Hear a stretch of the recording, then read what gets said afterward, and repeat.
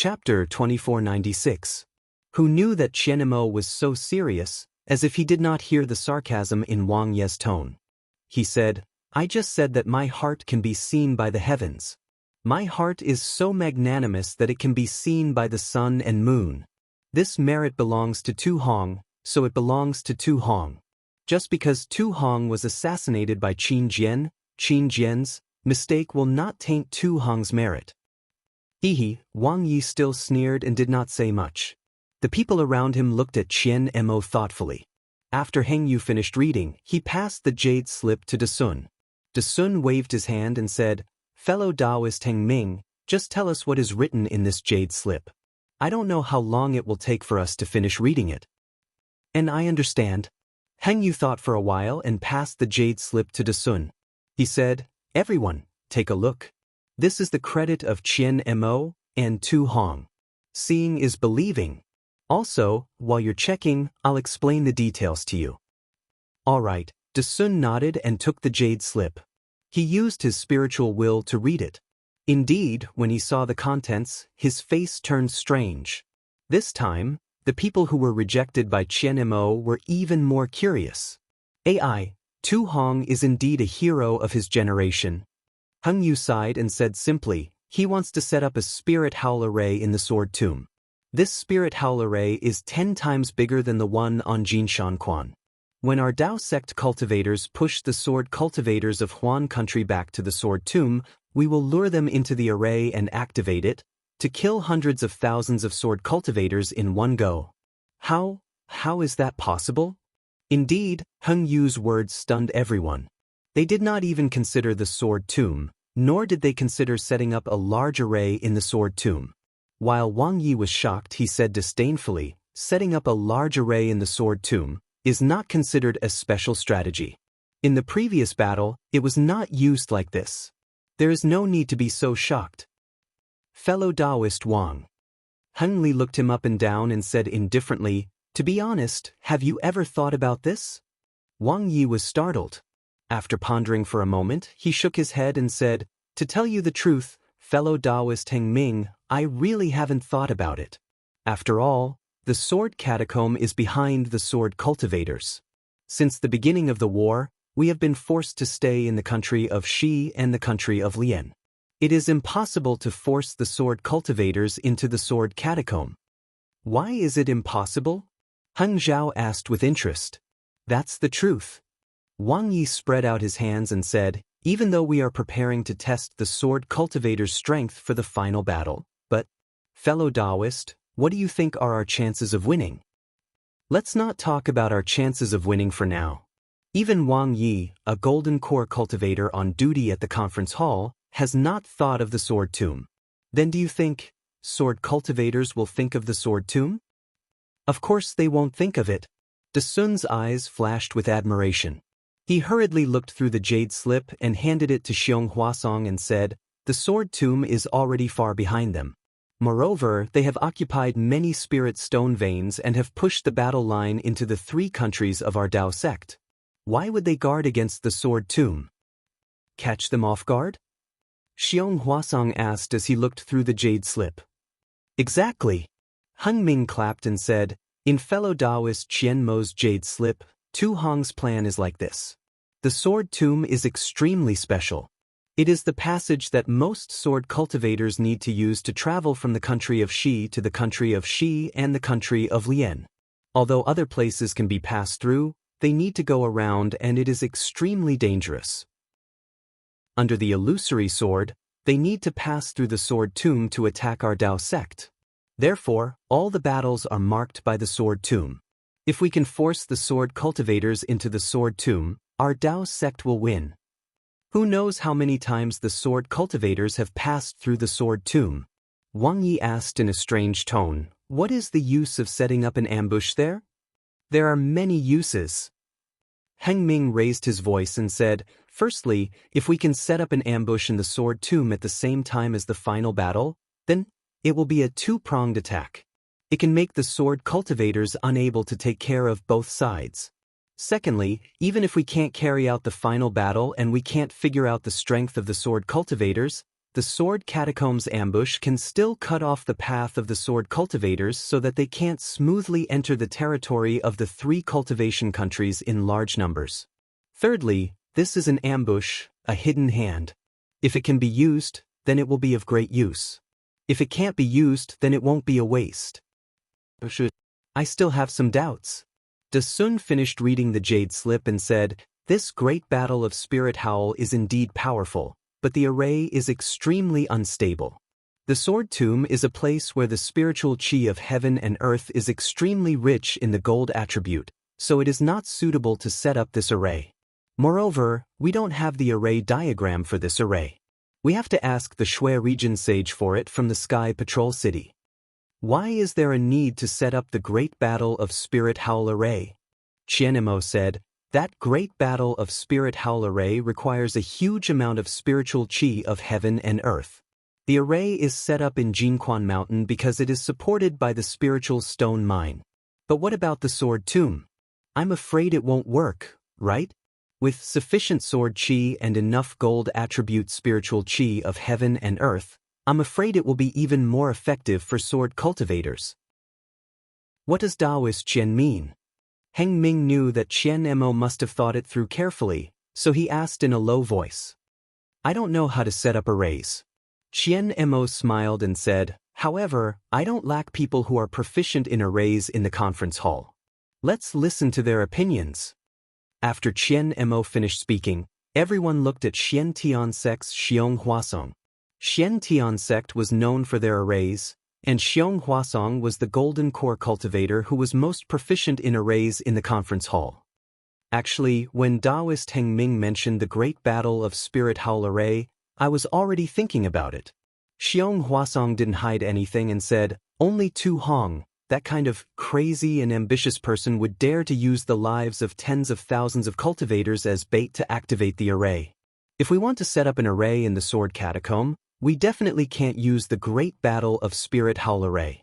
However, if we want to make use of the sword chi and the sword essence of Spirit Howl, the sword cultivator's sword array is the most suitable.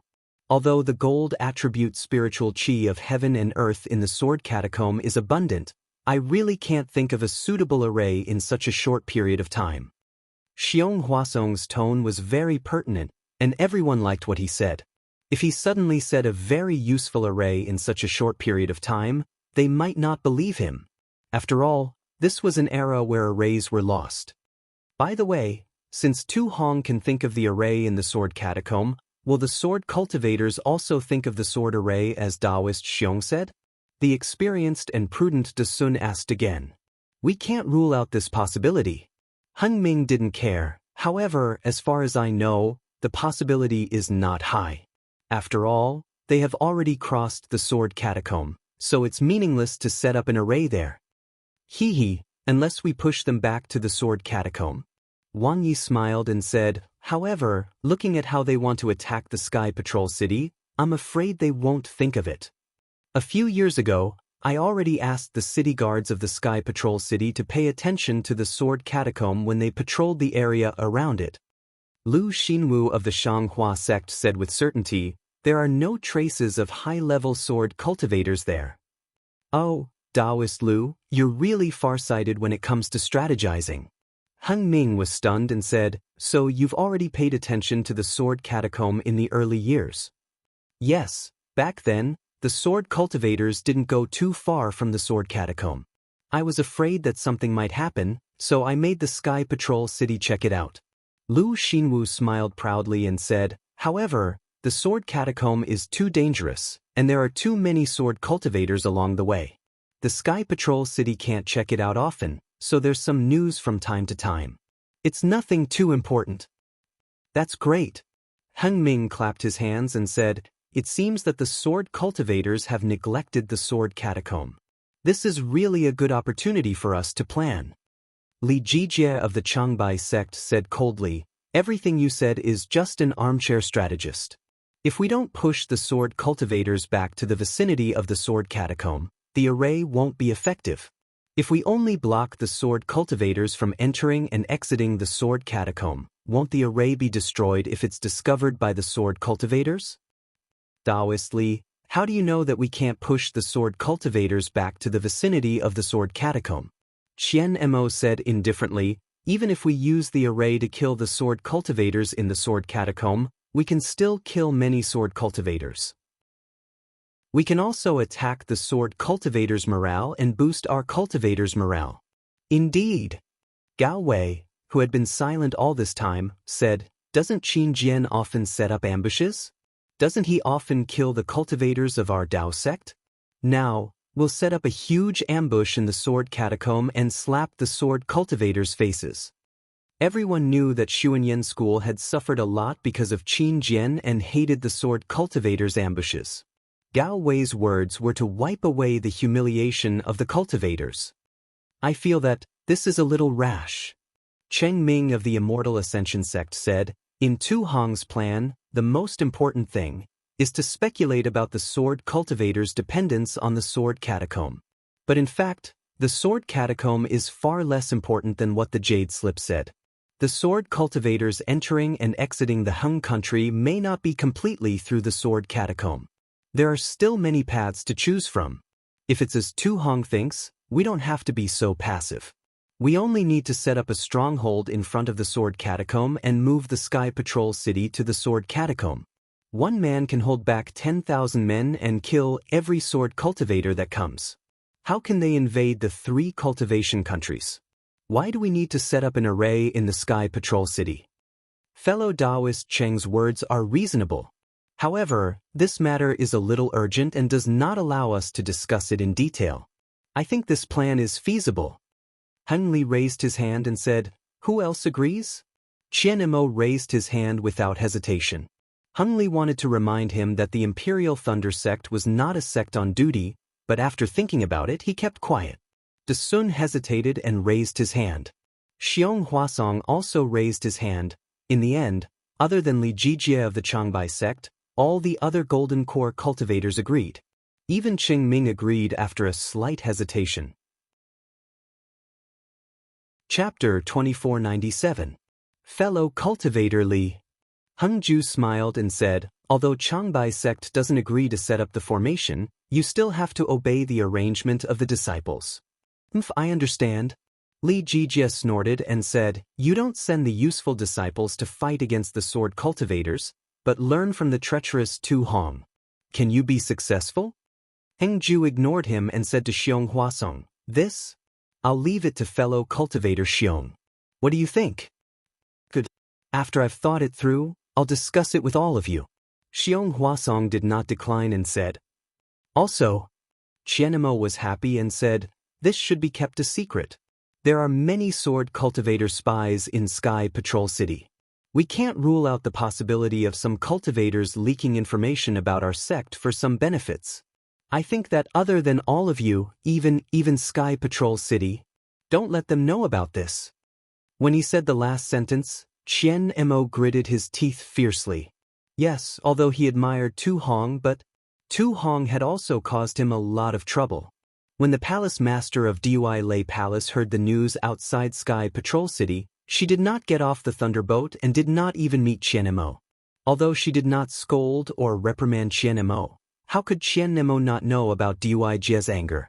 Fortunately, Qian Lei did not come to Sky Patrol City. Otherwise, Qian-mo would not know what to do. The reason why he recommended Tu Hong's strategy was to explain his relationship with Tu Hong, to explain what he had done and how he had become a laughingstock. On the other hand, he wanted to make more contributions so that his future would not be clouded by the shadow of the previous incident. That's right. De Sun narrowed his eyes and said, Sky Patrol City is full of evil. Who knows how many sword cultivator spies there are? The city master's mansion has long been the focus of the sword cultivators. Who knows who could leak information to the sword cultivators? It's better to be careful. Forget it, let's not talk about it. Fellow cultivator De Sun, what's so hard to say? Li Jijie said coldly, isn't it because you suspect that our arrangement was leaked to the sword cultivators? Otherwise, why would we lose again and again in this battle? Why are we always at a disadvantage? Fellow cultivator Li, be careful with your words. Hengju hurriedly waved his hand and said, Sky Patrol City is part of our sect, they would never do such a thing. However, we can't guarantee that others will not do it. We'd better not inform them. Well, according to the dispatch of the conference hall's hall, it seems that the last batch of our sect's disciples will come to Sky Patrol City. Cheng Ming from the Immortal Ascension sect suggested, why don't we let them go to the Sword Tomb and let Dao friend Xiong train them in setting up the array? Sun I, de Sun's do, de Sun S, Teet S2. We Sun de Sun. Teet, Est, Sun, SSS to arrange, S begin. Yes, I understand. Xiong Huasong bowed and said. After everyone finished their discussion, they lifted the restriction again. Qianmo said, that's all I know about Li Qingxiu. His death outside the Sky Patrol City is a threat to us. We'll have to wait for fellow Daoist Peng and I to investigate before we come to a conclusion. Well, in that case, we'll have to trouble fellow cultivator Qian. Hengju said, following which, Qian Mo and Peng Dai left. The assembly hall was originally filled with whispers due to the activation of the restriction. However, at this moment, the entire assembly hall fell into a dead silence. Qian Mo's parting words had truly touched their hearts. Yes, Tu Hong was dead. He was assassinated in the sky. In front of Shui Yu's, everyone felt that it was funny. A nascent soul realm cultivator's face was shredded. If it was in their own sect, this would never happen. But now, Li Qingxiu had been killed without anyone noticing. And it happened outside Sky Patrol City. Generally, Golden Core Realm cultivators in the conference hall would not leave the city. Why did Li Qingxiu leave the city? What was so important that he had to leave the city? Li Qingxiu was the same as Tu Hong, a middle Golden Core Realm cultivator. However, he was not of the same age as Tu Hong. Tu Hong was only at the middle Golden Core Realm, but Li Qingxiu was already at the late Golden Core Realm. Moreover, Li Qingxiu had a life-saving talisman given by Fairy Hongxia. If one was not at the sword transformation realm, it would be impossible to kill him. Even if he met an illusory swordsman, if he was careful, escaping would not be a problem. However, Li Qingxiu was still killed. An inexplicable sadness filled the conference hall. This was something that had not happened since the beginning of the war. After the time it took to brew a cup of tea, Hengju's heart thumped. Earlier, everyone was still in high spirits, as if victory was within their grasp. Who would have thought that a single piece of news from Fairy Hongxia would turn the atmosphere of the meeting hall into this? Even with Tu Hong's good plan, it would not work. Alas, we are just cultivators. We are not talented enough to command a war. Normally, people would think that since their cultivation was high, their aptitude would be high and they would be able to command a war easily. It was just like how ordinary people would have more experience when they were older. However, it was a huge mistake to think this way. Experience was high, but it was not always right. These Golden Core Realm cultivators might have good aptitudes, but they could only be used for cultivation.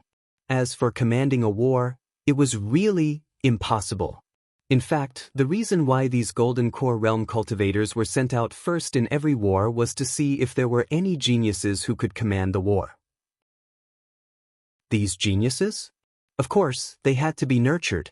Even if their cultivation could not be raised, they had to be nurtured within the sect so that they could be used in the Daoist Devil War in the future. In fact, in the previous war, there were many times when one or a few geniuses would appear and lead the sect to victory. How could it be the same as this time? Until now, there had not been a single Golden Core Realm cultivator who had displayed his talent. From the beginning to the end, it was a mess of command. There was no priority or long-term planning. The strategy of luring the enemy was also proposed by Tu Hong out of desperation. Although it was not a brilliant move, it could be taken as their own by these Golden Core Realm cultivators. As for why Shui Yuzhenren was so embarrassed and angry, it was because of his face. On the other hand, he had spent a lot of effort to nurture Tu Hong. He had taken a fancy to Tu Hong's fighting talent and thought that Tu Hong could help his Sky Patrol City gain a foothold in the Xiaoyu continent. Even if Tu Hong had some ulterior motives, Even if Tu Hong had ruthlessly abandoned tens of thousands of Sky Patrol City disciples, he had endured it. However, the result of enduring it was that he was assassinated by Xiao Hua. How could Shui Yuzhenren not be furious? Fellow Daoists, Heng Ming said in a low voice, although fellow Daoist Li Qingshu has died, this was an accident. It was definitely not an ambush by sword cultivators, and it will definitely not affect the outcome of this battle. As long as we follow our previous plan and Tu Hong's current plan, we will attack in an orderly manner, and our Dao sect will definitely win this battle. Yes, fellow Daoist Heng Ming is right. Kunlun sect's Yuan Zhongjue clapped his hands and said, everything is ready except for the east wind. As long as we win this war, everything will be fine. Yes, we have a good idea. However, Fairy Hong Xia's words have given us a reminder. Tai Ching sect's De Sun frowned and said, even if Li Qingshu was not killed by sword cultivators, it must have been done by several illusory swordsmen. This time, we have gathered many Golden Core disciples in our sect and put in a lot of effort. If we don't go to the front line and only rely on those early-stage Golden Core disciples to fight, if they end up like Li Qingshu, won't our efforts be in vain? Ha! Fellow Daoist De Sun, you worry too much. Heng Ming clapped his hands and said with a smile, this is the last battle. We have killed all the swordsmen hiding in the Spirit Stone Vein and other places. Then the illusory swordsmen under their command will definitely show up. In Tu Hong's Jade Slip? Oh, even if he doesn't have his Jade Slip, of course, we have to settle the karma. Of course, we have to meet the opponents we have fought for several years. Otherwise, it will be hard to explain when we return to the mountain in triumph, right?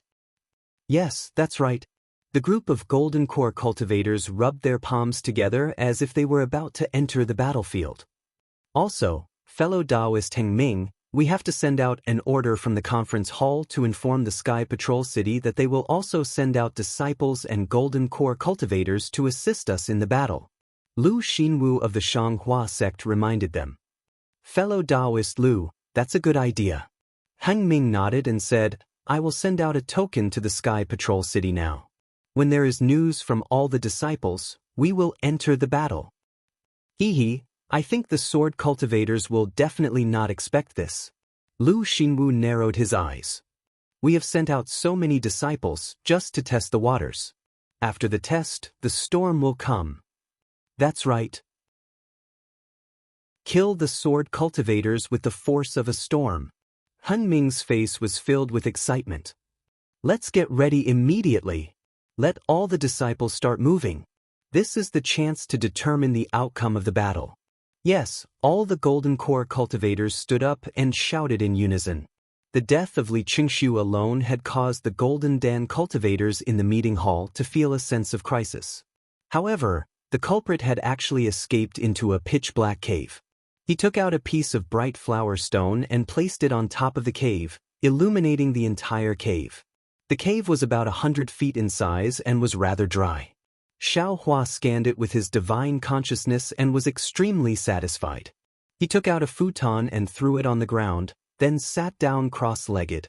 With a wave of his hand, he took out Tu Hong's storage bag. After searching for a moment, he took out a jade slip. He did not have time to look at the other things and kept them in the storage bag. After looking at it for a moment, Xiao Hua frowned. It seemed like there was a problem that was hard to solve. However, when he raised his head and looked at the cave, the corners of his mouth curled up and he revealed a cold smile. Chapter 2498. Immediately after, Xiao Hua grabbed Tu Hong's Mitsubishi magic treasure with his left hand and struck it with a spell. The magic treasure trembled slightly and emitted a buzzing sound. Immediately after, 3 rays of light shot out from the 3 sides of the magic treasure, as if Xiao Hua's spell was wrong. Xiao Hua snorted coldly. His right hand covered the magic treasure, and the universe in the sleeve technique firmly suppressed the magic treasure. The light on the Mitsubishi magic treasure overflowed and flickered abnormally, but it couldn't emit the slightest bit of light. Quick! Xiao Hua's left hand continuously struck the magic treasure. Every time a spell struck the magic treasure, there would be the sound of a golden drum beating. Xiaohua actually used the Sunset Islands method of refining jade tablets to refine this magic treasure. When the Mitsubishi magic treasure completely calmed down, the three-colored brilliance was as stable as congealed fat. Xiaohua bit the tip of his tongue and spat a mouthful of blood onto the magic treasure. Gugugugu. As soon as the blood entered the magic treasure, it immediately seeped in. The entire magic treasure seemed to be boiling, and the three-colored brilliance alternated with each other. A golden dot suddenly appeared inside the magic treasure, and then gradually expanded until it submerged the entire Mitsubishi magic treasure. Strangely, the golden dot had just dyed the entire magic treasure when it immediately flashed again. After a few breaths of time, the golden dot disappeared, and the three-colored brilliance began to alternate again. However, at this time, the three colors were so dazzling and vivid that they couldn't jump out of the magic treasure. Xiaohua let out a breath and flicked his hand. The magic treasure jumped into the air and slightly rotated. The entire cave was reflected in the three-colored brilliance. "Little Yellow, come out." Xiaohua's mind entered the space and called Little Yellow out. "What's the matter, mother?" Little Yellow cheerfully flew out. It first looked at the magic treasure in the air, then flew around a few times. It didn't find anything, so it asked curiously, "Hee, you stay here. I'm afraid something delicious will appear in a while." Xiaohua smiled and instructed. Immediately, Xiaohua clapped his hand and took out the icy mirror. A few rather unfamiliar spells were cast on the icy mirror, but the mirror was also overflowing with brilliance, radiating in all directions. Xiaohua's expression was grave and stern. His hands continued to form spells. With the influx of magic power, the icy mirror began to vibrate.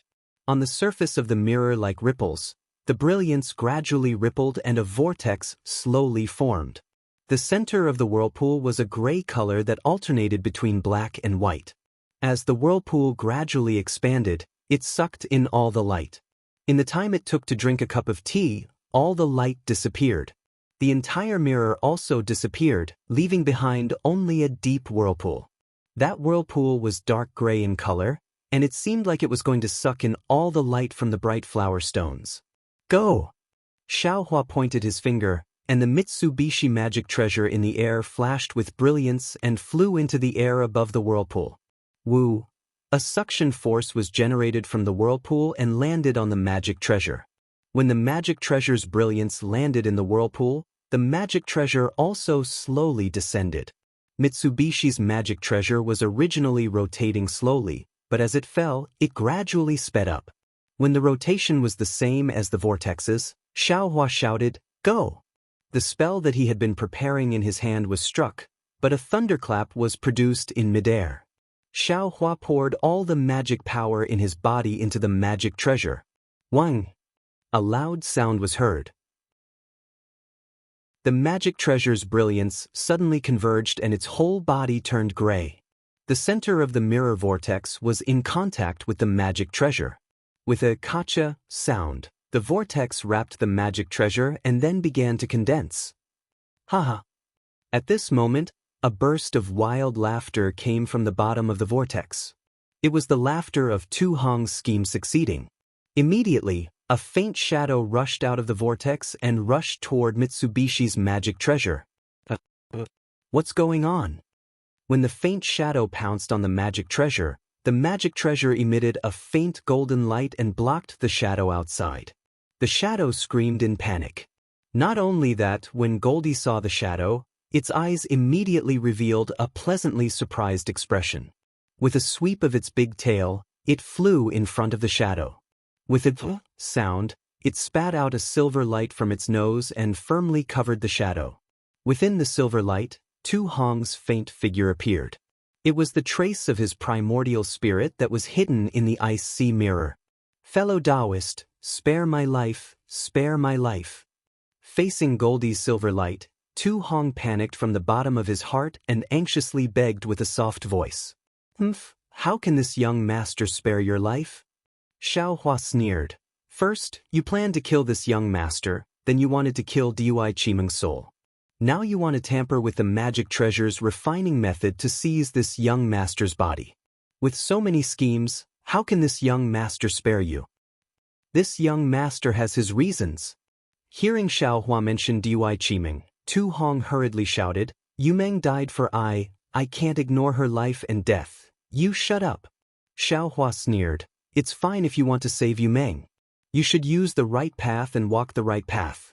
This young master might be able to help you or even let you go. However, your heart is evil. You used saving Yu Meng as an excuse to do evil things. Yu Meng's life is a life, but Dui Qimeng's life is not a life? How can this be? Good will be rewarded with good, and evil will be repaid with evil. It's not that there's no retribution, it's just that the time hasn't come. Now that you've met this young master, it's the right time to settle the karma. There's no point in saying more. Do you think I'm evil just because you say I'm evil? Do you think I'm good just because you say I'm good? What qualifications do you have to judge this old man? Tu Hong shouted angrily. Although Tu Hong's voice was somewhat hysterical, it was still shrill and weak in Xiaohua's ears. Ah, you're right. If this young master says you're evil, then you are evil. Xiaohua laughed and ordered Goldie, swallow him. Yes, mother. Goldie agreed. A silver light flashed from its nose, and Tu Hong's primordial spirit was sucked into it and disappeared. Burp, Goldie burped and laughed. Mother, if there's such a good thing, you must call me boy more often. Don't worry. There are many evil people in this world. It's enough for you to eat. Xiaohua laughed and kept Goldie into his space. At this time, the ice sea mirror had already swallowed Mitsubishi's artifact and returned to its original state. It was an oval mirror with tricolored runes faintly flowing on it. There were even golden threads mixed in.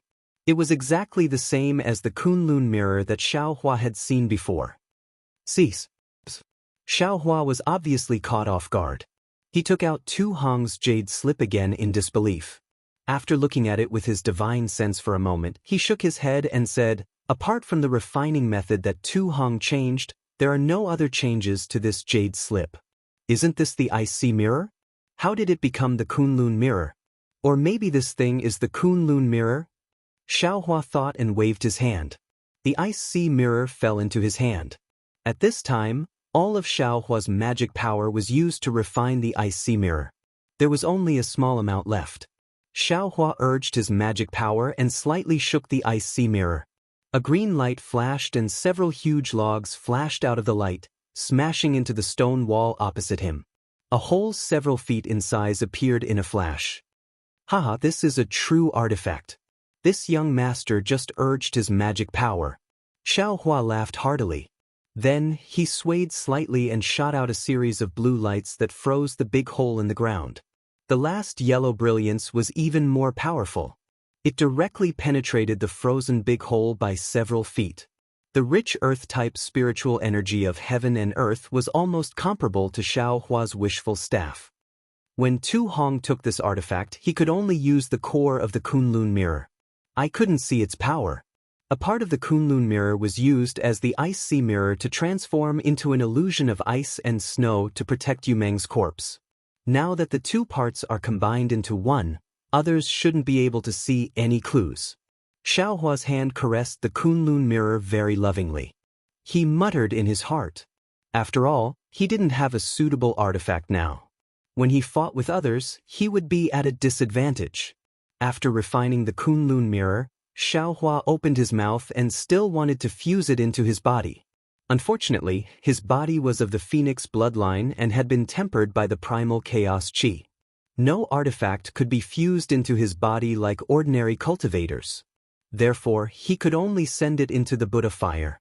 There were still many things in Tu Hong's storage bag. Xiaohua only roughly looked at them before. However, he didn't have the mood to carefully look at them now. Not only did he not know the origin of these things, but Tu Hong's rumors had not stopped for a day. All of these things could be the source of Xiaohua's exposure. He wouldn't be anxious to be fooled. Damn it, Li Qingshu, you are a golden core cultivator of the discussion hall. How could there be few things in your storage bag? It's a pity that your self-destruction was too ruthless. Other than the incomplete jade strips, everything else turned into nothingness. There was a golden alms bowl left behind. That Pipo or whatever was left behind. Nothing was left behind.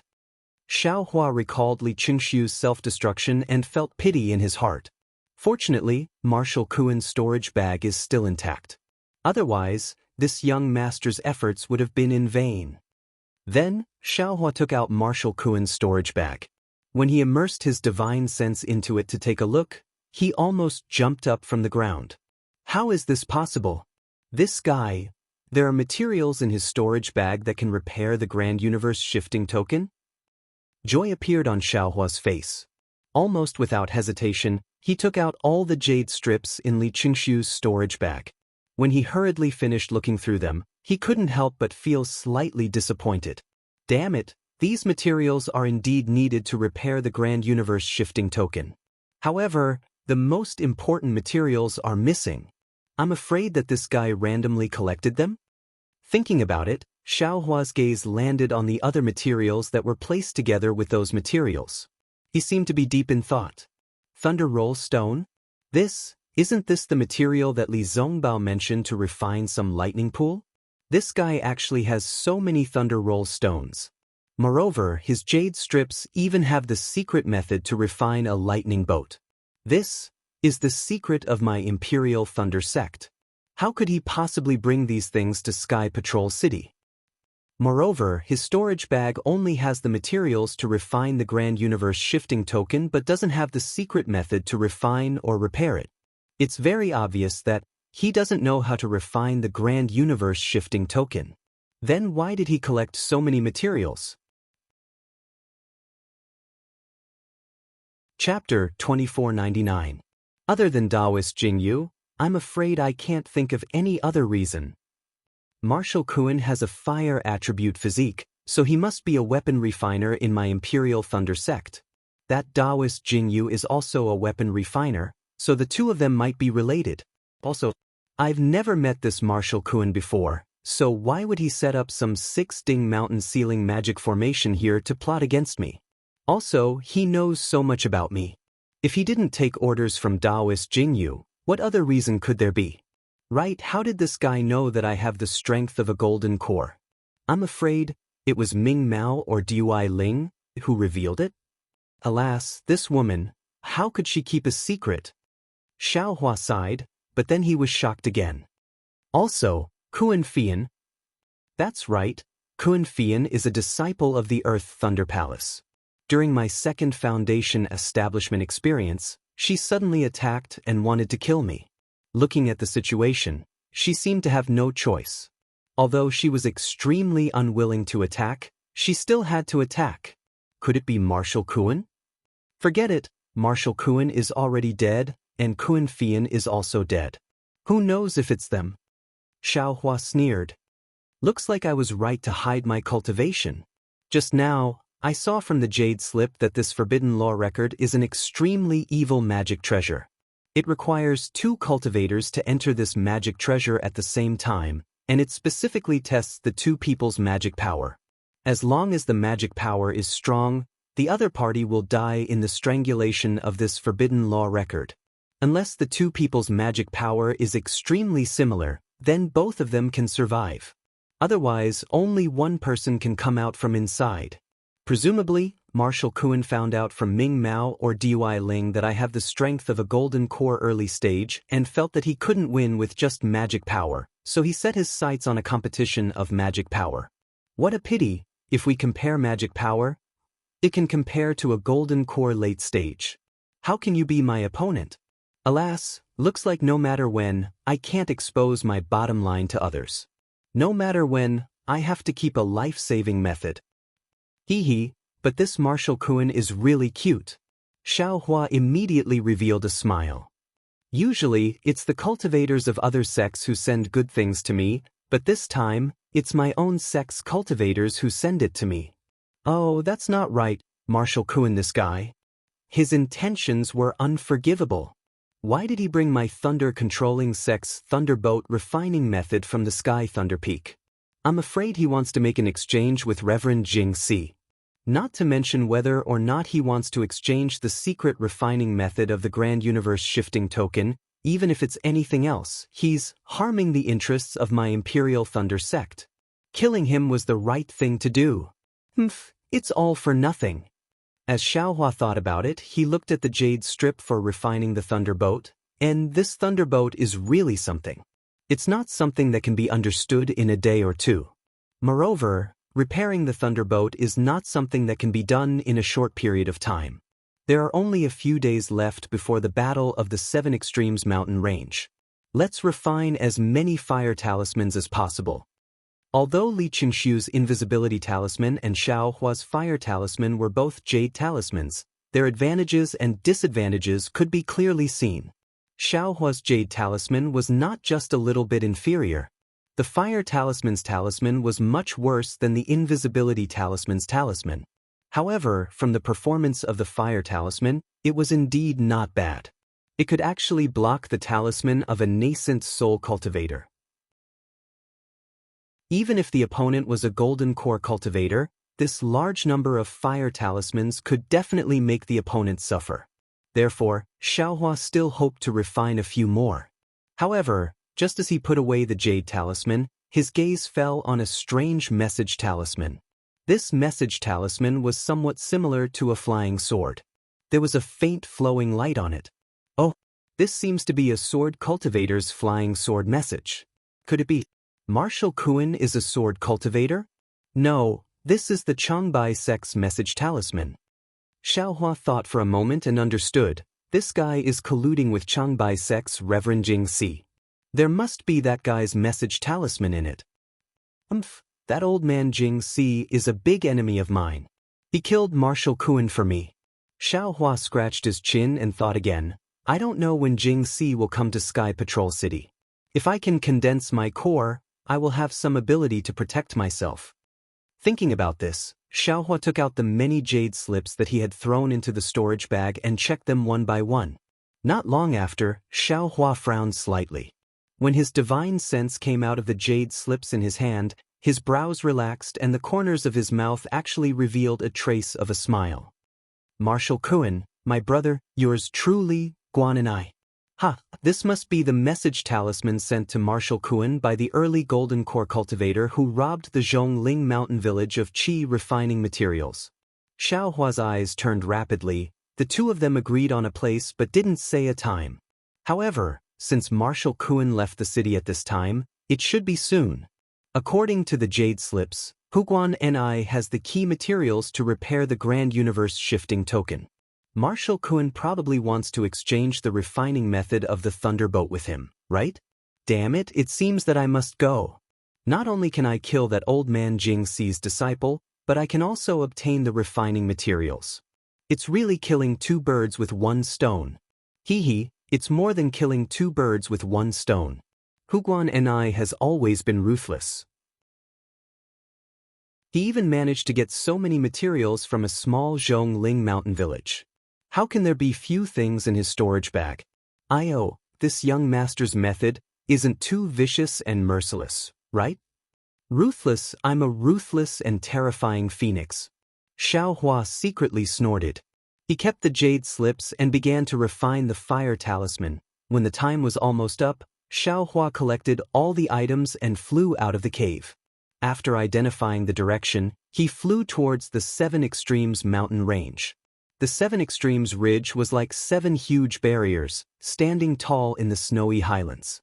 The high foothills stretched across the sky, making people feel as if they had reached the end of the snowy highlands. Beyond the end, there was no wind, no snow, no cold. Yes, there was no paradise beyond the Seven Extremes ridge. It was still snowy and bone-piercing cold. However, there were spirit stone veins in the Seven Extremes ridge that cultivators coveted. Although the Seven Extremes ridge was a small-scale spirit stone mine, it had yet to be fully exploited. After the sword cultivators launched their attack that day, they were overjoyed. Not only did they send over a large number of sword-nurturing disciples to mine, they also asked the sword cultivator Failing Sword Manor and the blacksmith cultivator Bronze Bell sect to send over more people to guard the place. In addition, the other swords sects also sent over disciples to support them. At this time, in the cave residence where the cultivators of Sky Patrol City were resting, Ruoxi and Yunbai of Failing Sword Manor, as well as more than 10 disciples from other sects, were sitting on jade chairs. The sword light on each person's body was faintly discernible, and the faint sound of the sword was incessant. It seemed that they were practicing some kind of sword array. As the sword light on everyone's body became more and more obscure, the sound of the sword also became more and more uniform. In the end, there was a clang, like the sound of a golden drum. A huge flying sword suddenly appeared in the middle of the crowd and rushed into the rock wall above the cave residence.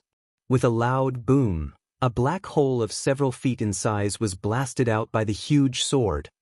Ruoxi, who was sitting on it, was a strong female cultivator of Grade 1 illusory sword. She had thick eyebrows and big eyes, quite masculine. She laughed and stood up, saying, "Sword friends, you've worked hard. Our sword array is so powerful with just a little cooperation. It's more than enough to protect this small spirit stone vein. When you go back to your respective sects, you still have to practice this sword array well." Senior Ruoxi, a sword cultivator of Grade 6 illusory sword, stood up and said with a smile, "Senior, thank you for teaching us. This sword array is the secret of Failing Sword Manor. Now for the battle of our sword realm, Senior taught us without reservation.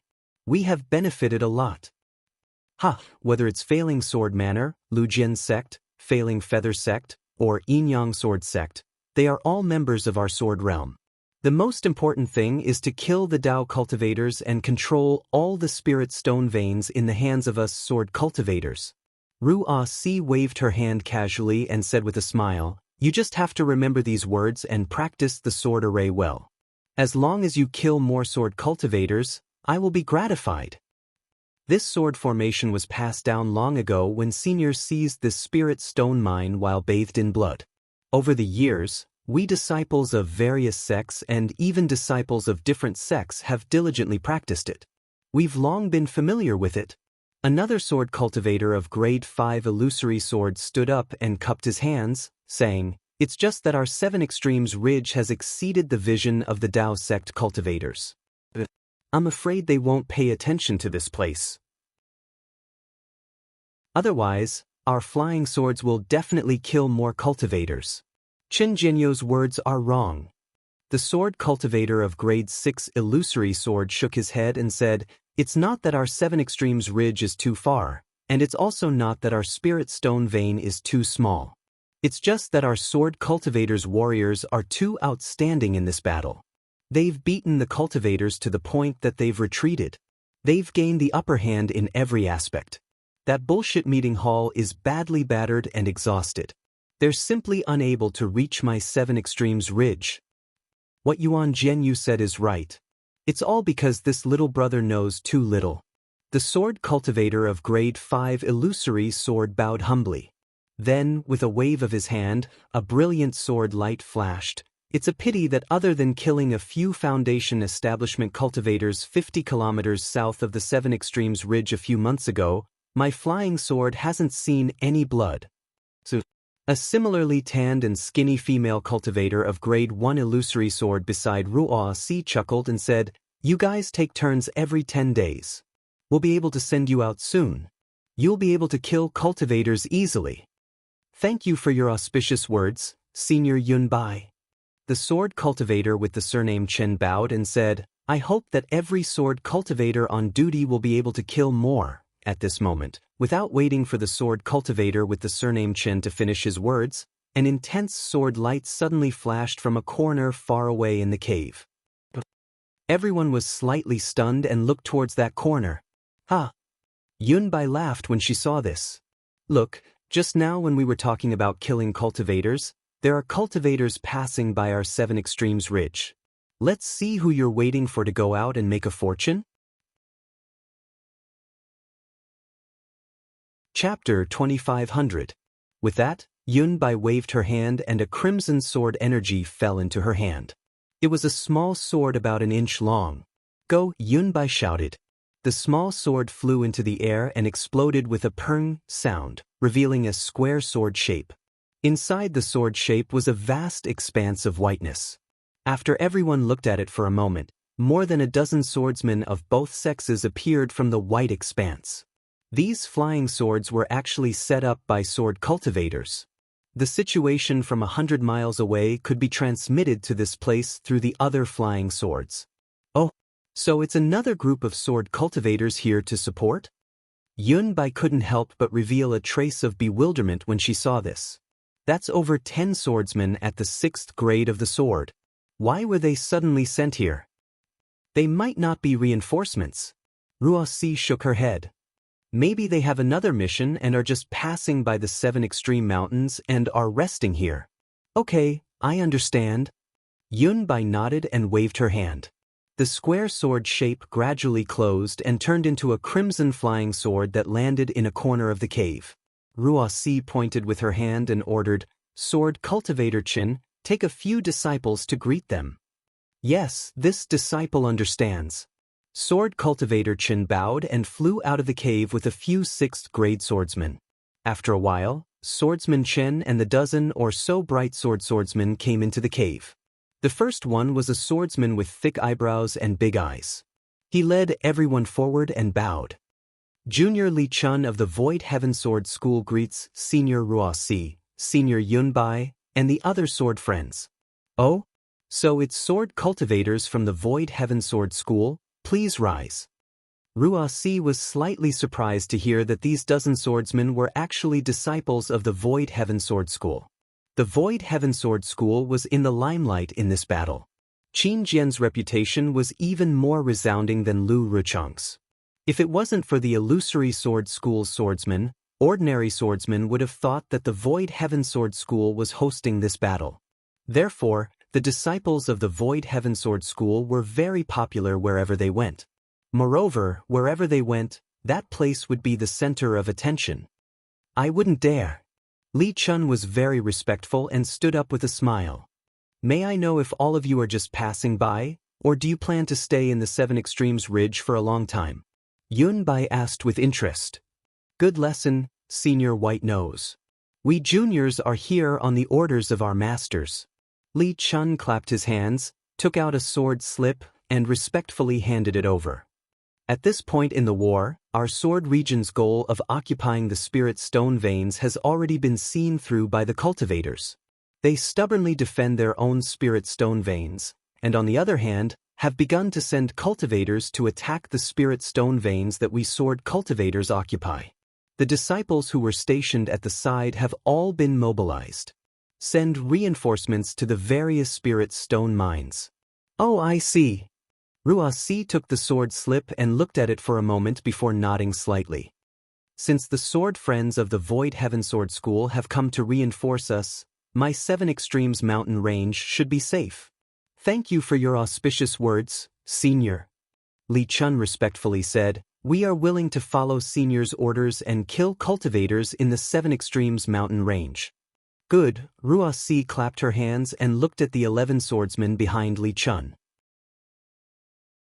Her gaze fell on a petite woman with delicate facial features, and she said with a smile, with Senior Martial Brother Qin Jian's fame, if they hear that Senior Martial Brother Qin Jian's martial niece is here, they will definitely be scared witless and won't dare to come. Ha, the swordsmen all laughed. Only the woman Ruoxi was looking at had a slight frown on her face without a trace of a smile. Ruoxi raised her eyebrows and looked at the woman with a smile. This sword friend, aren't you the illustrious Guyu? The woman was indeed Guyu. When she heard Ruoxi call her name, she was puzzled.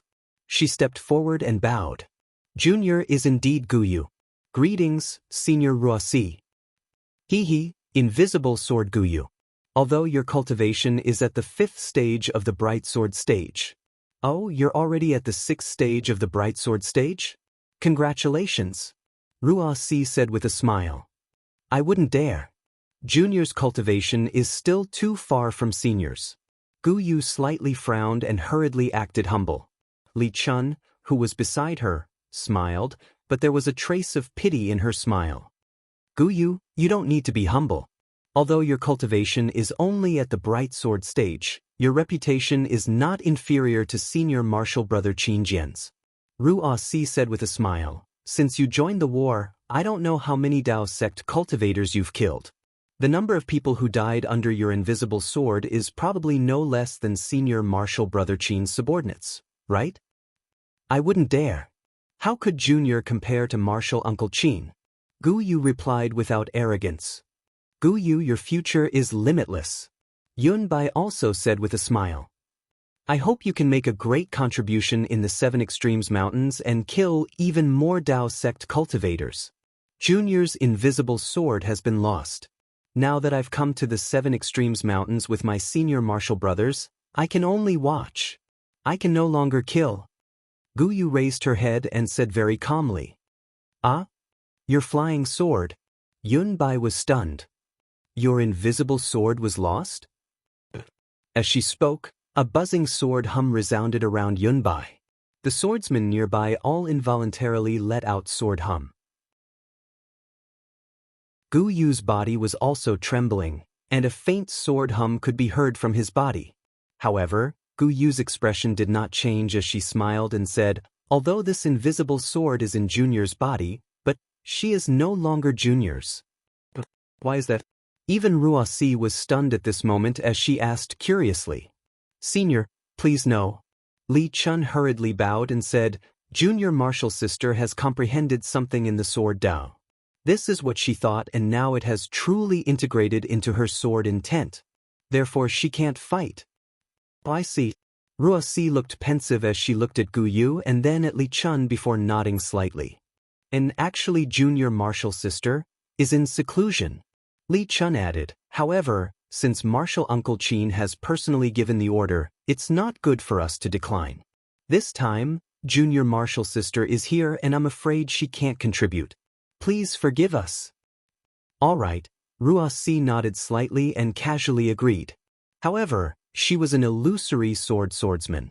Just now, she only needed to probe a little to see Gu Yu's situation. How was she in seclusion? How was she fusing her sword? There must be some other reason. However, since the Void Heaven Sword School's disciple did not say anything, she would not pursue it. That's not right. Ruoxi nodded, but Yun Bai said, in this sword's opinion, although Gu Yu has just entered the 6th grade of the Bright Sword School, her sword foundation is solid and she even has some comprehension. Can she? Hearing this, Li Chun frowned. He had already said it so clearly, who knew that Yun Bai would still pursue it. However, Yun Bai was an illusory swordsman after all, so he could only awkwardly look at Gu Yu. Although Yun Bai's name was Yun Bai, her skin was absolutely not white. In fact, it was extremely dark, not to mention her appearance. Usually, when Ruoxi saw her, it was fine since they were all about the same. As for the other female swordsmen in the Seven Extremes mountain range, although they were beautiful and fair, their cultivation and reputation were low. At best, they were only at the 5th grade of the Bright Sword School. Moreover, they were all respectful to her. Although she was somewhat unhappy, she was also satisfied in her heart. Today, seeing Gu Yu, not to mention Gu Yu's snow-white skin, not to mention Gu Yu's pair of big eyes, not to mention Gu Yu's curvaceous figure, just Gu Yu's neither haughty nor humble, icy and intelligent temperament was enough to draw out a little bit of jealousy in her heart. Not to mention, the reputation of shapeless sword Gu Yu was very well known among cultivators. Even Li Zongbao knew of it, so how could Yun Bai not know? A mere 6th grade bright swordsman was actually more famous than her, an illusory swordsman. This was naturally not something that Yun Bai could tolerate. Therefore, when she saw Gu Yu explaining indifferently to Li Chun, Yun Bai mercilessly asked. Gu Yu saw Li Chun's concerned and helpless gaze and only nodded slightly. She bowed towards Yun Bai and Ruoxi and said, I won't hide it from the two seniors. Although this junior was in seclusion, I have already come out. First, I comprehended the sword intent and now, I have already communicated with the sword spirit. As for why this junior is only here as a spectator, that is because, this junior has already sworn that I will not take the initiative to kill a Dao sect cultivator and will never use the invisible sword to kill any cultivator. Oh, why is that? Not only was Yun Bai surprised, even Ruoxi was surprised. She blinked her eyes and looked at Gu Yu before looking at Li Chun. Cough cough, it's like this. Li Chun opened her mouth and said, "My junior sister met the terrifying phoenix during an ambush." "Ah, you actually met him?" Yun Bai almost cried out in surprise. "You are actually still alive?" Gu Yu smiled bitterly. "Yes, this junior is not only alive, but living well. The terrifying phoenix is vicious and merciless. How could he let you go?" Ruo Si looked at the surrounding swordsmen who also had some fear on their faces and said softly, "That fellow not only killed Ling Yunwu and the other 12 swordsmen of the Soaring Wind Sword sect, he also killed Zhong Haoshuan and the other 6 swordsmen of the Bright Sword sect. Even Yu Ming of the Quilted Mountain sect was scared out of his wits. This junior did not expect him to be the terrifying phoenix at that time." A trace of fear flashed across Gu Yu's face as she said without hiding anything, "At that time, he did not reveal his phoenix dharma body. Furthermore, this junior only thought that he had died in the spirit stone mine of the Quanjin Mountain. I simply did not expect him to be the terrifying phoenix." However, he did not seem to be as ruthless and bloodthirsty as what Senior and the others said. Gu Yu bit her lips and said softly, "How is that possible?" Yun Bai sneered. This sword heard that this fellow looked like a foundation establishment cultivator on the surface. However, he could even kill Ling Yunwu, who was at the 3rd grade of the illusory sword. How could he be a foundation establishment cultivator? At the very least, he should be a late-stage golden core cultivator. Even a late-stage golden core cultivator like him would not let go of sword nurturing and bright sword cultivators. He killed many of them in the Gale Snow Field. How could he let such a fiend off? Yun Bai's words made it seem like it was normal for Gu Yu to die. Chapter 2501. Gu Yu squints her eyes and a trace of indiscernible expression flashed across her crescent-like eyes. She continues, "That day Junior used formless sword to plot against terrifying Phoenix. After being discovered by him, he used a magic artifact to chop Junior's right arm off." When everyone heard this, they looked at Gu Yu's undamaged right arm and were all shocked. Sigh, Gu Yu sighs, "Junior was completely disheartened and knew that I had met my nemesis and was bound to fall. But just as Junior screamed and revealed myself, that guy actually gave Junior the formless sword and broken arm. He even took advantage of Junior being caught off guard and fed Junior an indescribable elixir into Junior's mouth. He terrifying phoenix. Does he know you?" Yun Bai laughs coldly. Gu Yu shakes her head. "Of course Junior doesn't know him. Even after escaping, I carefully thought about his appearance and the news from Gale Snowfield. Only then did I know that he was terrifying phoenix." "Then why did he let you go?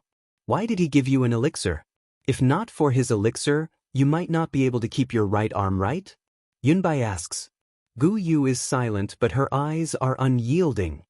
Gu Yu, if your right arm is broken, even this sword will feel pity for you, not to mention a male cultivator like terrifying phoenix."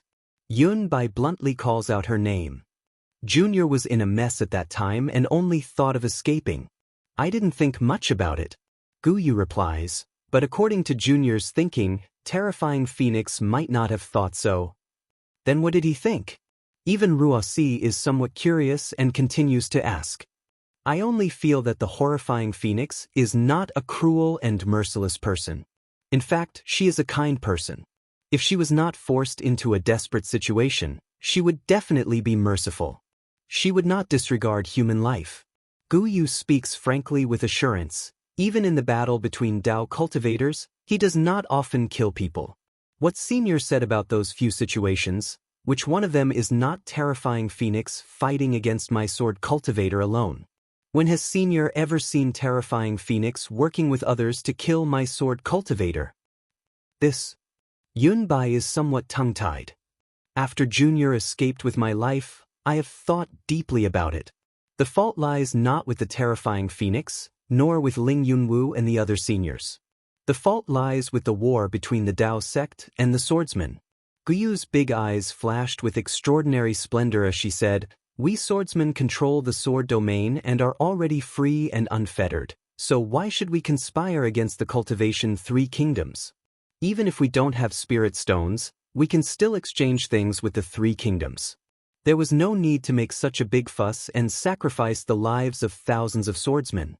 If it wasn't for the Sword Dao War, the horrifying phoenix wouldn't exist, and Ling Yunwu and the others wouldn't have died. What do you know? Ruoxi sneered. The Great War of the Sword Dao is far from something that a mere sword user like you can understand. That's right, this junior naturally doesn't know. Guyu sighed with emotion. Junior only knows that the flying sword is based on zhongchong, with rather break than bend as sword intent, with a heart full of hot blood to cultivate the spirit sword in the heart. But now, in the war, you try to cheat and deceive each other. You kill me, I kill you. The spirit sword in my heart has long been blinded by hatred. It has long lost its spirituality. What's the difference between this and the Dao Sect's flying sword? Moreover, the formless sword in this junior's hand requires a pure heart and a clear state of mind. Only then can it succeed. After this junior participated in the Great War, I always schemed to kill cultivators. My heart has already fallen and dust has long accumulated in it. How can it still be traceless? How can it still be formless? I'm afraid that the horrifying phoenix saw through this junior's whereabouts because of this. After this junior escaped, in addition to rejoicing, I gained enlightenment and found the true essence of the formless sword. This was how I broke through to the 6th grade of the bright sword in a short period of time. Seeing that Yunbai wanted to say something, Guyu didn't give her the chance to speak and continued. Now, this junior's formless sword is in my heart and not in my hand. The formless sword in my body has been seen through by others and can no longer be used to kill people. This is your understanding? Yunbai sneered. You were just let off by others and you're grateful to them? You no longer raise the flying sword in your hand? Then this sword can tell you that you're very wrong. This is only a small matter. For this small matter, you've forgotten the righteousness of the Great War of Dao cultivators and the righteousness of my sword realm's survival. Even if your formless sword advances, you will never succeed and will never become an illusory sword. This is because you've forgotten that a sword is a sword. It is the weapon we swordsmen use to sacrifice ourselves, the weapon we use to take the lives of cultivators. As she spoke, Yunbai opened her mouth and a string of lotus flowers flew out. It streaked across the air and an extremely sharp sword chi landed on Guyu's head. That sword chi was unhindered and had already shaved off most of Guyu's black hair. Facing such a flying sword, can you stay true to your heart? Can you allow yourself to be slaughtered? Senior. Guyu was fearless and calmly said, facing this threat, this junior naturally won't wait for death. However, this junior has already said that this junior's sword is in my heart and not in my hand. Ridiculous. I didn't expect the Void Heaven Sword School to have senior martial brother Qin Jian, who killed Tu Hong, to have someone like you. Yunbai was about to scold her again, but Ruoxi waved her hand and stopped her. No need. Since little friend from the Void Heaven Sword School came to support us, they naturally don't have to fight. It's fine as long as they have the intention. Besides, my 7 Extremes mountain range has more than 30,000 swordsmen, so what if we lose one? Hearing Ruoxi's decision, although Yunbai was unwilling, she could only shut her mouth. Even now, this female illusory sword school swordsman still didn't understand why she suddenly made things difficult for this beautiful swordsman who was only at the 6th grade. Hearing this, Li Chun let out a long sigh and helplessly looked at Guyu. He had heard Guyu say the same thing back then. He was even more surprised than Yunbai and the others. Although Guyu's words revealed a thorough understanding of sword essence, and Guyu really relied on this understanding to advance. However, this was a battle between Dao cultivators. Who cared about what kind of understanding you had? You only needed to contribute to the sword domain and kill as many cultivators as possible. Not only did you not kill cultivators, but you also pointed out the inappropriateness of the sword Dao battle. Wasn't this clearly against the sword domain? Fortunately, Qin Jian's reputation had always been extremely resounding, especially when it was said that Tu Hong was killed by Qin Jian. Although Qin Jian denied it in the sword domain, those who didn't know the truth still put this credit on Qin Jian's head. Although formless sword Guyu's reputation was resounding, there were many who were on the same level as her. She was far from being as arrogant as Yunbai said. Guyu's change had only happened recently. If she didn't say it herself, how could others know? Even if he knew, just like Ruoxi, he would still give in because of Qin Jian. Many thanks, Senior Ruoxi. Guyu bowed very graciously. Seeing Guyu being so obedient, Yunbai couldn't help but feel awkward. Inside the cave, the other drawing swordsmen were also a little surprised. They unconsciously looked at each other, not only because of Guyu's words, but also because of Yunbai's actions. At this moment, a buzzing sound came from the place where the message was sent. A sword light suddenly flew out. Could it be that there are other sword friends coming to support? Ruoxi obviously wanted to change the topic. She smiled and pointed with her finger. The sword light flew into the air. Just as the scarlet brilliance was about to explode, a few more buzzing sounds were heard. Not good. Ruoxi's expression changed. She grabbed with one hand, and several scarlet brilliance flew into the air. Open! He heard Ruoxi's soft reprimand, and several sword lights completely exploded. Several square mirrors were scattered in the air of the cave residence. So many cultivators? When Ruoxi saw the dense crowd of cultivators flying over from afar, covering the sky and covering the earth, there were even more than 10 huge flying magic tools. Ruoxi's eyes narrowed, and his heart was filled with horror. Sister! Yunbai was even more puzzled. When was my 7 extremes ridge valued so highly? Looking at the incoming cultivators, there should be more than 10,000, right? More than that, Ruoxi bit her lips and said coldly, to be able to activate 7 messenger flying swords, how could there be less than 20,000? These cultivators seem to be Huanhua sect disciples? Li Chun was a little hesitant, as if he couldn't make up his mind. That's right, they are Huanhua sect disciples. Yunbai sneered. Among the Dao sect cultivators, only Shi country's Huanhua sect likes to show off. They have flying artifacts wherever they go. Even when they go out to attack, they dress up as if they are getting married. Ha! The group of swordsmen who drew their swords couldn't help but cover their mouths and laugh. Li Chun also laughed involuntarily. It seemed that this was the first time he heard such a description of Huanhua sect disciples, and he vaguely understood Yunbai's previous reproach to Guyu. Just as everyone was carefully inspecting, dozens of lights shot out from the Huanhua sect disciples. It was the late-stage Foundation establishment disciples who were scouting ahead. The swordsmen only felt a violent tremor in front of their eyes. The mirror suddenly turned black, and all the images disappeared. Then, with a few crisp sounds, the mirror cracked inch by inch, turning into specks of fluorescent light that fell into the air. Obviously, the Huanhua sect disciples discovered the messenger flying swords and destroyed them. Huanhua sect actually launched a large-scale attack. This is really not good. Ruoxi looked at the shattered fireflies in the air. Although her tone was very grim, the expression on her face didn't change much. These Dao sect bastards are really tired of living. Yunbai sneered. They want to attack my 7 extremes ridge with just 20,000 disciples? Let's not talk about anything else. On that day, my sword cultivator invested nearly 40,000 disciples in Golden Spring Mountain. Seniors, please understand. Right now, Huanhua sect is already 300 li away. Should we meet the enemy now? Li Chun bowed and said, we Void Heaven Sword School disciples are willing to be the first line of defense. It's fine for now. Yunbai laughed. It's just 20,000 disciples.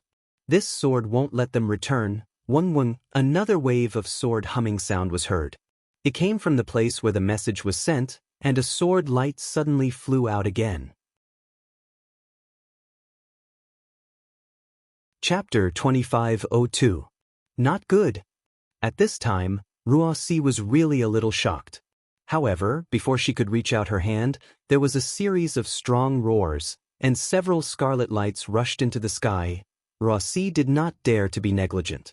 She hurriedly grabbed with her hand, and those scarlet sword lights also exploded, and several images of 4 directions appeared again. However, after a series of explosions, the sword lights that had just appeared on the surface of the mirror were immediately shattered into fluorescent light. These flying swords were actually discovered by the cultivators first, and before the sword cultivators could see any clues, they were immediately destroyed. Which sect is this? Wuxia was shocked. Fortunately, after the sword lights were annihilated, the last small mirror surface that was only 1 foot square appeared. It seemed to be from the distant horizon, with the same imposing manner as the Huanhua sect's disciples. The tens of thousands of Imperial Thunder sect's disciples also urged their magic tools to fly over. Terrifying Phoenix. When Wuxia saw the Imperial Thunder sect's disciples' attire, what Guyu said just now unconsciously appeared in her mind. She then looked at the other drawing sword sect's disciples, and a trace of panic could not help but flash across their faces. This Guyu really came at the wrong time. Wuxia could not help but sigh, but she still looked at Yunbai with some reproach. If Yunbai did not force her, Guyu would not have said such demoralizing words, right? Guyu seemed to have sensed everyone's fear. She hesitated and whispered, "Junior, doesn't think that terrifying Phoenix would be here. He has a proud personality and will definitely not attack together with other cultivators." That's right. Yunbai also came to a realization. She hurriedly patted the jade chair and shouted, "Think about that terrifying Phoenix's origin. How could he be interested in our 7 Extremes mountain range?" Yunbai also tried her best to redeem her mistake just now. That's right, that's right. The group of drawing sword sect swordsmen's eyes lit up, and they also came to a realization.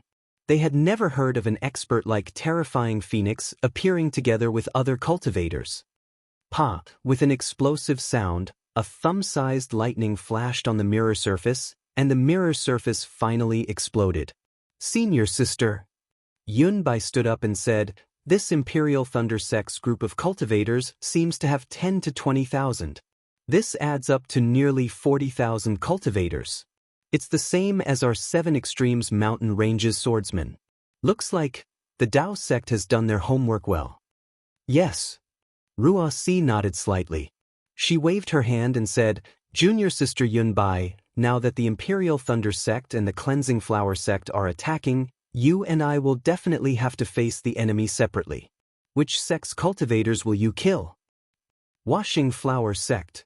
Yunbai cried out without any hesitation. "Very good." Wuxia stood up as well. She clapped her hands and a similarly crimson flying sword appeared. With a wave of her hand, the flying sword rushed into the air. With a series of sword cries, it turned into several flying swords and rushed out of the cave. This sword has already informed the disciples who are guarding 100 miles away to retreat. For the time being, we will not go and face them head-on. Wait for my reinforcements to arrive, then we will fight them to the death. Qin Feng. The swordsman surnamed Qin hurriedly stood up. "Senior, please give me your orders. Go and inform sword friend Ji of the Bronze Bell sect. Tell him in detail what happened here. Ask him to come out of seclusion immediately and assume command." Chen Feng bowed hastily and left hastily. "Yes, this junior understands." "Oh? Senior Ji of the Bronze Bell sect is here as well?" Hearing this, Li Chun's face was obviously filled with joy. Wuxia nodded slightly and said with a smile, "He is the swordsman with the highest cultivation in our 7 Extremes ridge. This sword and junior sister Yunbai are merely watching over the house for him." "Very good." Li Chun beamed and said, "Since Senior Ji is here, those several tens of thousands of Dao sect cultivators are nothing to be afraid of." Yunbai nodded. Exactly." Li Chun asked, "Senior, please give your orders. Which senior shall we follow to fight the enemy?" Wuxia did not even need to think. She waved her hand and said, "All of you follow this sword to kill the disciples of the Imperial Thunder sect." Guyu and the rest also stood up and answered with a bow. Then Wuxia methodically divided the group of swordsmen into 2 groups, and each of them went out with their own men. The Imperial Thunder sect did not come to the 7 Extremes ridge alone. Together with the Imperial Thunder sect, there were also disciples from the Mozong Mountain and Yongyi sect. There were even disciples from a few small sects in the country of Shi. However, The Imperial Thunder sect only sent out an early gold core stage cultivator. Moreover, the Imperial Thunder sect's disciples made up the majority. At this moment, the group flying in front was a group of disciples from the Canlay Palace. The leader was a late Foundation establishment stage cultivator. In his hand he held a strange-looking magic treasure. The two ends were sharp, but the middle was flat. There was some flickering brilliance within it. This cultivator activated the magic treasure in his hand. The brilliance within the magic treasure flickered repeatedly. Suddenly, a slanted corner above the flat surface shook violently. That disciple did not hesitate and activated his magic power. The magic treasure shook a few times, and a few thumb-sized lightning bolts shot out toward the wilderness in the distance. A rumbling sound was heard. It really hit the extremely thick layer of snow in the wilderness. After a moment, when there was no more movement, that disciple continued to activate the magic treasure. At this moment, the flat surface in the middle of the magic treasure returned to its original tranquility. It was like a layer of water, and there were no ripples at all. "All of you wait here," that disciple ordered and returned with the magic treasure in his hand. The Imperial Thunder sect's disciples were arranged in a neat formation.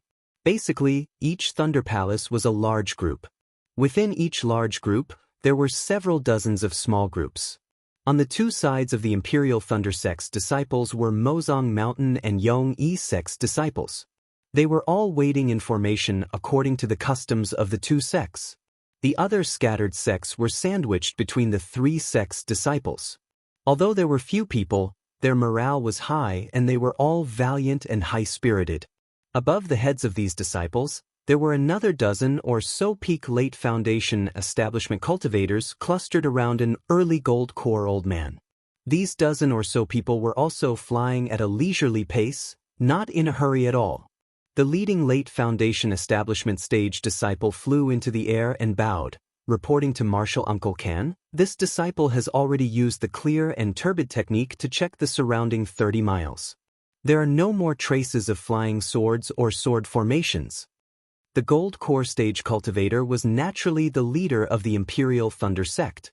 He was also the commander of the attack on the Seven Extremes Ridge, Qinsheng from the Canlay Palace. After listening to the report of the Foundation establishment stage disciple, Qinsheng nodded slightly, good. Then he released his divine sense and sneered, "The flying swords and sword formations within 30 miles are gone. However, there are still many swordsmen lying in ambush outside 30 miles. These swordsmen are probably preparing to launch a sneak attack on us.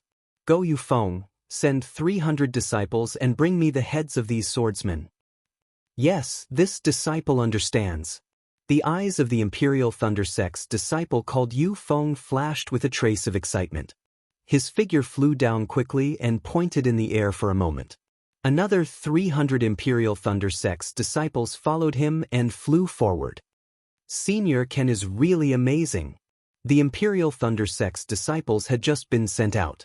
A somewhat gray-haired but still charming late Foundation establishment stage female cultivator said with a smile, "The divine sense of an ordinary gold core stage senior can only reach 10 miles. At most, it's 20 miles. I didn't expect that senior's divine sense has actually reached 30 miles. If senior is pregnant, wouldn't it directly exceed 1,000 miles? Qinsheng's face flashed with a trace of pride. However, he still waved his hand and said, "Fellow Daoist Jing overestimates this old man. This old man only had some fortuitous encounters when I was young. My divine sense is quite long and has some advantages compared to ordinary fellow Daoists. However, divine sense of 1,000 miles is the magical ability of a function separation stage senior. Even if this old man is a nascent soul stage, it's impossible for me to do that." Senior Ken is too humble. Another female cultivator spoke. This female cultivator looked slightly younger than Mozong Mountain's Jing Tingting. Her hair was very black. She was Lingzhu from the Yongyi sect. Senior has a high starting point and your future achievements will be even higher. If not for Senior's profound cultivation, how could you be sent here? The Seven Extremes Ridge is the original spirit stone mine of Sentry City. They didn't let their disciples come and instead let Senior lead the team. Isn't it because they are afraid that they can't take down the Seven Extremes Ridge? Qianxing was about to say something when he suddenly raised his head again and frowned. It seemed that his divine sense had detected something.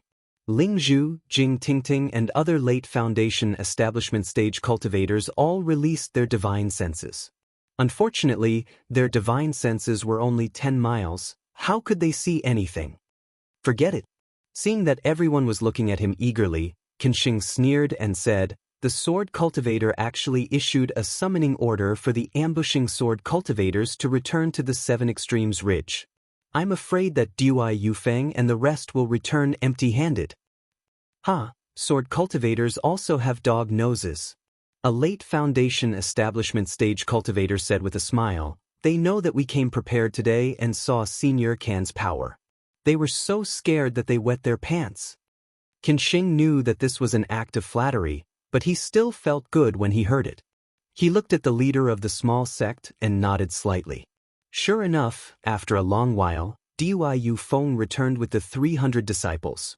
He reported in a very dejected manner, "Marshal Uncle Can, this disciple is unworthy. Before we could even get close, we saw the appearance of a messenger flying sword. Those sword cultivators didn't even look at us before they all flew away." "It's okay," Qianxing said with a smile, "no matter how they hide, it's only a distance of 200 miles. In the end, they will meet us. You lead these 300 disciples and lead the way. Keep a distance of 10 miles from the main group. If you encounter any sword cultivators, kill them immediately." "Roger," Dui Yufeng shouted loudly and whistled in midair. Then, his figure made a beautiful turn and flew forward. This child. He really has no respect for his elders," Qianxing said with a smile. "Isn't this because Senior Can is amiable and approachable?" Ling Zhu said with a smile, "If you had a straight face and looked like you didn't want strangers to come close, not to mention senior brother Dui, we would also feel like we were sitting on pins and needles." Qianxing laughed and waved his hand. "This is my nature. I don't like to put on airs as an elder. Even if I did, I would feel uncomfortable." Then it's our fortune," Jing Tingting replied with a smile.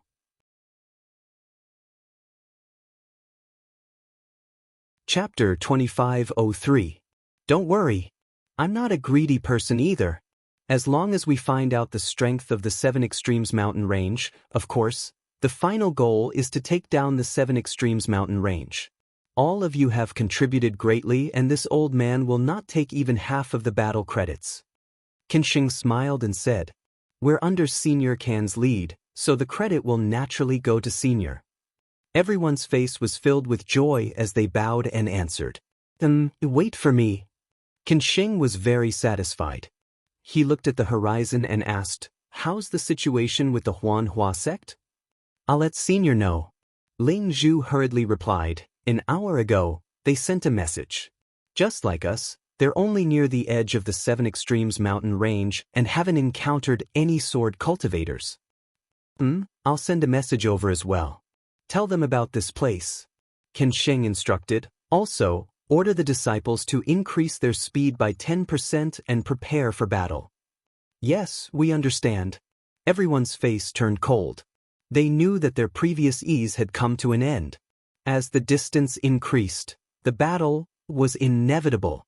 When the group of Foundation establishment late-stage cultivators returned to their group, only a few Imperial Thunder Sect disciples were left beside Qianxing. The entire group of cultivators indeed increased their speed. Qianxing squinted his eyes and stood with his hands behind his back. His face was filled with confidence as his gaze fell on the mountain range that looked like a screen. Buzz, buzz, buzz. A continuous sword cry that could even shake the earth and mountains was emitted from the Seven Extremes mountain range. Immediately after, a hurricane swept out and the surrounding spiritual energy of heaven and earth gathered and poured into the Seven Extremes ridge. As the spiritual energy of heaven and earth poured into the Seven Extremes ridge, the hurricane became even bigger. Immediately, countless moo sounds were heard in the air and shook the surroundings.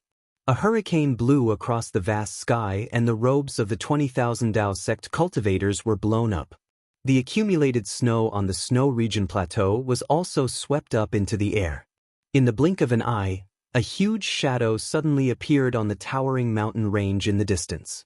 Similarly, 20,000 swordsmen flew into the air from the Seven Extremes Ridge in an orderly formation. The black mass of swordsmen blocked the setting sun and covered half of the sky.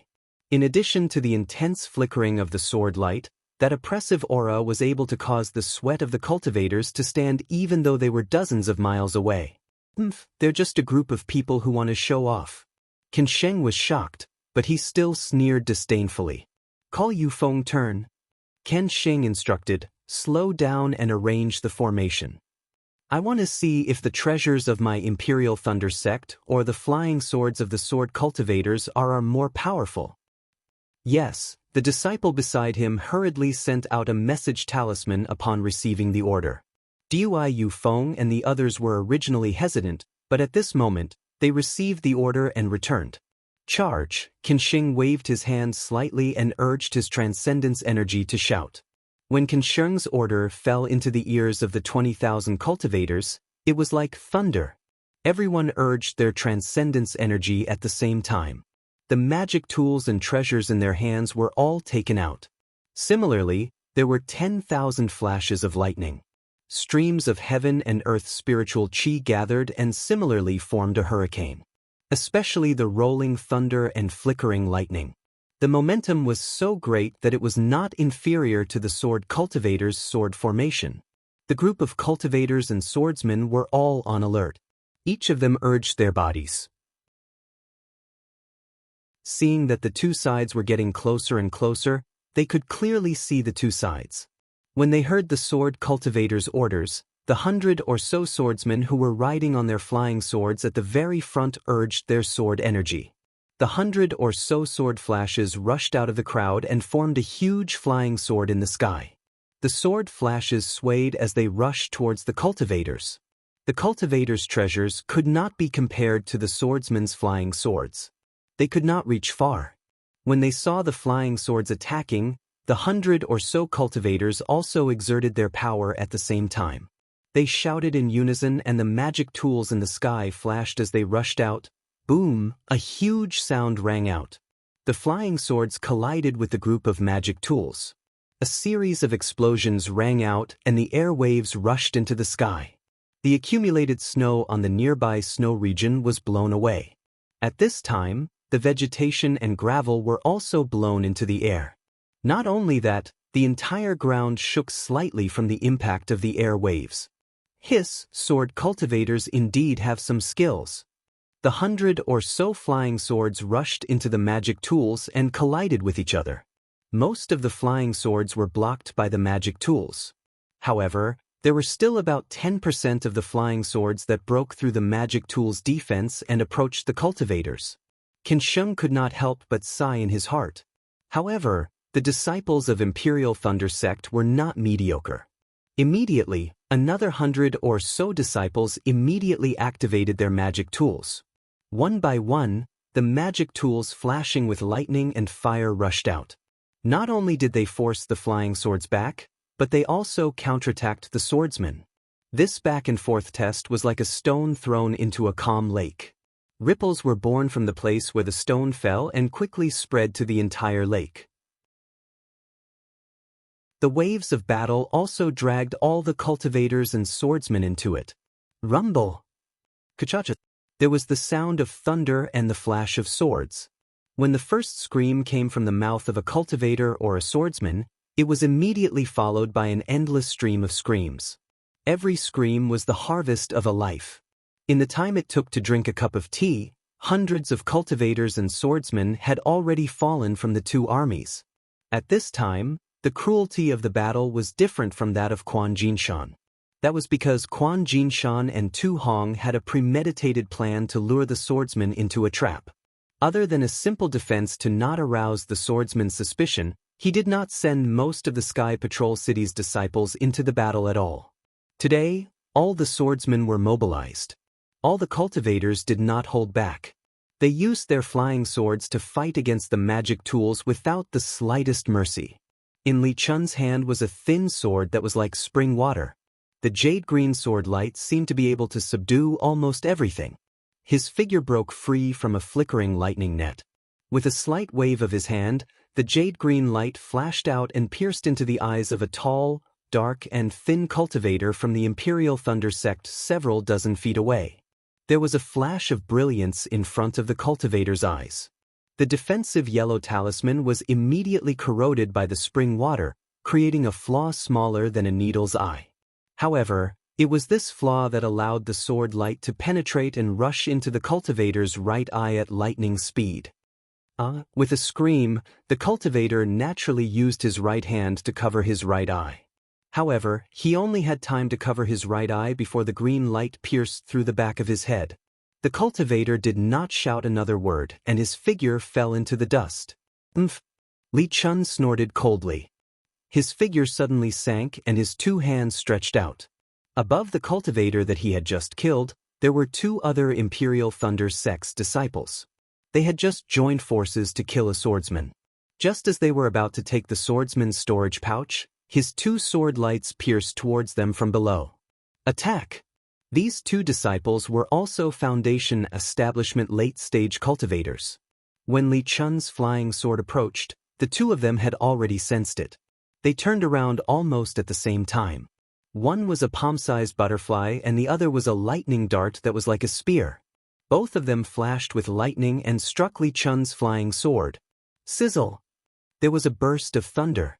Li Chun's flying sword was surrounded by lightning. Moreover, the lightning spread along the direction of the flying sword and rushed towards Li Chun. The two of them sneered and simultaneously urged their magic tools to attack Li Chun. Go! Li Chun's figure abruptly made a turn, and a thin stream of water emerged from beneath his feet, carrying his figure as it rapidly rushed underground. Where do you think you're going? The two Imperial Thunder sect's disciples shouted. At the same time, they urged their flying techniques to chase after him. However, when the two of them rushed out for about 4 zhang, the disciple who used the lightning dart suddenly became alert. The lightning dart in his hand suddenly flew to the side and directly pierced towards a swordsman who was fighting with a Mozong Mountain disciple about 2 zhang to the left. Pooh! The swordsman was simply caught off guard. The sword light around his body flashed rapidly and was unable to block the lightning dart. The lightning dart pierced through his body.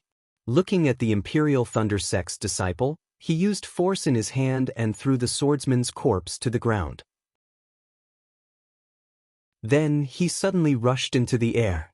Almost at the same time, the other disciple of the Imperial Thunder sect who was chasing after Li Chun suddenly paused. The defensive brilliance at his waist flashed rapidly, and then his entire body was cut in half. This disciple didn't even have the chance to scream before he died. Looking at the sky, an extremely dim sword light flashed. It was like a thin thread of sword light had shrunk into the hand of a Void Heaven Sword School's disciple. It was the other disciple, Spring Equinox. However, at this moment, a tremendous force erupted from Spring Breeze's body. Spring Equinox had just retracted his sword radiance and had yet to stabilize his body. The force of the impact sent Spring Equinox flying.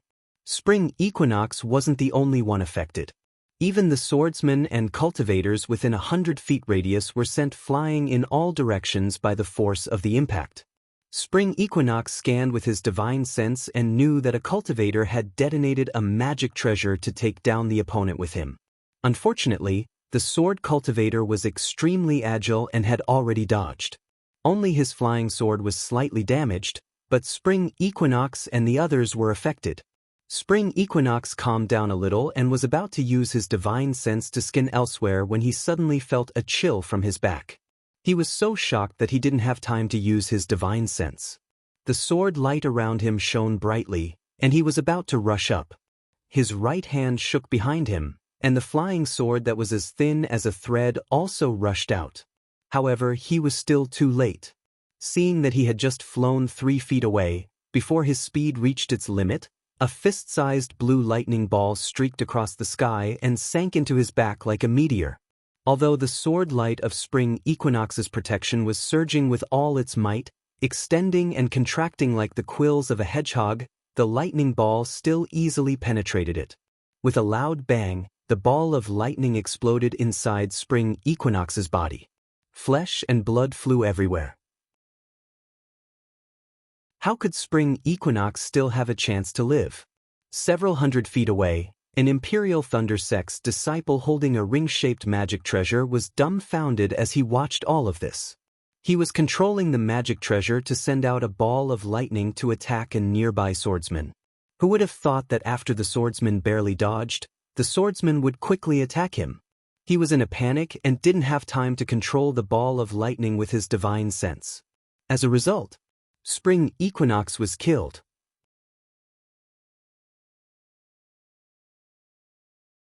Chapter 2504. However, this Imperial Thunder Sect's disciple's good luck had come to an end. Just as he was dumbstruck looking at his battle achievement, his opponent waved her hand and a black earth pillar smashed horizontally towards his chest. This disciple came to his senses and hurriedly activated his magic treasure. A small lightning ball was born and rushed to the front of the earth pillar. With a loud boom, the earth pillar was blasted into pieces. But just as the smoke and dust were flying and the earth was scattering, an incomparably black sword light as thin as a hair rushed from the earth pillar to the front of this Imperial Thunder Sect's disciple.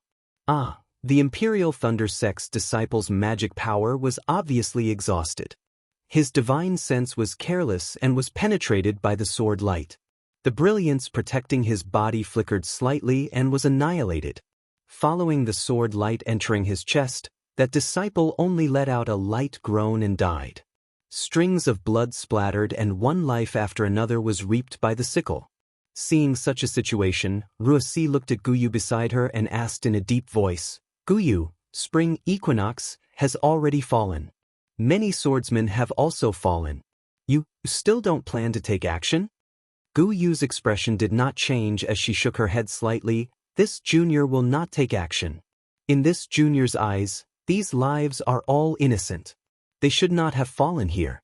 They should have roared in the 9 heavens and galloped freely between this heaven and earth. But for this so-called Dao cultivator great war, their originally free lives have no choice but to be tied up here. Sai, perhaps you are right. Wuxia looked at her disciples falling one by one and felt helpless in her heart. She could only sigh and said, "It's a pity that this sword cannot transcend like you. Since this sword is stationed in 7 Extremes mountain range, then I must ensure that I complete the orders of the Sword Region Master." Saying that, Wuxia raised her head and took a deep breath. Sword light shot out from her body and her originally dark skin seemed to be plated with a layer of silver light at this moment. Guyu knew that Wuxia was about to take action and hurriedly flew back several feet. She stood quietly and watched coldly. It was as if this war had nothing to do with her. Buzz buzz. The sword light on Wuxia's body blossomed and continued to elongate. As the sword light flashed, the sound of the sword humming also reverberated. When the sword light was only 20 feet long, Wuxia's entire body charged into the air. She drew an extremely beautiful arc in the air and charged towards Qinxing, who was several li away. The sword light was like lightning, streaking across the sky. Not only did the surrounding heaven and earth's spiritual qi rapidly gather, it even pierced through the air. A rumbling sound came from the sword light along with Wuxia's flight. As Wuxia's figure approached, a cloud-like sword light appeared from Wuxia's body. Wuxia's sword intent was actually a pure and flawless white cloud. Qinxing had long been paying attention to Wuxia's actions. When he saw that her actions had caused such a huge commotion, he muttered in his heart. However, what else could he do now? Qinxing opened his hand and a 3-foot-long purple golden hammer flew out from his body.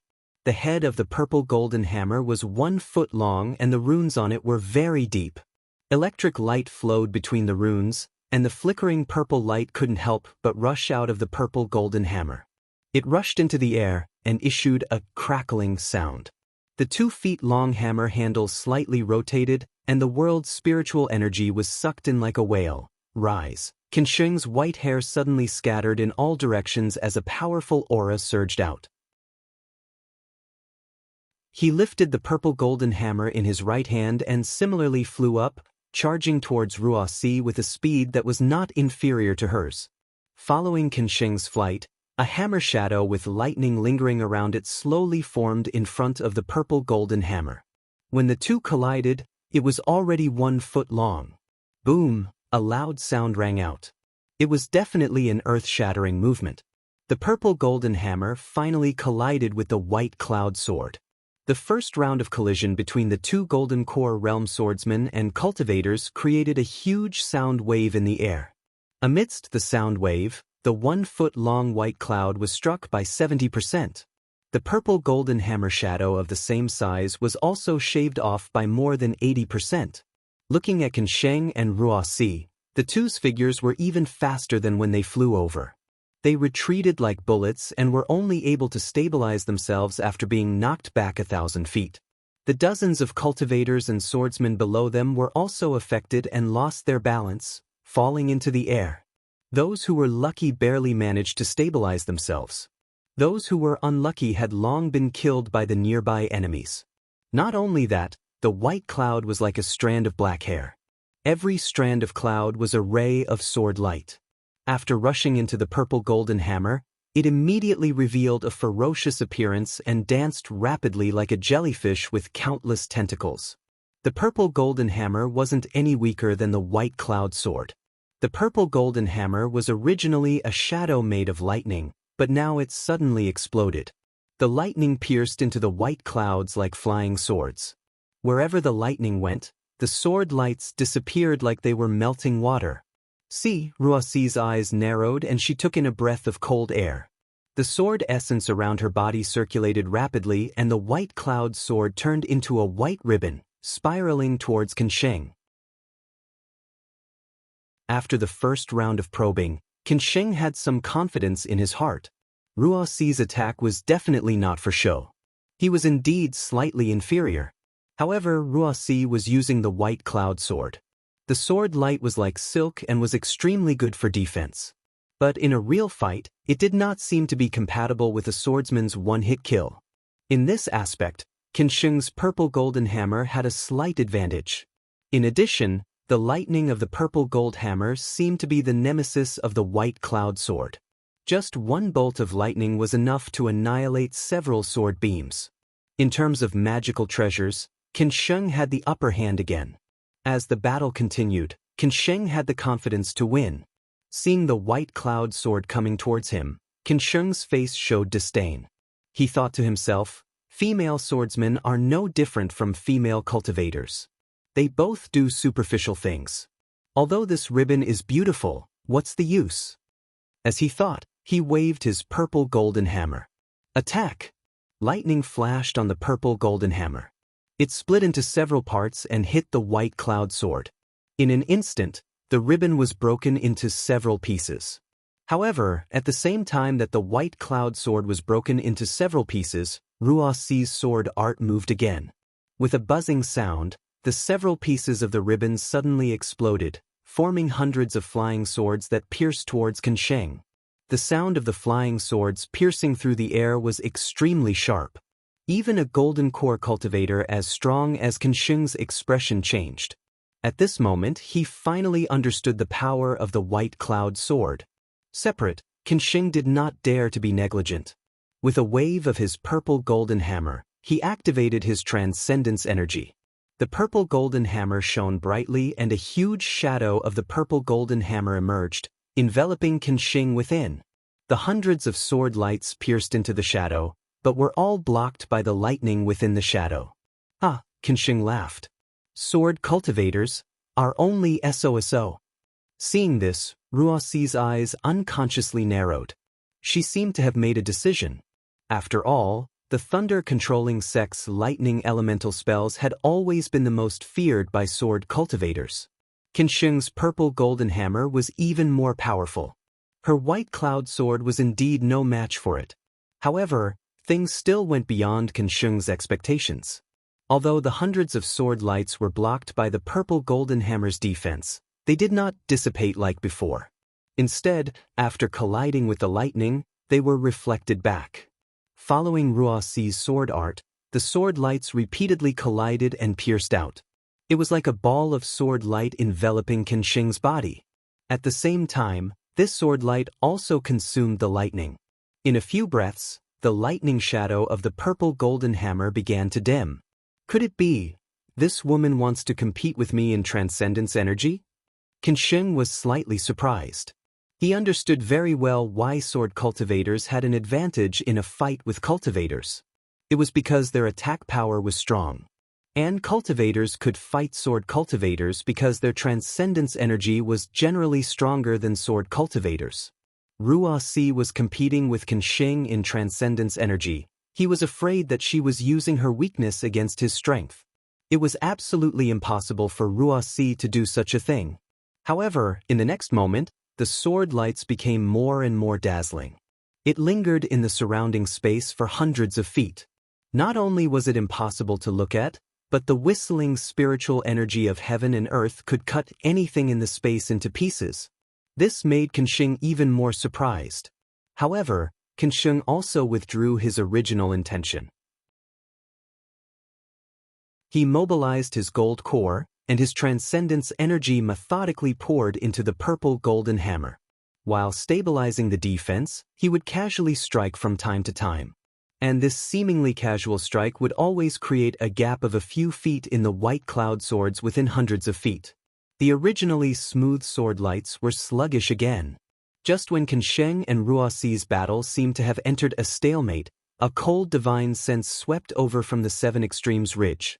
That divine sense seemed to have no emotions, and it was as bone-chilling as a snow region. When it swept over Qinsheng, it actually made Qinsheng tremble slightly. At the same time, his transcendence energy was also slightly stagnant. Third-grade illusory sword? Qinsheng was shocked. He immediately understood Ruoxi's intention. She only needed to defend the formation and delay him. Once the third-grade illusory swordsman arrived, how could he still have a way to survive? However, things were out of Qinsheng's expectations. That cold divine sense only swept over him and hovered slightly. Then, it swept over the entire battlefield and left in disdain. Qinsheng was stunned, but his heart was also beating fast. With such a fierce person overseeing the Seven Extremes ridge, it would be difficult for him to take advantage of the tens of thousands of Imperial Thunder Sect's disciples. Left and right is to find out the actual situation. Qinsheng's mind changed again. There is no need to pester her. Wait until this female swordsman is seriously injured. Please don't take her life. Just when Qinsheng was tender like water, but the knot in his heart could not be dispelled, suddenly, another powerful divine sense swept over from behind him. Gold core, late-stage teacher? Qinsheng sensed that divine sense, and it came from behind him. That familiar divine sense really made him want to cry tears of joy. However, what made Qinsheng not know whether to laugh or cry was that this divine sense also swept over a group of people and even the entire battlefield. It swept over and swept over the other side of the Seven Extremes ridge. It was as disdainful as the swordsman. Although this divine sense was disdainful, Qinsheng, no, all the Imperial Thunder Sect's disciples on the battlefield, Missouri Songshan's and Tong Yi Sect's disciples were greatly shocked. They knew that it was not only them who were fighting here, but also their gold core teacher.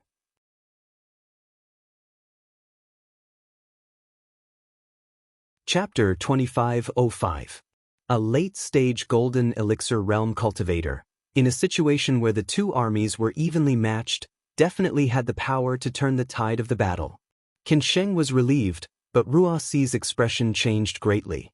Seeing that Qinsheng was a little distracted and the smile on his face, Ruoxi's eyes narrowed and the sword light around her body once again flourished. That dazzling sword light forced Qinsheng to involuntarily close his eyes. When Qinsheng's divine sense swept out, he turned pale with fright. How is this possible?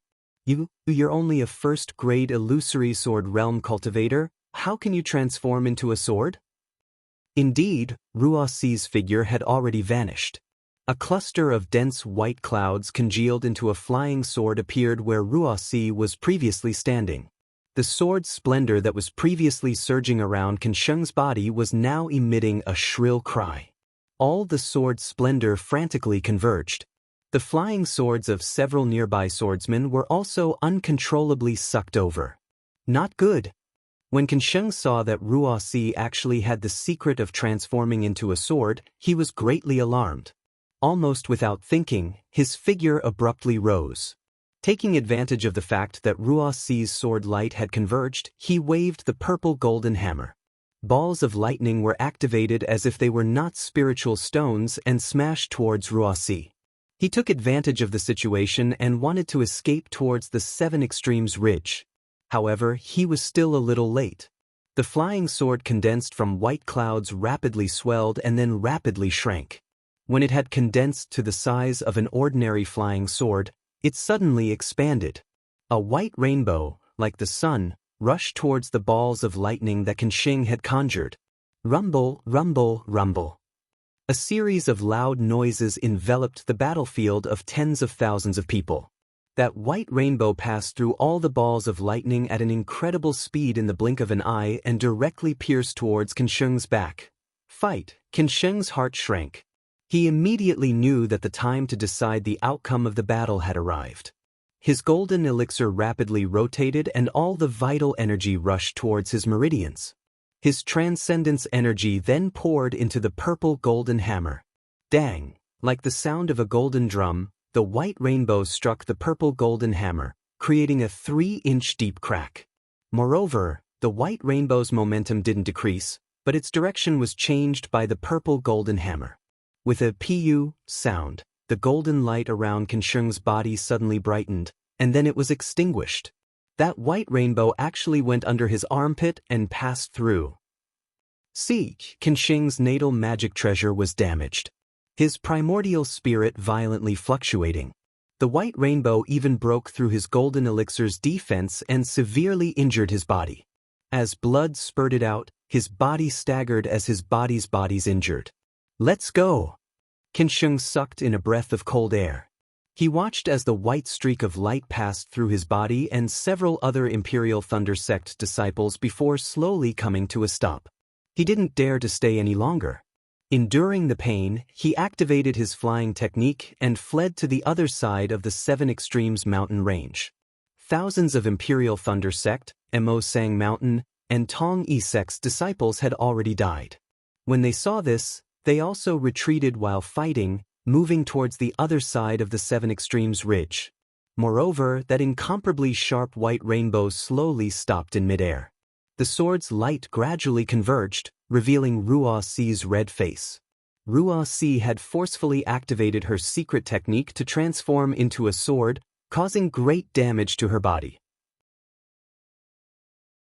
Unfortunately, Kansheng's purple gold hammer was too powerful, and that lightning net was too arrogant. Ruoxi's attack, which she was originally very confident in, did not succeed, and could only heavily injure Kansheng. Looking at Kansheng stumbling and flying into the distance, Ruoxi waved her hand and sneered, "Chase!" Yes, the swordsmen who were originally chasing the cultivator also had high morale. Many 6th-grade sword leaders responded loudly and commanded the 10,000 swordsmen to chase after the cultivator. On the other side of the Seven Extremes Ridge, the battle situation was different. The Washing Flower Sect's leader was a graceful female cultivator who had a technique to retain her beauty. Her name was Bright Moon. This Bright Moon Maiden's cultivation was at the peak of the early Gold Core stage. The magic treasure in her hand was also called Bright Moon. This Bright Moon emitted a pure white brilliance under the influence of the Bright Moon Lady's magic power. It lit up the sky within 1,000 feet. The brilliance was extremely cold, and it was compatible with the cold wind of the snowy highlands. Its power was multiplied. The white flying sword was a white lotus, similarly emitting a pure white sword's light. The battle between Bright Moon Maiden and Bright Moon Maiden was much more interesting than the battle between Kansheng and Ruoxi. However, the outcome of the battle was different.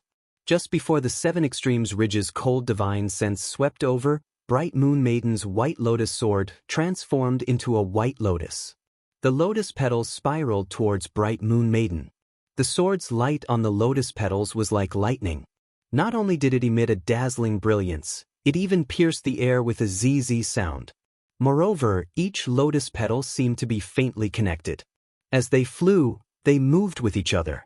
Not only was the flight path more difficult to distinguish, even the flying speed gradually increased, far surpassing that of ordinary flying swords. The two had already fought for a long time. Bright Moon Maiden saw the power of the White Lotus Sword and knew that Yunbai had already used her full strength. Thus, she took a deep breath and bit the tip of her tongue. With a piu sound, she spat out a mouthful of essence blood onto Bright Moon Maiden. Woo! With a sound like a lone wolf howling on a snowy night, Bright Moon Maiden suddenly turned into an oval shape and rapidly expanded above her head. Go! Bright Night Maiden immediately formed hand seals. The gold core in her body spun faster. True essence poured into her meridians. The magic power was like a tide rushing into Bright Moon Maiden. As the magic power poured into Bright Moon Maiden, the surrounding spiritual energy of heaven and earth also crazily poured in. Go!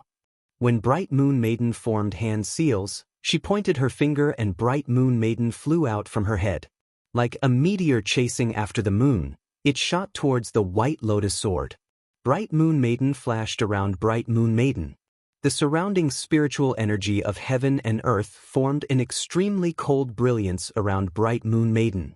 Kachacha, as Bright Moon flew, the ice shards in the air shattered and fell. In the blink of an eye, Bright Moon Maiden was already close to White Lotus petals. Although it was still a foot away, the lotus petals suddenly condensed. As the lotus petals condensed, there was a wang sound of metal and stone. This sound was the sorrowful cry of the condensed sword light. It was trying its best to break free from the extreme coldness of the sword domain. But immediately after, with a series of kacha-kacha sounds, Bright Moon Maiden cut all the lotus petals apart. All the sword light was also split in half. Pung! With a loud sound, the magic weapon Full Moon finally hit the bottom of the lotus petal. On the body of the White Lotus Sword, the heart of the White Lotus Sword also suddenly produced a lotus-like sword light, heavily colliding with the full moon. The brilliance of the full moon was completely restrained, and the shock wave sent the magic weapon flying. Bright Moon Maiden's face was also flushed red. Clearly, her primordial spirit was somewhat damaged. Looking at White Lotus Sword, it was even worse. The magic treasure, Bright Moon, had not only destroyed Bai Lian's sword form, revealing the flying sword, but it had also sent the flying sword flying diagonally. Several deep cracks had appeared on the pure white sword's body. White Lotus Sword was damaged, and Yunbai was also injured. She spat out a mouthful of blood and her face was pale. Sword cultivators are only SOS. Bright Moon Maiden's eyebrows were raised, and she coldly spat out these words. Her handsome face was even more disdainful, and the redness on her face was even more beautiful in contrast to her pure white face. Yunbai originally wanted to leave a few sword scars on Bright Moon Maiden's face, but now she was even more embarrassed and angry. She gritted her teeth.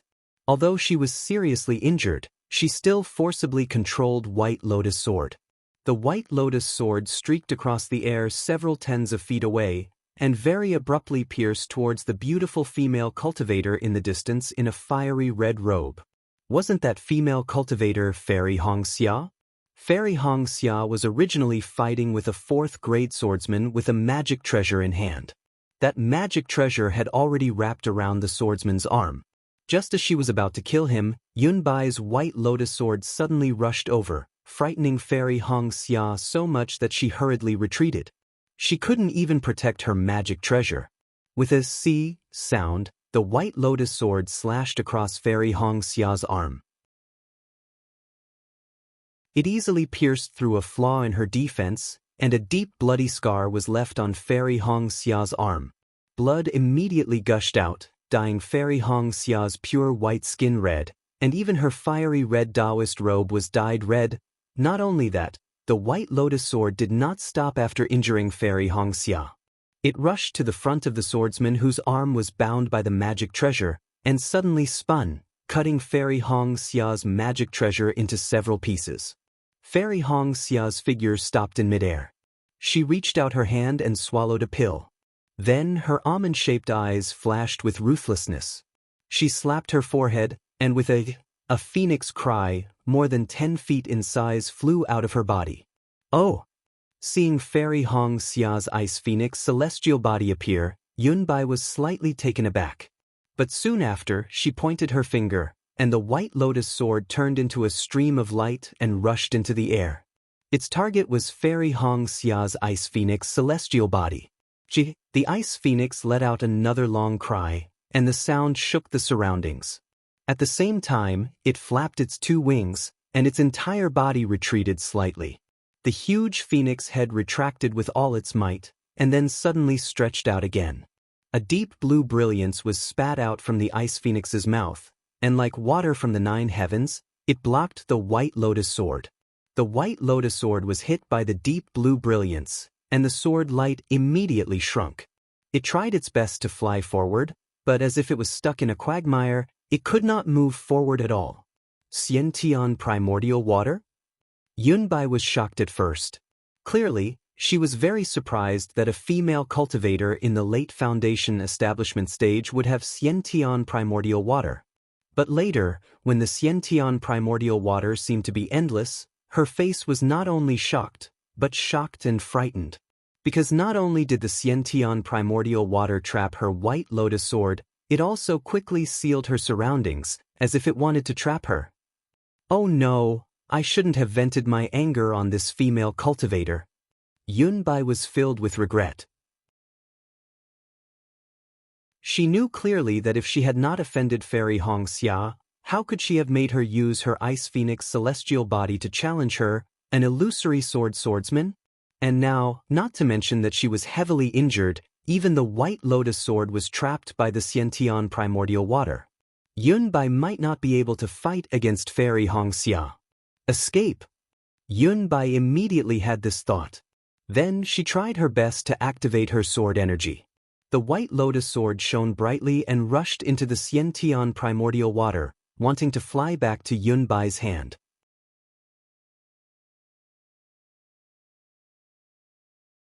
Chapter 2506. At this moment, the cold spiritual will swept past where Kanxing was. It swept past Fairy Xianxia and the others and immediately locked onto Fairy Xianxia. Oh no! Fairy Xianxia sensed the strong spiritual will and was shocked. Her ice phoenix celestial body flapped its wings and flew up in an attempt to escape. Immediately after, the second spiritual will, which was equally strong, swept past where Kanxing was. Similarly, when the spiritual will swept past Fairy Xianxia and her arm, which had just stopped bleeding, it immediately stopped. A kind of extreme anger was born from the divine sense. Darling Xiao? Sensing the familiar spiritual will and the anger in it, Fairy Xianxia was stunned. Why did he come back to 7 Extremes Ridge? However, Xiao Hua's spiritual will had already been concealed. If not for Fairy Xia's close observation, she would not have been able to detect it so easily. Just as Fairy Xianxia was deep in thought, a blue figure rapidly flew over from the direction of the 7 Extremes mountain range.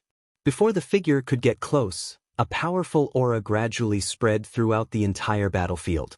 It was like the gentle breeze before the arrival of a tsunami. Fairy Xianxia was shocked when she saw Yunbai suddenly attacking Fairy Xianxia.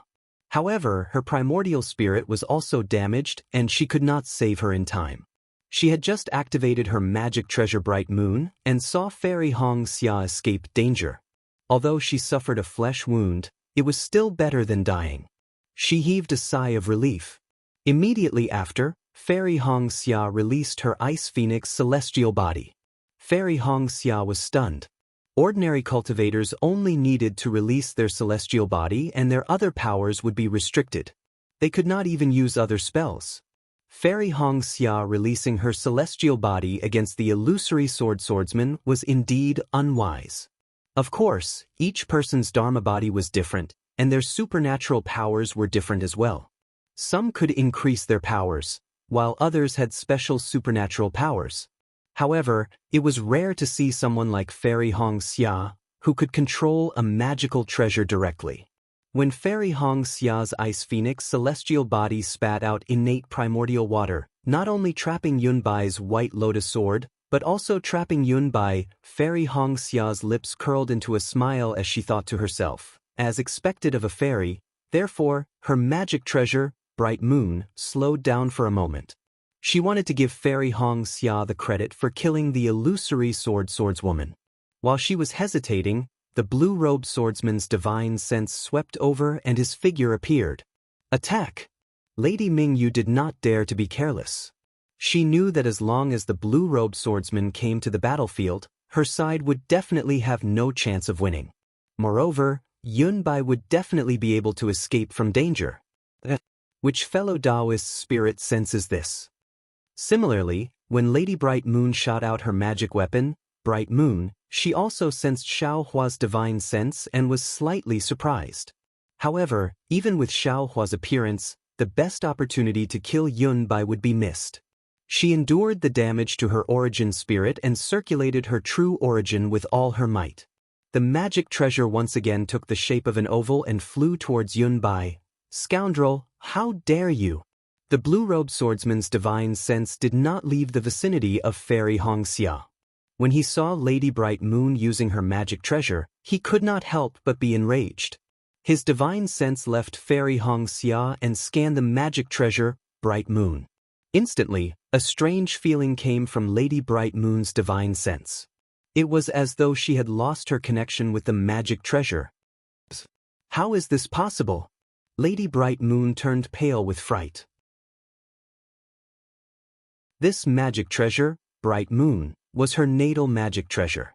If the blue-robed swordsman fought with her on the spot and used his divine sense to sever the connection between her origin spirit and the magic treasure, she could understand. But at this moment, the blue-robed swordsman was still extremely far away. However, how could a strand of divine sense have such a divine sense? Even if he is a nascent soul master, it is impossible for him to have such a method, right? Lady Bright Moon's heart could not help but jump. Xia, hurry up and kill that guy. Lady Bright Moon tried her best to use her divine sense to fight with the blue-robed swordsman's divine sense in an attempt to regain control of the magic treasure. At the same time, she hurriedly ordered Fairy Xia. Yes, this disciple understands. Fairy Xia's face was also flushed red. It wasn't that she hadn't used her Ice Phoenix Dharma body, but she had tried to refine the tidal bead into her Ice Phoenix Dharma body after listening to Xiaohua's advice. Her Ice Phoenix physique was clearly stimulated by the evil tremor bloodline, and was completely different from Xiaohua's. Furthermore, it did not have any origin spirit fused into it. It was already pretty good that she was able to control the tidal bead to release the connate primordial water in such a short period of time. If she really wanted to use the connate primordial water to kill Yunbai, it would be a little too difficult. Seeing Fairy Xia activate her Ice Phoenix physique and clumsily control the tidal bead to channel the connate primordial water towards Yunbai, Bright Moon sighed in her heart. She is too clever for her own good. If she had directly used her divine sense to control the magic treasure, wouldn't she have killed this ugly sword cultivator long ago? Yunbai, who was within the connate primordial water, was surrounded by sword light. She did not dare to release her divine sense too far, and was doing her best to resist the connate primordial water. Although the sword light was gradually being corroded by the connate primordial water, she was already overjoyed that she was not killed. Seeing the blue-robed swordsman's figure gradually becoming clearer, that extremely strange orange face was filled with anger. Even those reddish-yellow eyes that were different from ordinary people were about to spit fire. Fairy Xia was also very anxious. With a "ji" sound, her Ice Phoenix physique cried out again, and its two phoenix claws moved rapidly, as if it was really forming a seal. Instantly, the connate primordial water that had completely submerged Yunbai suddenly produced a several zhang tall wave, and slammed down on Yunbai's head. Rumble rumble, the sword light protecting Yunbai was instantly reduced by more than half. Yunbai's face turned pale again. This was because Fairy Xia had already figured out that as long as she used the connate primordial water again, Not only would the sword light around her be completely corroded by the connate primordial water, but her body would also be corroded by the connate primordial water until not even a single bone would be left. Senior Brother Ji, save me. At the critical moment of life and death, Yun Bai could no longer care about the dignity of an illusory swordsman, and could not help but cry out for help. Mingyu tried her best to control the moon, but was unable to do anything. Furthermore, as the blue-robed swordsman flew closer, Mingyu's magic treasure Mingyu was getting more and more out of control. Mingyu was so anxious that she almost wanted to urge Fairy Xianxia again, but she also understood that this matter could not be resolved by her urging. If she urged Fairy Xianxia again, it would be a burden to her. Rather than that, she might as well keep her mouth shut. Indeed, Fairy Xianxia waved her phoenix claws again, and a faint ripple of magic power was emitted. Heaven and earth's spiritual energy flocked together, and the connate primordial water was raised by her again. How dare you! At this moment, the blue-robed swordsman's cold snort could be heard. Mingyu's heart trembled, let alone Fairy Xianxia. Her body trembled, and the waves that she had raised retreated. Quick! Mingyu's heart shrank, and she could not help but remind, stay true to your heart, do not be disturbed by external sounds. Although that was what she said, it was still extremely difficult to do it. Fairy Xianxia gritted her teeth, closed her eyes again, and the ice phoenix celestial body waved its claws again. The blue-robed swordsman's cold snort seemed to be much closer. Mingyu was shocked, and she raised her head to look. She could not help but cry out. She saw that the blue-robed swordsman had turned into a rainbow, and that blue rainbow swept across the sky and shot towards her. This swordsman is at least a grade 3 illusory sword. Seeing that the swordsman could turn into a rainbow, Mingyu could not help but groan, and said anxiously, Xianxia, quickly release that bitch, we will retreat now. Saying that, Mingyu leaped up, and without even caring about her magic treasure, she scanned the entire battlefield with her divine sense, and was about to give the order to retreat. Seeing that an illusory swordsman was about to die in her hands, Fairy Xianxia could not help but bite her lips. She knew very well that if Yun Bai had not been severely injured in the fight with Mingyu, she would not have had this opportunity, and there would not be such an excellent opportunity in this battle. Thinking about her own master, and what she wanted to do in this battle, this was an excellent excuse. Rumble, a thunderous sound came from behind Fairy Xianxia and the others. This thunderous sound came from afar, and it pierced through the 9 heavens, as if a god's anger had descended upon the 7 extremes ridge. Xiao Lang is here. Fairy Xia's heart relaxed, and the ice phoenix celestial body spread its wings, and its claws moved gracefully. The Xiantian primordial water that could not be controlled previously was now as smooth as the feathers of the ice phoenix celestial body.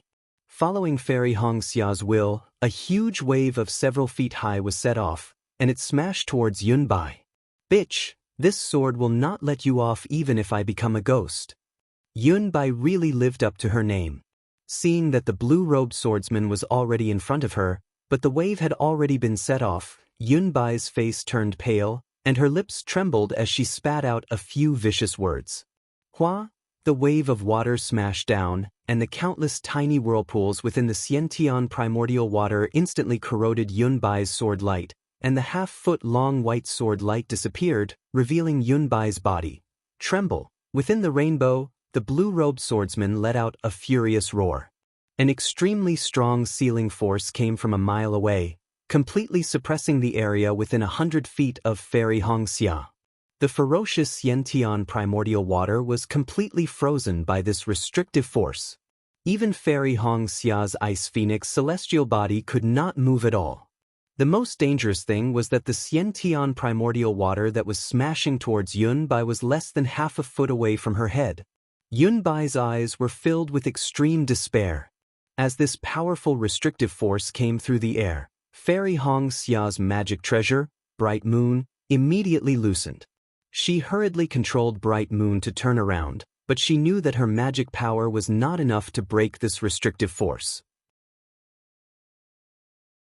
She could only look at Fairy Xianxia with pity, and with a slap of her hand, a crimson message talisman appeared in her hand. At this moment, a cold laugh rumbled like thunder. How majestic, how murderous, how powerful.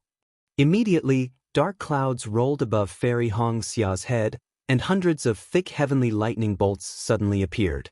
Ka-cha-cha, the heavenly lightning bolts struck down, and hit the restrictive force that had completely restrained Fairy Xia and the Xiantian primordial water.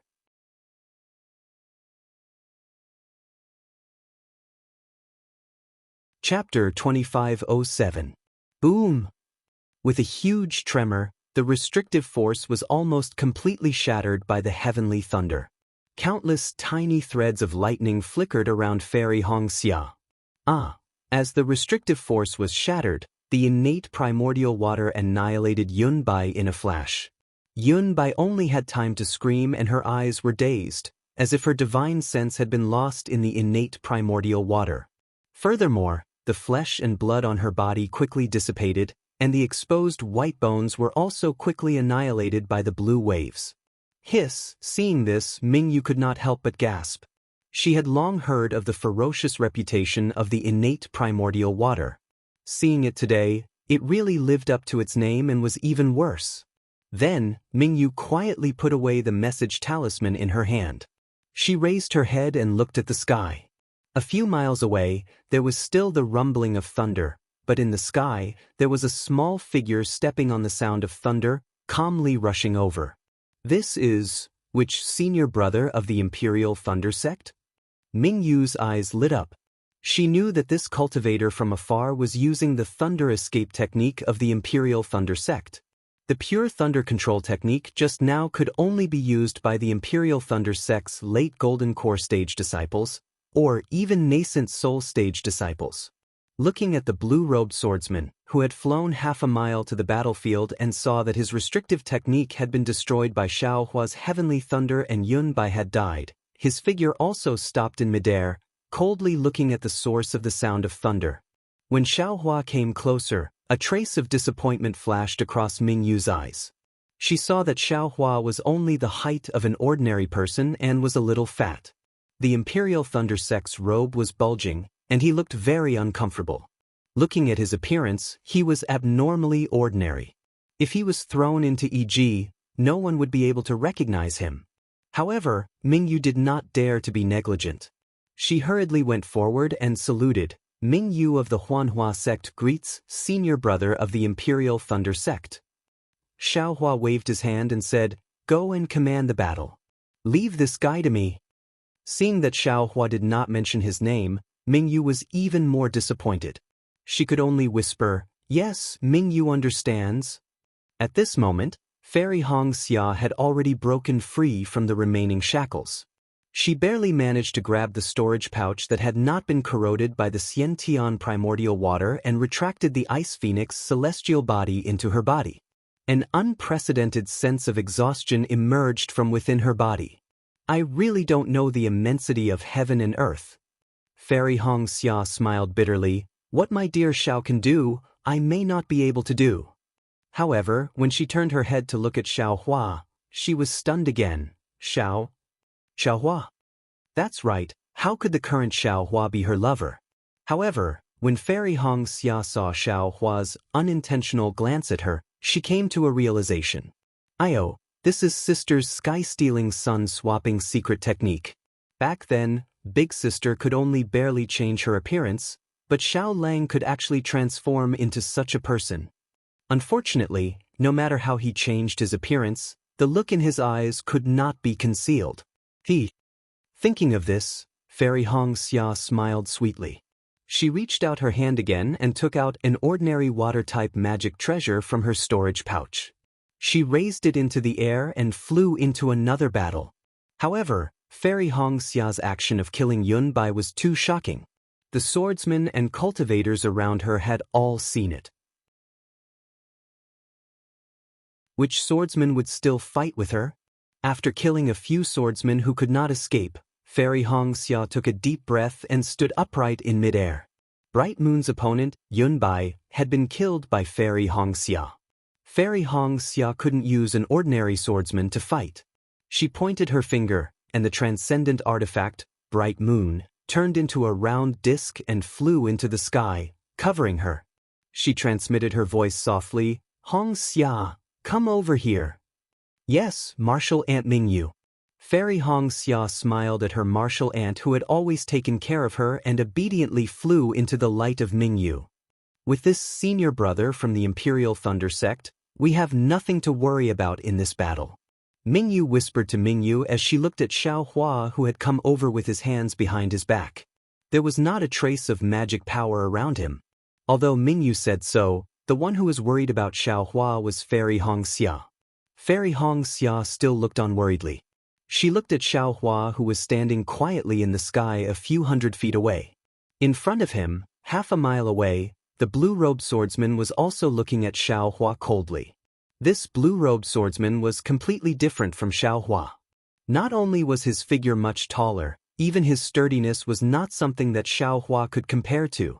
What was special was that the swordsman's face and head were squarish. Even his sturdy body was squarish. Furthermore, where Xiaohua stood, the cold wind blew, causing Xiaohua's Daoist robe to flutter. Although the golden light around Xiaohua's body was slightly overflowing, it was still slightly weaker than the blue-robed swordsman. This was because, within one zhang of the blue-robed swordsman, there was no sound of wind. Not even a corner of his blue robe was blown. It was as if it was a silent space. The two experts stood high in the sky. Even Ming Yu was a few hundred feet away from them, not to mention the ordinary cultivators and swordsmen. They all stayed far away, giving them a few hundred feet of space. They were afraid that the battle between the two would affect them. Fairy Xianxia bit her lips and muttered in her heart. After all, Xiaohua's cultivation was only at the late foundation establishment stage. How could he face a third-grade illusory swordsman? Right at this moment, there was a small commotion in the distance. Oh? Mingyu frowned and used her divine sense to scan the area. She saw that the injured Kansheng was fleeing here and the Imperial Thunder Sect disciple was fighting and retreating. She was stunned. Strange. The Imperial Thunder Sect's senior brother did not go to help the Imperial Thunder Sect disciple. Why did he come to the battlefield of my Rinsing Flower Sect? This question, not to mention the 100,000 people in the Seven Extremes Ridge, even if all the cultivators in the Sky Patrol City were included, only the person beside Mingyu could answer it? Fairy Xia's heart was filled with unconcealable sweetness. Mingyu originally wanted to provide support to Kansheng. However, she saw that although Kansheng was seriously injured, there was no illusory swordsman chasing after him.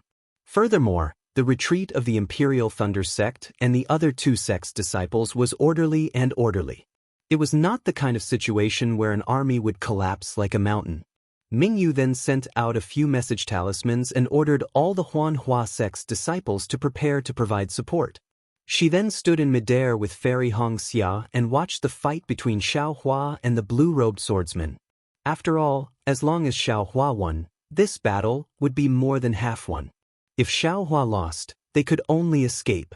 It was a pity that the two main characters of the battle were standing quietly in the air. Now, it had been the time to drink a cup of tea and they had no intention of fighting. Yes, how could they fight? How could Xiaohua fight with the blue-robed swordsman? No one knew what the blue-robed swordsman was thinking. Anyway, Xiaohua was very embarrassed at this moment. Although he had sacrificially refined the Kunlun mirror, that thing was two hongs. There were tens of thousands of disciples in the field. If they were not careful, they would definitely reveal it. Could the Imperial Thunder Sect escape the investigation of the Shui region's spiritual master?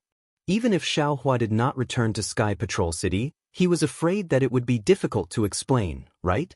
Wishful staff? That was the thing that Xiaohua would be famous for in the future. Now that he had changed his appearance, it was even more impossible to take it out. In short, after thinking for a long time, Xiaohua really wanted to cry but had no tears. Forget it, I'll just stand here. Maybe I can scare this guy away. Xiaohua had the demeanor of a loud voice. However, the blue-robed swordsman was also shy. Obviously, the restrictive power of his hand was extremely powerful, but when it came close, it stopped. His red and yellow eyes stared at Xiaohua, but he did not make a move at all. This extremely strange scene did not change in the slightest until Kansheng staggered and flew to Mingyu's side. Seeing the Imperial Thunder Sect's Golden Core disciple standing in the air, Kansheng's eyes stared straight. "Fellow Daoist can?" Mingyu inquired in a low voice. "Which senior brother of your sect is this?" Kansheng's eyes stared straight at Xiaohua's side. With a voice that even he himself felt embarrassed, he replied, This Ken does not know. This Ken does not seem to know this senior brother. Isn't he the Imperial Thunder Sect's disciple in this great battle? Mingyu asked curiously, looking at his Daoist robe. "It seems so." Kansheng smiled bitterly. If it was an ordinary early-stage Golden Core disciple, this Ken might not recognize him. But this senior brother, just now, he seemed to have used the lightning evasion technique to control lightning. This his cultivation is at least late-stage Golden Core, right? How could this Ken not recognize this kind of nascent soul senior brother in one step? However, this senior brother's cultivation, I'm afraid it's even higher than senior brother Qianmo. How could he come to the Seven Extremes mountain range? If he's just passing by, then why is he wearing the Daoist robe of a participating disciple? Moreover, this Ken was in a very dangerous situation just now. If not for risking my life, I almost died. How could senior brother come here? Kansheng had a stomach full of puzzlement, but this did not delay him from quickly taking a healing pill. With Mingyu by his side, with this Imperial Thunder Sect's disciple who was even more powerful than Qianmo, he would not worry about Ruoxi's damaged sword origin. When Kansheng was taking the pill, Mingyu explained the situation just now in a low voice. Kansheng was so shocked that the jade bottle almost fell. What? Directly controlling heavenly lightning? Damn it, this should be a nascent soul cultivator's divine ability, right? Which senior brother from the Heavenly Thunder Palace is this? Kansheng's brain juice was being racked. It's that powerful? Mingyu was also slightly stunned. She did not expect the difficulty of controlling heavenly lightning to be so high. And that's right. Kansheng suppressed the ecstasy in his heart and said in a low voice, "Our Imperial Thunder Sect's secret technique can only be used after reaching the nascent soul realm to communicate with the power of heaven and earth and control heavenly lightning. That's not right." Mingyu said curiously, "This concubine has personally seen Imperial Thunder Sect's disciples using magic treasures, such as flying swords, to guide heavenly lightning down. Tisich, how can that be compared?" Kansheng curled his lips and said in a low voice, "That's because there's a lightning-attracting array inside the magic treasure." What's even more lazy is that the magic treasure contains lightning and can borrow a bit of heavenly lightning's power to use. Fellow Daoist Mingyu, didn't you see this senior brother of mine? He doesn't have any magic treasures or the like in his hands, but he's guiding lightning with his bare hands. This is a secret technique of my Imperial Thunder Sect that is not passed on. There are only a few people in the sect who can do it, hee. While speaking, Ruoxi also flew over. Behind her in the distance was formless sword Guyu. Ruoxi also looked at Xiaohua and the blue-robed swordsman in astonishment. She then scanned the entire battlefield but did not see any trace of Yunbai. When she found a sword cultivator to ask, her face revealed a miserable expression. At the same time, her furious gaze also fell on Mingyu.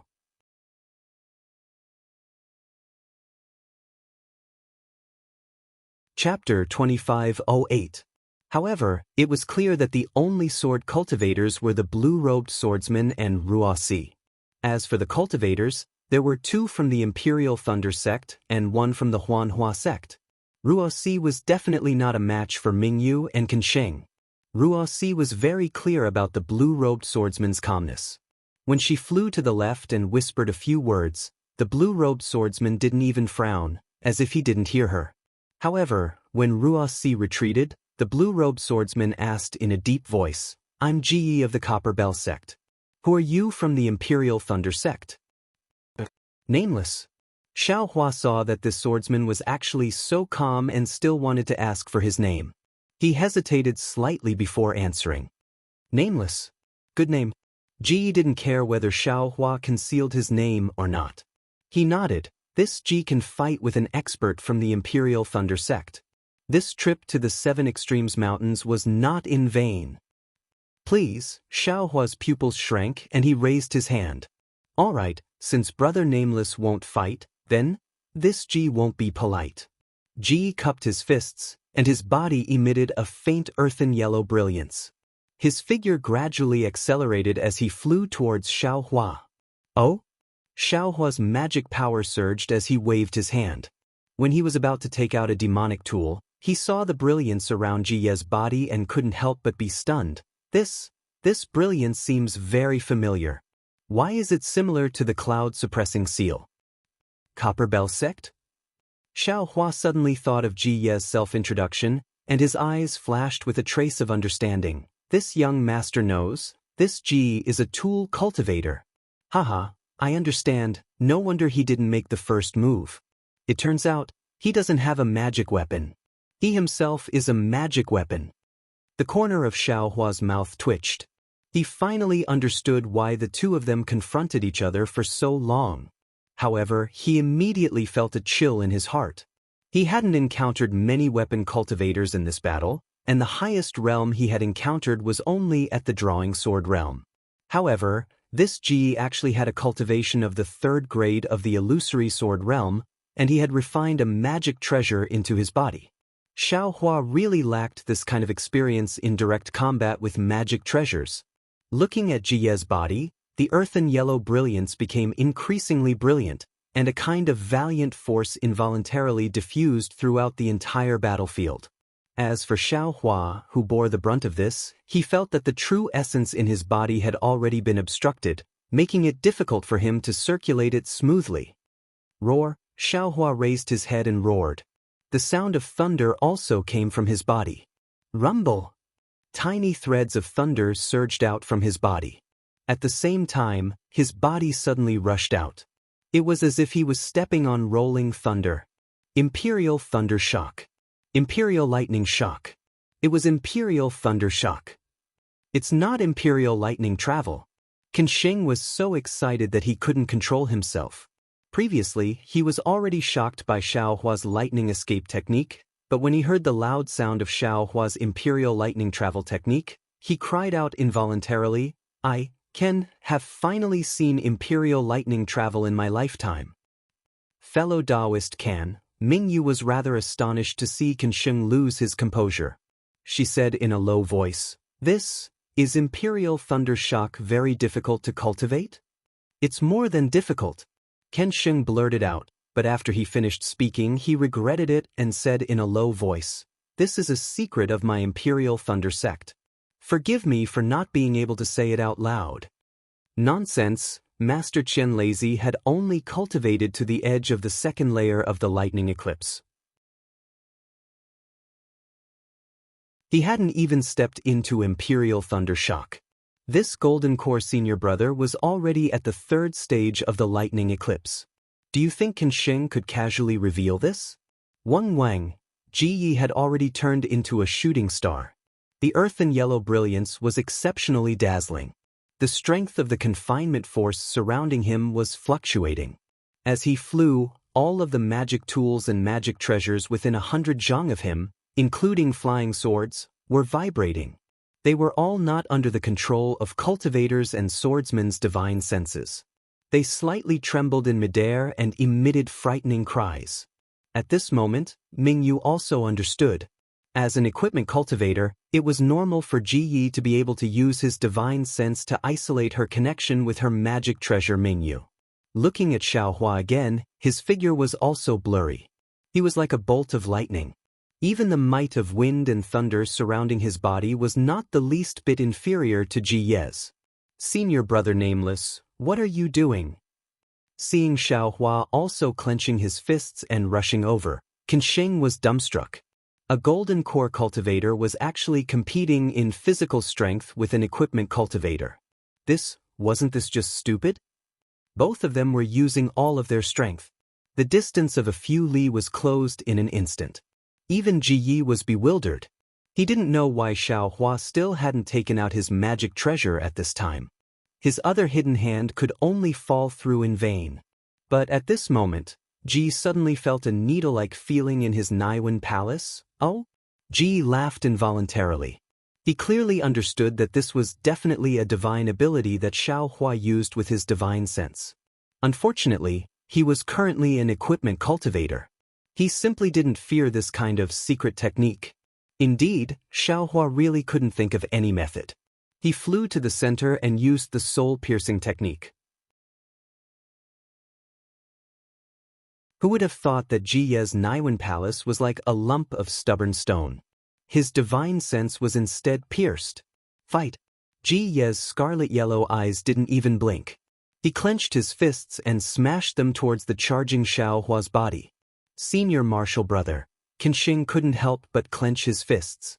He clearly understood that if this fist smashed onto the body, not to mention a mid or late gold core cultivator, even a nascent soul cultivator absolutely wouldn't be able to withstand it. Since Qinxing was so anxious, there was no need to mention Fairy Hong Xia's worry. She really didn't understand why Xiao Hua didn't take out his magic treasure. Could it be that he gave me his magic treasure and didn't have it himself? This kind of lover. Good. Today this old man wants to see if your equipment cultivator's body is stronger, or if my Imperial Thunder Sex body cultivator is stronger. Xiao Hua's arrogant voice rose from afar. It really made everyone's eyes pop out. Xiao Hua actually also clenched his fist and smashed it towards Ji Ye's fist. Rumble. It was practically a world-shaking tremor. Waves of air soared into the sky from between the two people. Within several hundred zhang, all the magic tools, magic treasures, and flying swords lost control. They were sent flying by Ji Ye's uncontrollable confinement power and the countless tiny lightning bolts that rose from Xiao Hua's body. The swordsmen and cultivators who were fighting turned pale with fright. This kind of power had already surpassed a fight between golden core cultivators. They couldn't help but connect to their magic treasures and immediately flew up again, leaving the several hundred zhang space for the two people who made them feel inconceivable. The cultivators and swordsmen who were fighting might not have seen clearly, but the cultivators and swordsmen who were secretly watching the fight were dumbstruck. They saw the two people colliding with each other with their bare hands. That Ji Ye's face was expressionless as he stood majestically. Even his blue robe didn't move in the slightest. But what about Xiao Hua? As if he was struck by a heavy blow, he was thrown into the air. However, Xiao Hua, who was accompanied by this flash of lightning, flew up 5 zhang and immediately laughed wildly. A string of afterimages flashed and rushed towards Ji again. No matter if it was a cultivator or a swordsman, they were all very clear that Ji was a high-level equipment cultivator of the illusory sword. It was a magic treasure. How could a cultivator compare? Not only did Xiao Hua receive Ji's all-out attack, he even counterattacked vigorously after being repelled. This cultivator, good heavens, could he still be called a cultivator? The following battle situation was even more puzzling to the crowd. They saw Xiao Hua brandish his fist towards Ji Yi, and a rare trace of astonishment flashed through Ji Ye's eyes. He also brandished his fist to block. The two people actually fought in the air with their fists and feet. Although Ji Ye's fists and feet contained a strong confining power, and Xiao Hua's fists and feet flashed with lightning, and when their fists and feet hit a hard rock, the rock would certainly be turned into powder. However, each of their moves was clear, completely similar to the martial arts of the secular world. Among the several tens of thousands of cultivators and swordsmen, there were definitely people who had seen fists and feet. When they saw that the two seniors were actually martial artists, they became even more puzzled. After all, martial arts were the work of the secular world's people. After fighting for no less than half a cup of tea's time, the two people were actually evenly matched. Xiao Hua's Big Dipper God fist and ethereal steps were not inferior to Ji Ye's fists and feet in the slightest. Especially Xiao Hua's physical body, even if it was inferior to Ji Ye's, the difference was limited. Moreover, within the space of several tens of zhang around the two people, the spiritual energy of heaven and earth was incomparably chaotic. The spiritual energy of heaven and earth that was stirred up by the two people's every move was actually greater than the spiritual energy of heaven and earth when two magic treasures were fighting. Xiaohua, a golden core disciple of the Imperial Thunder sect, had really overturned the limits of cultivators today. Looking at Ji again, his originally almost emotionless red and yellow eyes now had a bit of fanaticism. It seemed that he hadn't been this happy for a very, very long time, and hadn't fought with such a wild style. "Eat my fist," Ji shouted loudly. He clenched his fist, and a power that could shatter a huge rock with a single punch, accompanied by an extremely valiant confining power, rushed towards Xiaohua. "Ha, how could this old man be afraid of you?" Xiaohua clasped his hands together, and lightning lingered on his fists. The lightning tore apart the confining power and rushed towards Ji Ye's fist. With a loud bang, the two fists collided. The air condensed, and then a wave of air gushed out. As the wave of air rolled, fine traces that were hard to see with the naked eye actually flashed in the air. However, these fine traces were too small, and as soon as they appeared, they immediately healed. This impact was still a bit too strong, and Xiaohua couldn't be as steady as Ji. His body twisted and turned, cleverly dispersing the force, and even using this force to counterattack Ji. This was also what Ji couldn't understand after much thought. Nameless, Ji blinked his eyes and said, "This old man didn't expect that a cultivator of the Imperial Thunder sect like you would also be proficient in the martial arts." Likewise, Xiaohua casually replied. However, the martial arts of today's martial arts are already nothing in this old man's hands. Ji continued, "It's rare for this old man to meet an opponent like you. If I don't use my best skills, then this old man has underestimated you. I'll also let you down." And Xiaohua still disagreed. However, if this old man uses his life cultivation method, even this old man won't be able to control it. Xiaohua's brows furrowed slightly. Hearing Ji Ye's words, he was actually treating him as a hypocritical opponent. "Do as you wish." Xiaohua looked up and down at Ji Yi and said, "Right now, you and I are enemies. If you don't use your divine ability, this old man will take your life." "Good." Pa well said. "Since you and I are enemies, this old man won't say anything." Ji Ye's eyes flashed with brilliance, and he laughed loudly. "To be able to fight an opponent like you, this old man will have no regrets even if I die."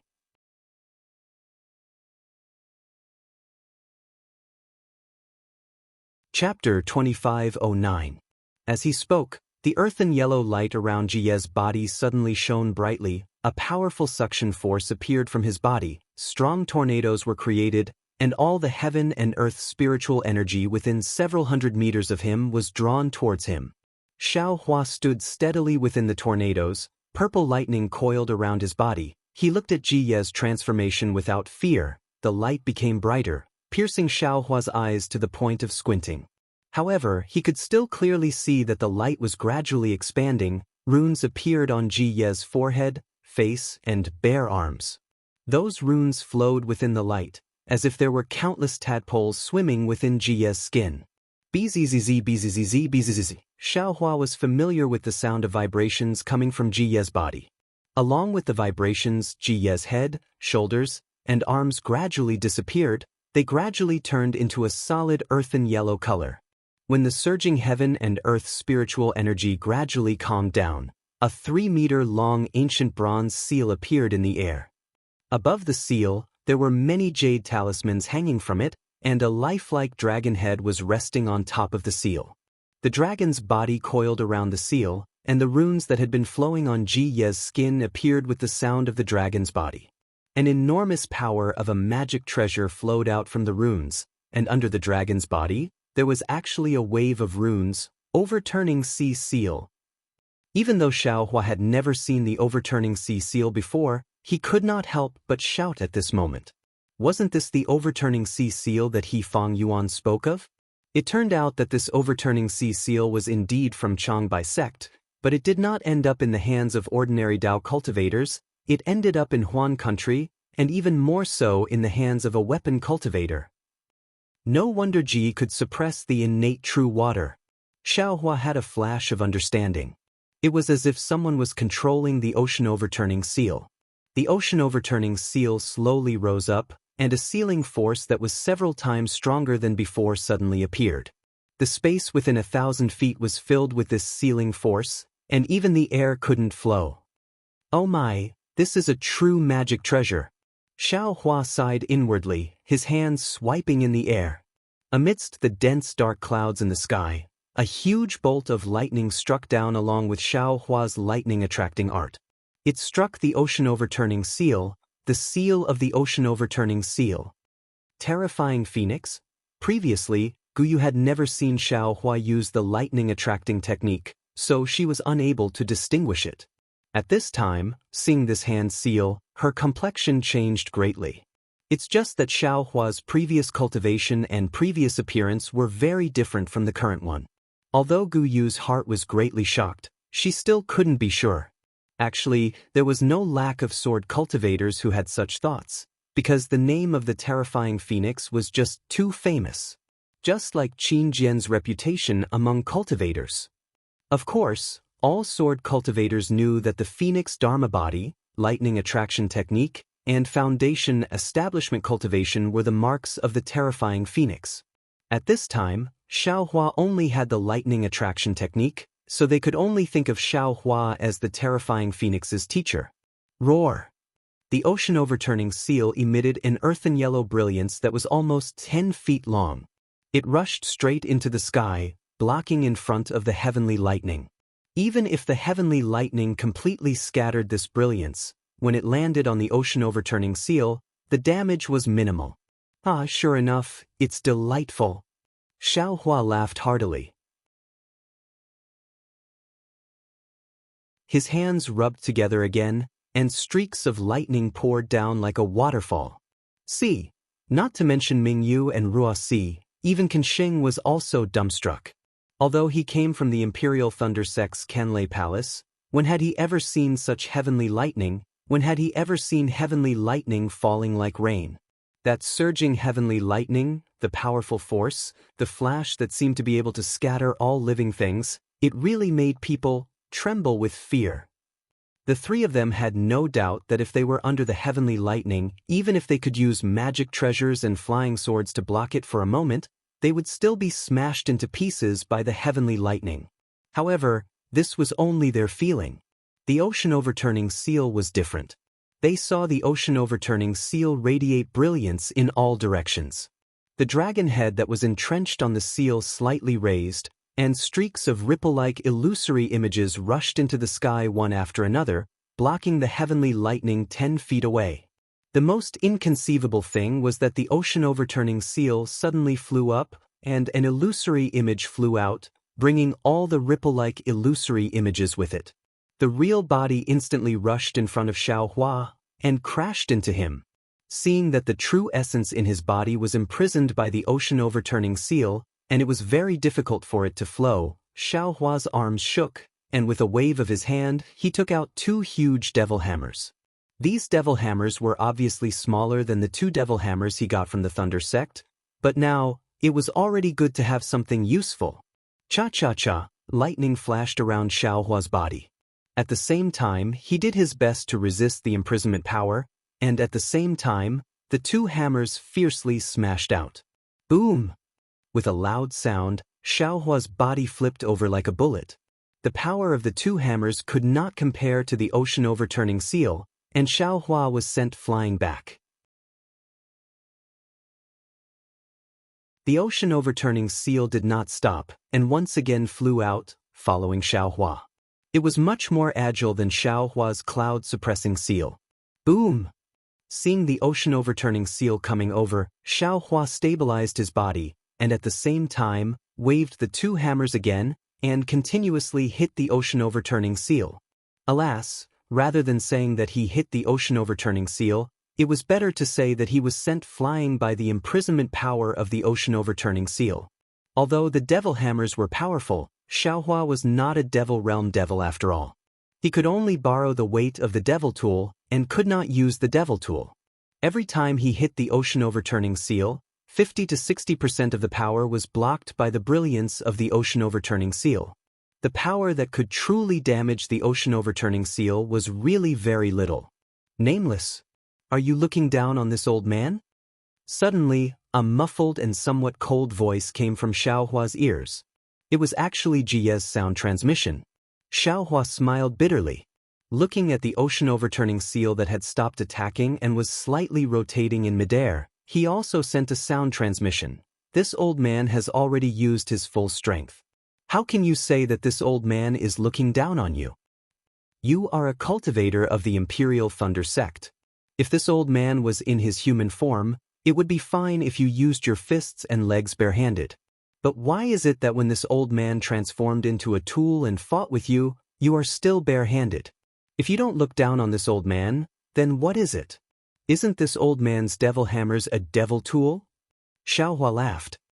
Could it be that your Imperial Thunder sect is so poor that you don't even have a single magic treasure? Jie's voice became increasingly cold. Old man, you are a bit strange. Xiaohua pointed with his hand and said, if this old man took out a magic treasure, would you still be alive? You don't take the opportunity to kill this old man, and actually want this old man to take out a magic treasure? This Ji would rather fight to the death with you than be tolerated by you. Ji was somewhat angry. Hearing Jie's words, Xiaohua's heart moved. He thought to himself, this tool cultivator has a rather straightforward temperament. If there wasn't a Dao cultivator battle, I should be able to make friends with him.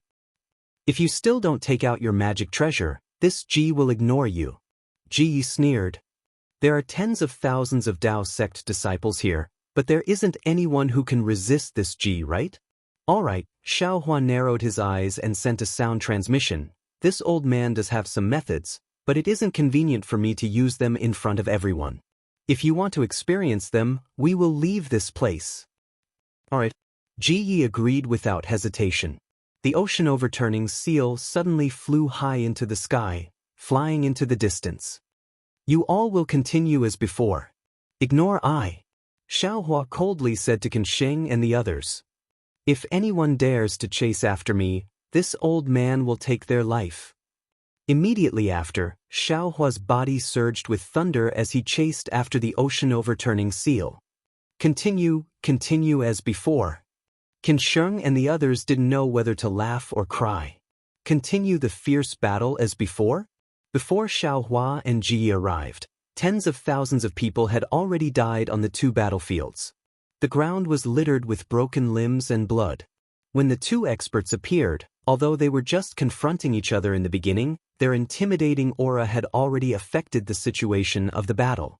Everyone's attacks were already somewhat sluggish. Of course, there were thousands of people who died in the process. When the two experts fought beautifully, how could the tens of thousands of people still have the mood to fight? Although they didn't clearly separate from each other, they only focused on protecting themselves and focused on the fight between the experts. At this moment, the two experts left and went to play on their own, leaving the tens of thousands of people as before, who would still have the mood to fight? Whether it was sword cultivators or Dao cultivators, their morale was completely gone. Forget it. Mingyu activated her magic treasure, Mingyu, and said to Ruosi, you and I will withdraw our disciples and wait for the outcome of the two seniors. If senior brother of the Imperial Thunder sect wins, all of you will withdraw from the Seven Extremes Ridge. Alright, if senior brother Ji wins, all of you will also withdraw from the Sky Patrol City. Ruosi gritted her teeth and replied. After saying that, Mingyu glanced at Kansheng. The three of them sent out their communication talismans at the same time. Following a sharp whistling sound, all the Dao cultivators and sword cultivators flew slowly and separated in an orderly manner. Don't touch the corpses of both sides' disciples for the time being. Wait until the outcome of the battle is determined. Kansheng shouted again. Alright, Ruosi understood that this order was obviously beneficial to her. Without hesitation, she passed down the order. Fairy Hongxia returned to her team. Gu Yu also flew to the left side of the beginning of spring. Everyone was eagerly waiting, looking at the direction where Xiaohua and Ji disappeared. As for Xiaohua, while chasing Ji, he released his Buddhist awareness. When he saw that both sides had stopped fighting, it was exactly as he expected. Only then did he change his direction and urged Imperial Thunder Travel to rush forward. After flying straight for more than 100 miles, it was an extremely flat land. At this time, the sun was setting in the west, and the rainbow in the sky was exceptionally dazzling. Buzz, the strong roar stopped in midair. The seal of overturn the sea stirred up the suction force again. Hurricanes swept up the snow and rushed into the air, raising the snow and dust within 100 feet of the surrounding. Can you show your true strength now? Ji Ye's voice came. Of course, Xiaohua's Buddhist awareness swept through the nearby 100 miles. There was no trace of people at all. Feeling relieved, he clapped his hands and took out the wishful staff. Is it still a demonic tool? Ji was somewhat dissatisfied. Don't worry. Xiaohua sneered. This young master has a lot of methods. You will be satisfied.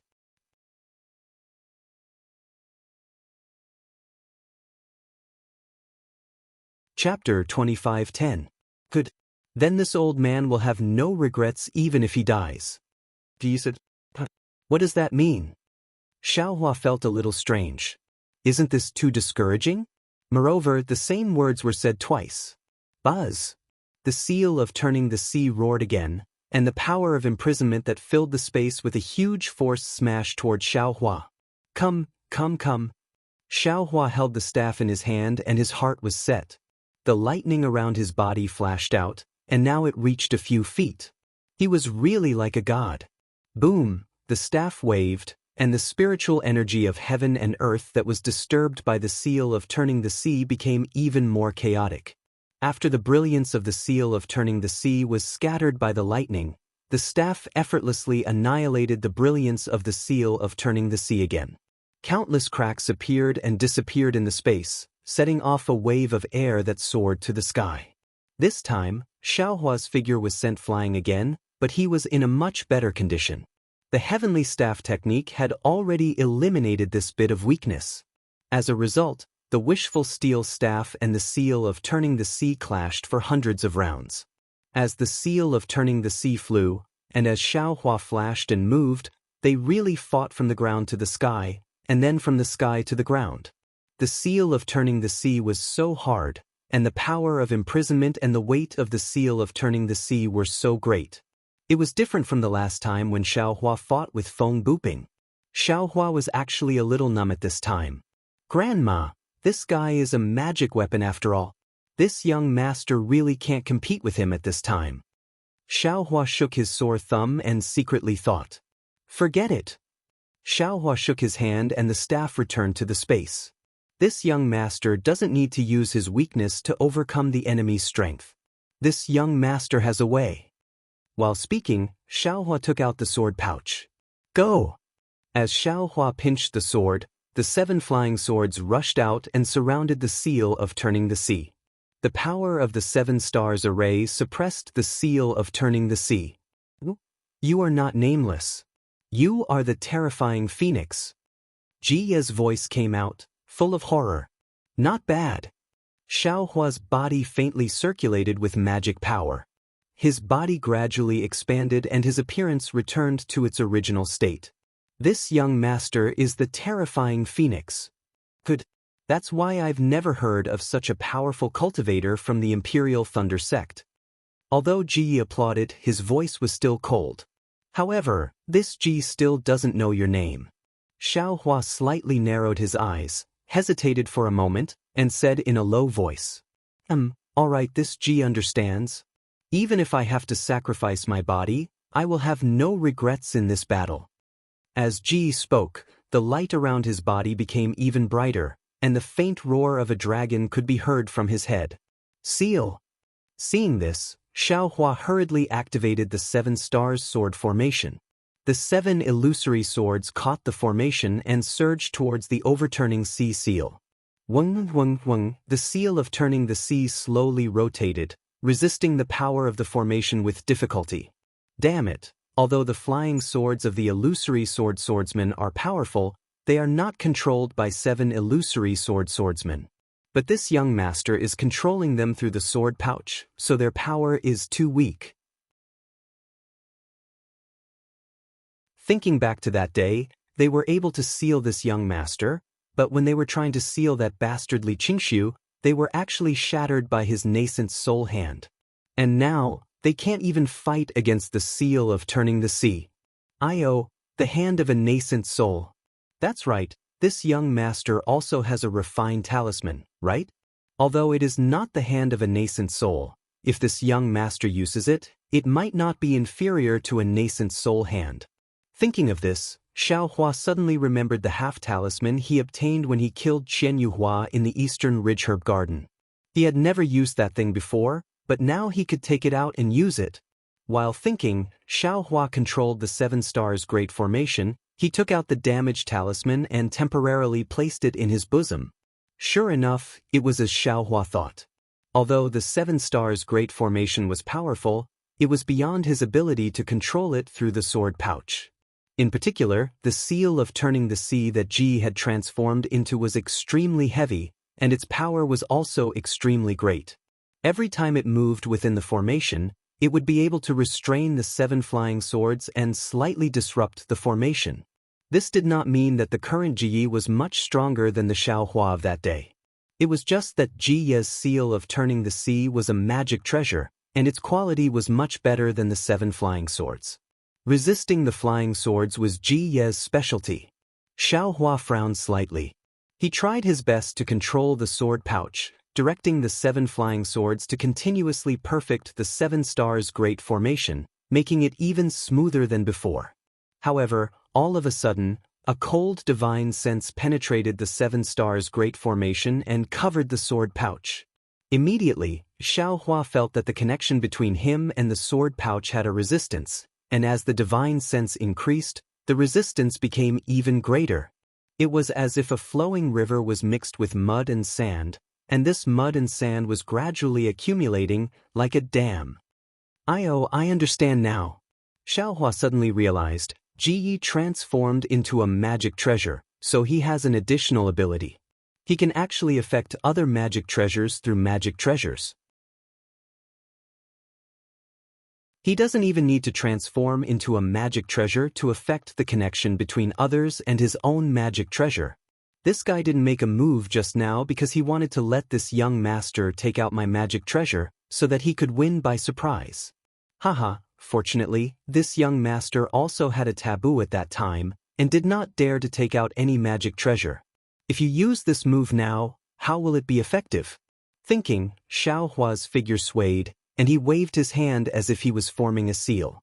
The clear water bottle was already in the Buddha's relic's hand. Release. The Buddha's relic moved slightly, and the innate true water rushed out, instantly turning into a vast ocean that surrounded the seal of turning the sea and the 7 stars great formation. You also have innate true water? Ji Ye's shocked voice came from the seal of turning the sea. In this innate true water, he did not dare to release his divine sense too far, so he quickly withdrew it. Seal of turning the sea, this young master wants to see how you can turn the sea. Saying this, Xiaohua laughed, and the Buddha's relic urged the innate true water to surge towards the seal of turning the sea. The seal of overturning the sea was indeed powerful. Wherever the brilliance went, the torrential true water would be suppressed, appearing calm and tranquil.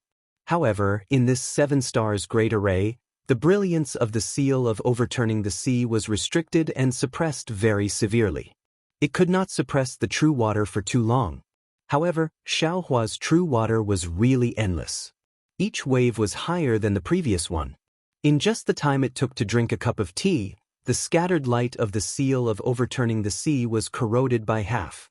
In particular, the seal of turning the sea was suppressed by the 7 stars great formation, and the distance it could fly was limited. It could not attack Xiaohua, and could only be suppressed by the innate true water, without any power to fight back. Needless to say, everyone knew that if the seal of turning the sea did not have any special methods, it would be defeated sooner or later. Sigh. It seemed to be an old sigh, and Jiye's voice was filled with endless emotion. As expected of the terrifying phoenix, do you still have a lot of methods? Your Dharma body, this old man also hopes to see it. Hee old man, as long as you can force this Xiao to that extent, this Xiao will definitely fulfill your wish. Xiao Hua also had some respect for this tool cultivator.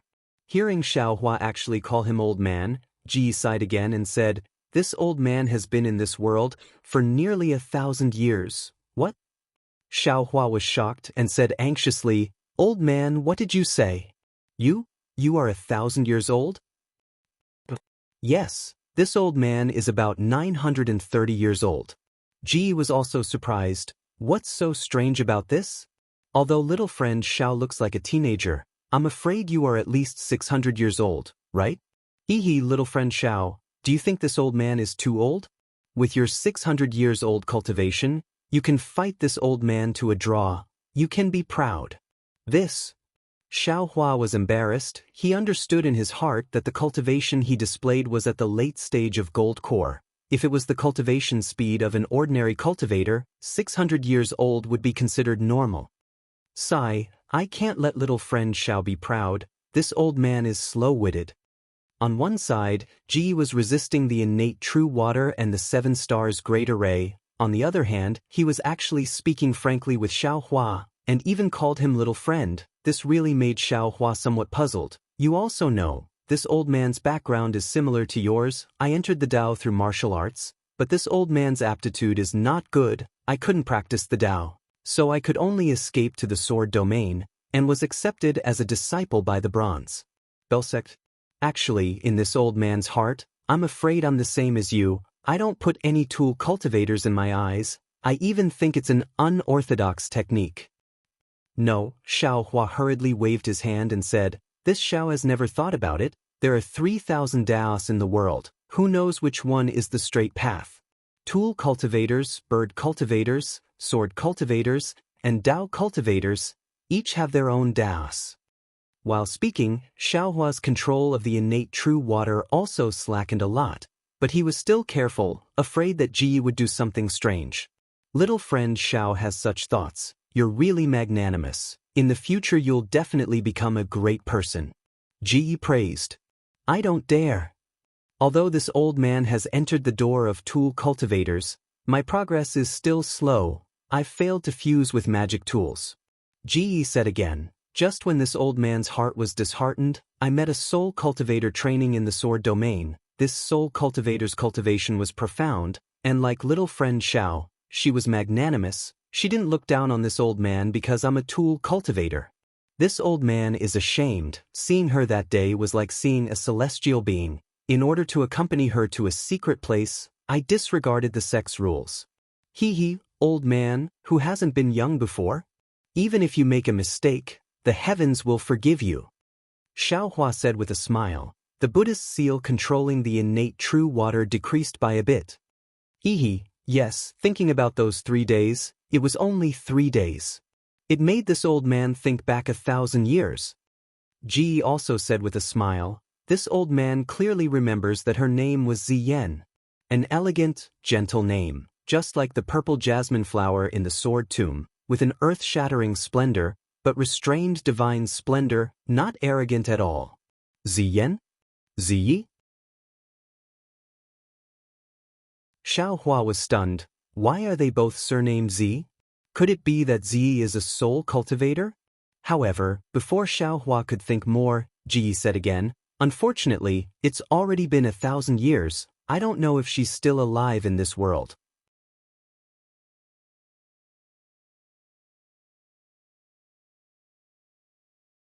Chapter 25:11. Old Master Ji. Xiao Hua said with a smile, "I don't know much about soul cultivation techniques, but if the cultivators of my Dao sect can cultivate to the nascent soul stage, their lifespan can reach 2,000 years. Besides, you've lived for nearly 1,000 years. How can he not have a reason?" "That's true, but how many people actually have such an opportunity?" Ji Ye's voice rang out from within the seal of the ocean. "The reason why I was able to live for so long was because of this seal of the ocean. My primordial spirit gradually fused with the seal of the ocean, and my body fused with it. Naturally, my lifespan was extended. If I had cultivated a Daoist art, I probably would have been reduced to a pile of bones long ago. Sigh. Speaking of the sea overturning seal, it was also Ziyan's fortuitous encounter. In front of the secret plane, Ziyan encountered a Tai bisect cultivator. The two of them fought, and the Tai bisect cultivator was the one with the sea overturning seal. However, Ziyan was slightly inferior to that cultivator and had almost died in that cultivator's hands. When this old man saw this, my blood boiled, and I didn't care about anything else. I rushed forward and used my body to shield Ziyan. I only wanted to die for her. Good. Xiaohua couldn't help but cry out, giving a thumbs up and praising. Hee. Unfortunately, this old man was wrong. Jiye's voice rang out. What was this old man's cultivation at that time? How could he possibly block the sea overturning seal for Ziyan? Everything was just Ziyan's plan to lure the enemy. This old man is just imagining things. Old master, your block is not bad. You finally have an opportunity. Hearing Ji mention the seal of turning the sea, how could Xiaohua not know that there was something fishy about it? He smiled and said, and that is indeed the case. Ji didn't deny it. If it wasn't for this old master blocking that attack and sustaining heavy injuries, I wouldn't have been able to escape. Not only will this seal not fall into this old man's hands, this old man will also not be able to obtain a secret technique of soul cultivation. Xiaohua nodded slightly. In fact, it's a secret technique that fuses the primordial spirit with the magical equipment. Ji didn't hide anything and said, that day, when Ziyan taught me the seal of overturning the sea and the secret technique, she clearly said that my aptitude was too poor and my primordial spirit was too weak. I couldn't cultivate at all, not even as an artifact cultivator. If you force yourself to cultivate in the end, your primordial spirit will definitely dissipate into the magic treasure, and your body will become the body. Ah? Xiaohua suddenly understood and hurriedly stopped the activation of the Xiantian true water. After telling Ji about this, Xiaohua's killing intent also decreased a lot. Little friend Xiao is indeed a kind person. Ji smiled and said, however, it's all too late. Earlier, this old man was a bit hesitant. After all, this old man has already fused with the seal of ocean overturning for 1,000 years. The seal of ocean overturning's coldness is constantly attacking this old man's primordial spirit.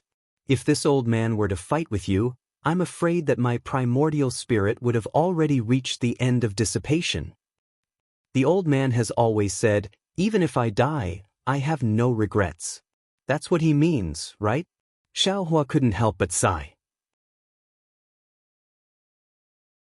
That's right, to be able to fight a magnanimous cultivator like little friend Xiao, it is indeed this old man's wish.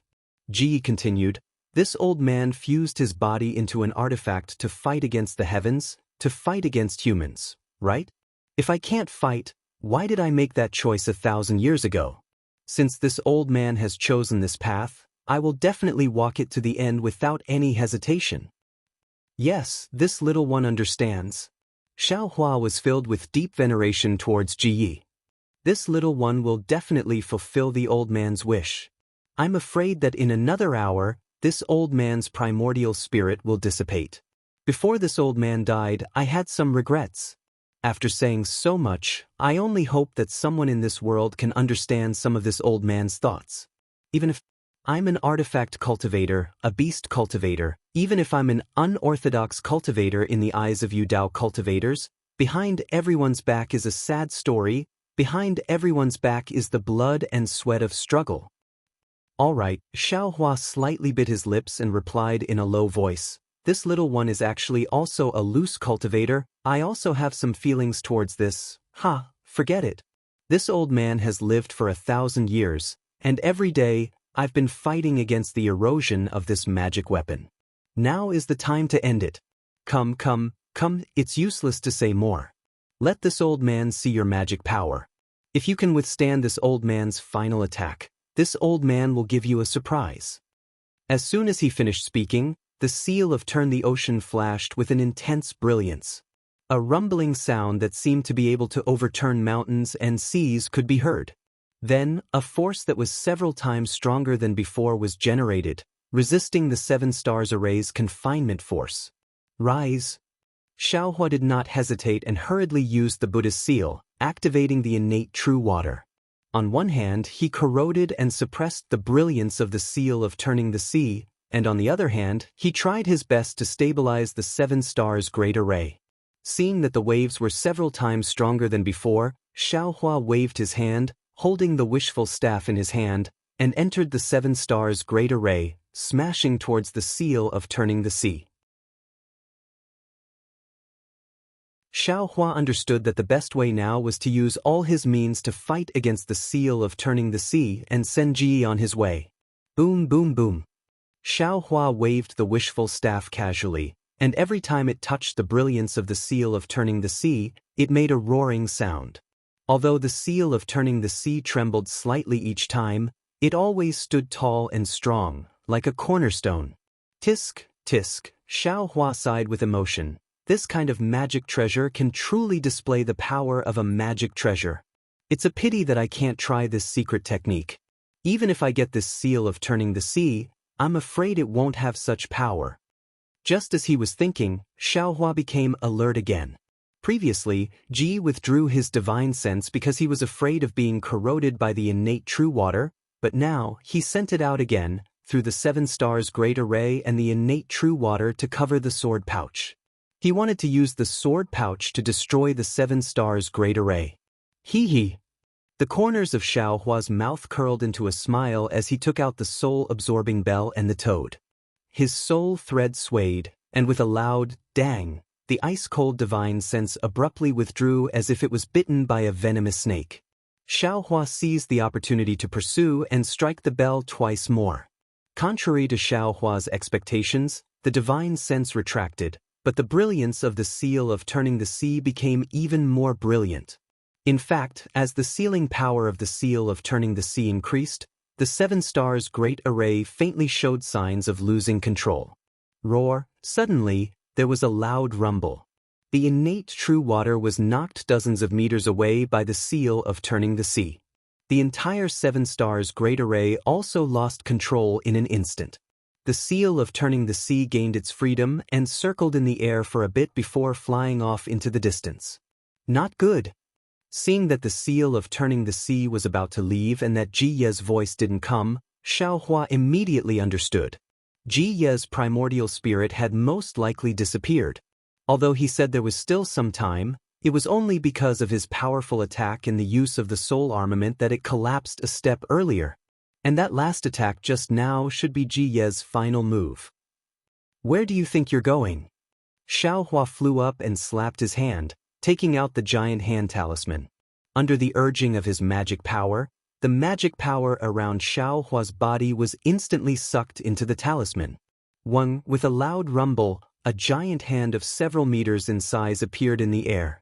And the spiritual energy of heaven and earth within 100 meters of the area also swarmed over and fused into the giant hand. You can stay here. Xiaohua formed a hand seal. The giant hand scooped up in the air and a powerful force firmly covered the seal of turning the sea.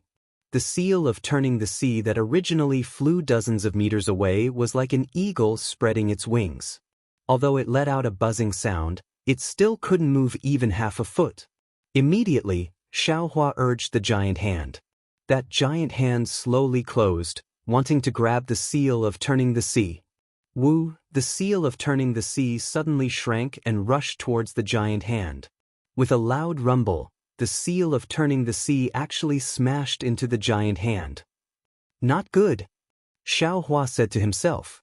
The giant hand talisman was originally damaged. How could it withstand the full power of the seal of turning the sea? However, Xiaohua didn't panic. He urged the innate true water to quickly wrap around the giant hand. The 7 stars' great formation also rushed outside the innate true water. With another loud rumble, the seal of turning the sea indeed broke free from the giant hand's control. Following that, the giant hand turned into another talisman and floated down, while the seal of turning the sea itself rushed into the innate true water. This young master wants to see where you can run. Seeing that the seal of turning the sea that had fallen into the innate true water no longer had its previous radiance and that the space it opened was getting smaller and smaller, Xiaohua laughed loudly. But then, a kind of sadness emerged in his heart. Ji was like a spring flower in autumn. In order to pursue the peak of cultivation, he burned his life away at the last moment of the battle. He seemed to be untimely, but it also seemed to be a matter of course. Admittedly, he got what he wanted, but Ji wasn't the first to have this kind of pursuit, and he definitely wouldn't be the last. Perhaps there would never be the last. The path of cultivation was long and endless. Who didn't seek it in loneliness? This kind of opponent was worthy of respect and was hard to meet, but at the same time, he could also be kept in his heart. Fall. Xiaohua's heart was filled with sorrow. He waved his hands, and countless thick heavenly lightning fell from the sky and landed on the seal of turning the sea. It was as if only this kind of sacred heavenly lightning could represent Xiaohua's respect for Ji.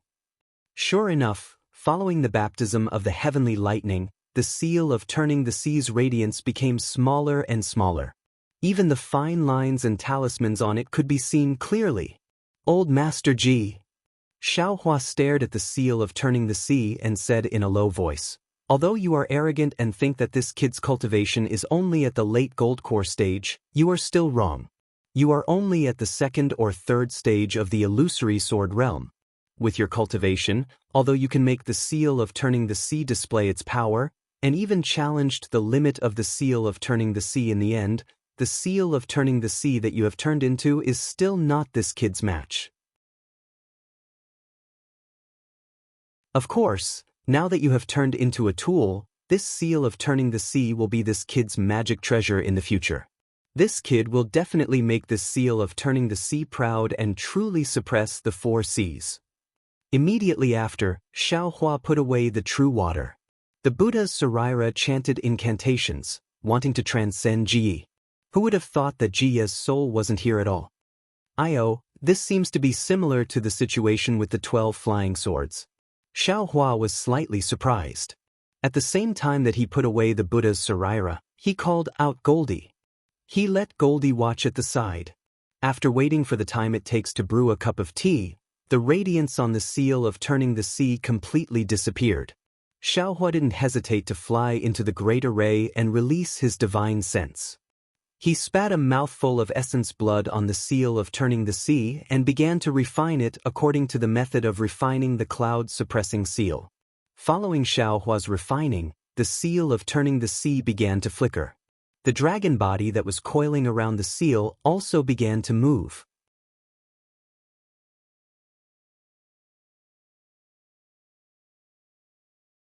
Chapter 25:12.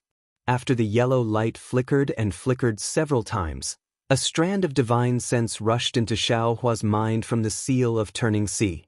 Oh! Xiaohua was startled.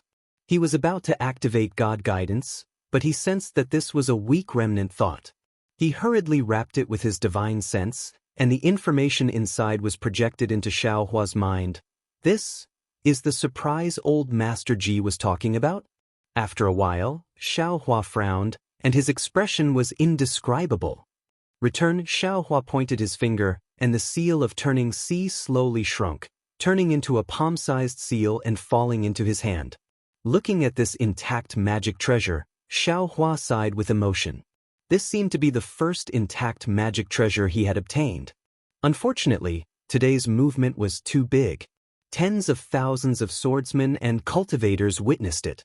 Won't this young master's heroic appearance spread throughout Sky Patrol City in the future? This seal of turning sea can't be used.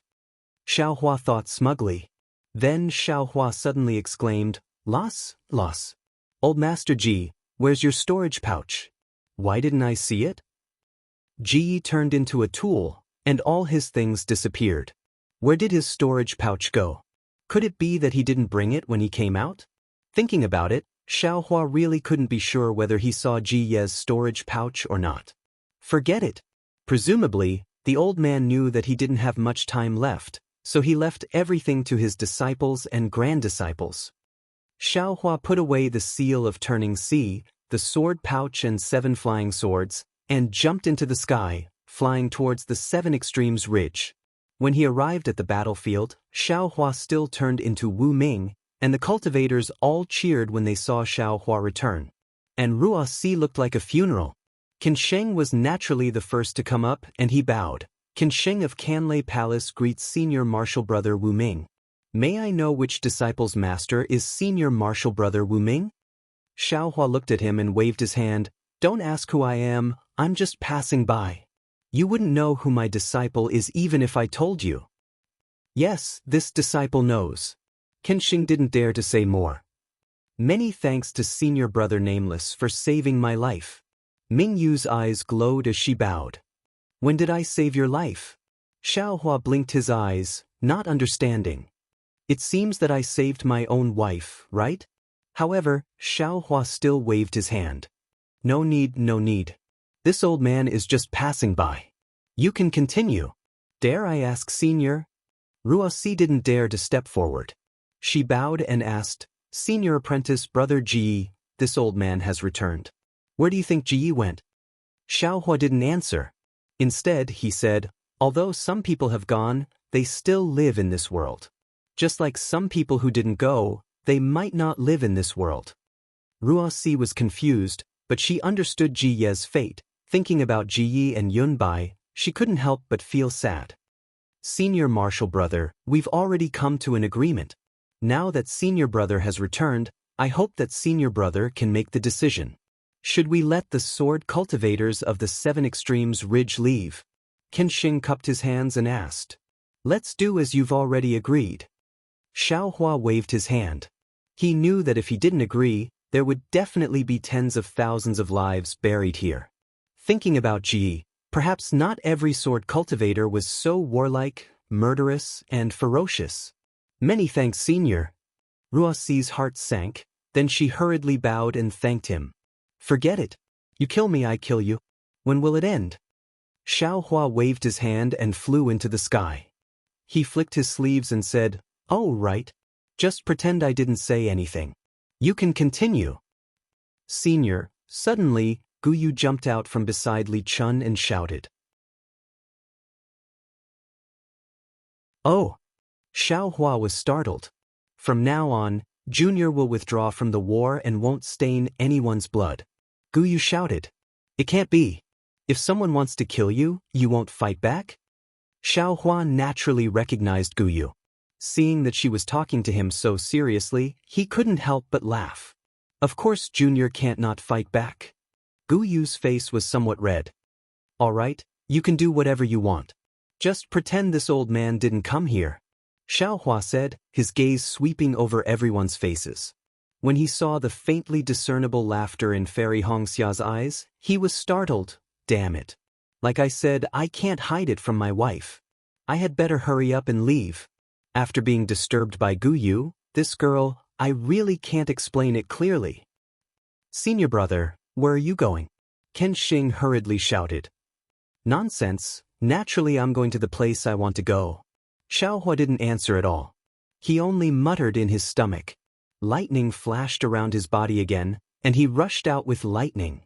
Seeing this, Senior Brother of his with incomparable magical power leave with lightning majestically, Qin Sheng still scratched his head. Which Senior Brother of Heavenly Thunder Palace is this? How come I don't have any impression of him? Fairy Hongxia was actually like Xiaohua thought. She looked up and down at Guyu who was standing in the sky far away, somewhat pensive. Xiaohua came. The battle situation of 7 Extremes Ridge changed. Xiaohua left. The victory of 7 Extremes Ridge was also set. Imperial Thunder Sect and Huanhua Sect originally came to spy on the strength of the sword cultivators in 7 Extremes Ridge. They didn't expect to take down 7 Extremes Ridge in one fell swoop. It was imaginable that they were wild with joy. However, it wasn't known whether this battle had the same purpose as the meeting in Sky Patrol City.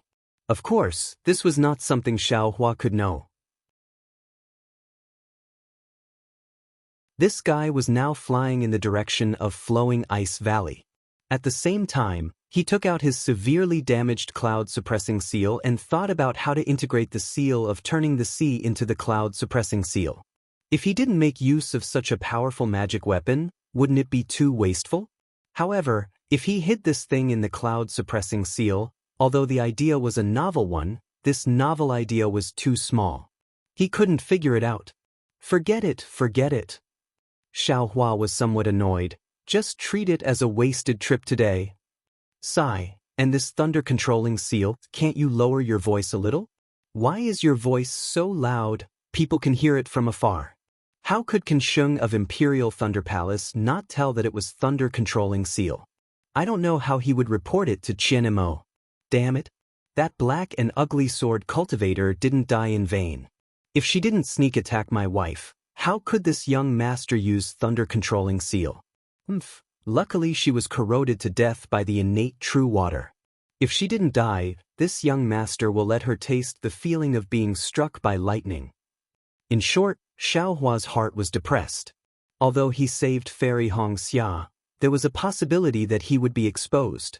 Thunder-controlling seal, that was a lightning escape technique that even Qian Lei couldn't cultivate. How could a Golden Court disciple cultivate it? If Qian Lei found out, no. Even if Qianmo found out, he would definitely search the entire Sky Patrol city for him.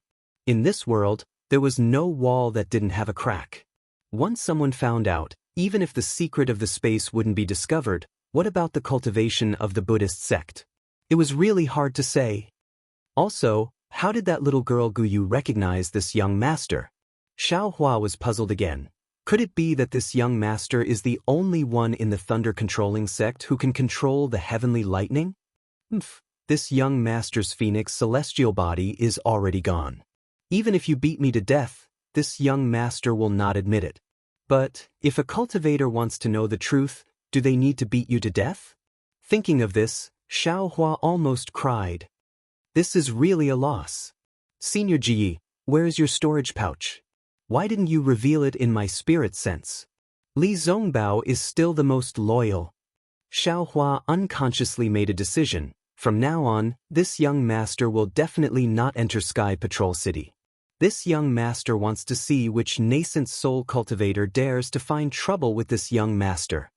Flowing Ice Valley and Seven Extremes Ridge were not in the same direction. Even if Xiao Hua used thunder-controlling seal, the rolling thunder resounded through the sky, but it still took him more than 10 days to reach the vicinity. In these 10 days, Xiao Hua did not do anything else. He was in a dilemma. He felt that the deeper he went into the war, the greater the possibility of him being exposed. It felt like he was in a quagmire. Flowing Ice Valley was an area of 1,000 miles, much larger than Seven Extremes Ridge. In this area, there was a surging river. The source was naturally a few extremely tall snow mountains in the Huan Kingdom. First, the snow on the snow mountains melted slightly under the sun. These few drops slowly flowed, turning into a dozen drops. Gradually, these dozen drops gathered again, turning into hundreds of drops, thousands of drops, and finally into a trickle. These trickles flowed down from different snow mountains, and under the uncanny workmanship of the heavenly way, they gathered together again, turning into a small stream. The small stream flowed out from the snow region of the Huan Kingdom, gradually reaching the border between the Huan Kingdom and the Shi Kingdom. During this period, other streams converged, and finally formed a river that was dozens of feet long. This river meandered through the rugged valley. Ice fragments flowed down from the valley and the cold in the valley. Large amounts of ice flowed in the river, and thus, Flowing Ice Valley became famous. The river in Flowing Ice Valley still flowed into Shi and even into Lian. As for whether it flowed into Guihe Sea or not, Xiaohua did not know. However, when he saw the turbulent river in the valley, he could not help but sigh at the magnificence of the heavenly Dao. The snowy plateau is extremely cold. All the flowing water has turned into ice. Even if it can flow, it is still under the ice. Here, the mountain range is at least 1,000 miles. The cold wind cannot directly blow in. Because the temperature in Flowing Ice Valley is higher, the river does not need to be completely frozen. This is why it can become a river of ice. If I did not see it with my own eyes, how could I believe that this extremely cold plateau has such a wondrous scene? Seeing the turbulent river in flowing ice valley, almost comparable to the cold river of Tianmen Mountain, Xiaohua could not help but sigh with emotion. Immediately after, Xiaohua released his Buddhist sense and scanned the area within 100 miles. He did not see any trace of Li Zhongbao's group, so he used the bright thunder escape to fly towards the depths of flowing ice valley. He also took out his token to constantly check the situation inside. After flying for another hour, he saw that he had reached the depths of flowing ice valley. The temperature was a bit warmer, and the ice in the river had decreased. Moreover, the river path was even more steep. The river water rumbled, but there was still no trace of Li Zhongbao's group.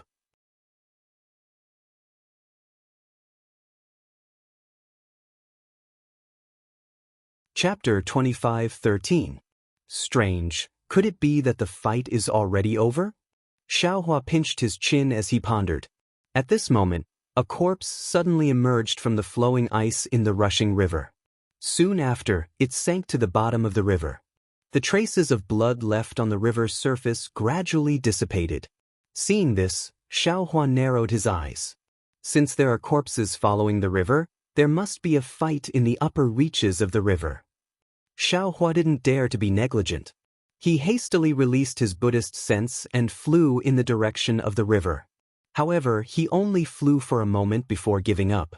This river was winding and rugged, and it actually circled around the mountain ridge. He couldn't fly around the mountain ridge, right? Rushing high into the sky, Xiaohua hastily flew in the direction of the extreme north. Sure enough, in the time it took to eat a meal on the distant mountain ridge, he saw a dozen or so swordsmen surrounding several middle-stage Foundation establishment Cool Breeze Valley cultivators and attacking them. The Cool Breeze Valley cultivators were already unable to hold on. They were already showing signs of defeat and could only barely hold on under the sword light. There weren't any other cultivators nearby. In less than the time it took to drink a cup of tea, they would definitely die in the hands of the sword cultivators. "Don't hurt my Dao sect cultivators," Xiaohua shouted loudly. With a wave of his hand, he took out his devil hammer and rushed towards the mountain ridge. Sure enough, someone is courting death. A bald swordsman looked up and laughed loudly. Just now, I was saying that these cultivators weren't important enough. Now, another middle-stage Foundation establishment cultivator is sent over. As he spoke, the swordsman pointed his finger. A greenwood sword flew out from the fierce battle and stabbed toward Xiaohua's direction. "How dare you!" At this moment, how could Xiaohua put this swordsman in his eyes? Seeing the greenwood-like flying sword rushing towards him, without waiting for the sword light to change, he covered it with his Daoist robe and immediately took the greenwood sword in his hand. He completely cut off the connection between the flying sword and the sword cultivator and casually threw it into the space. The swordsman's eyes widened in shock. He was somewhat unable to react. This didn't conform to the way of the sword. How could a Foundation establishment cultivator take away the flying sword of the swordsman with his bare hands? While he was still in shock, Xiaohua suddenly sped up. He used the same old method, swinging the demonic hammer in his hand and smashing it down on the sword cultivator's forehead. The sword cultivator was shocked. The demonic hammer was coming at him with a suffocating aura. The sharp sound of the wind was extremely ear-piercing. Without hesitation, he spat out his intrinsic dagger. He wanted to block the demonic hammer, but he quickly retreated. It was exactly the same as when Xiaohua killed a sword cultivator in the past. With a dang sound, the flying sword was cleverly smashed by Xiaohua on the sword's spine and was shot down. As deep cracks appeared on the surface of the sword, the swordsman's primordial spirit was severely injured and he was extremely dispirited. Following that, there was another pu sound as the demonic hammer smashed into the sword cultivator's forehead without exception. Following that, the sword cultivator's corpse fell into the river. Strangely, the corpse didn't float, but sank directly into the river. Hiss! Xiaohua smoothly killed the swordsman like flowing ice in the river. The swordsmen who were watching the show as usual felt their hearts tremble. At the same time, Xiaohua clapped his hand again and took out the soul-sucking bell and the toad.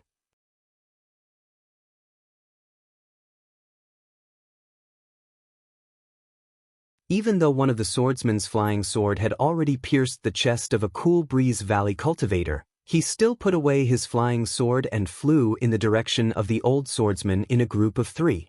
The 3 of them didn't fly very fast, and each group maintained a certain distance from each other.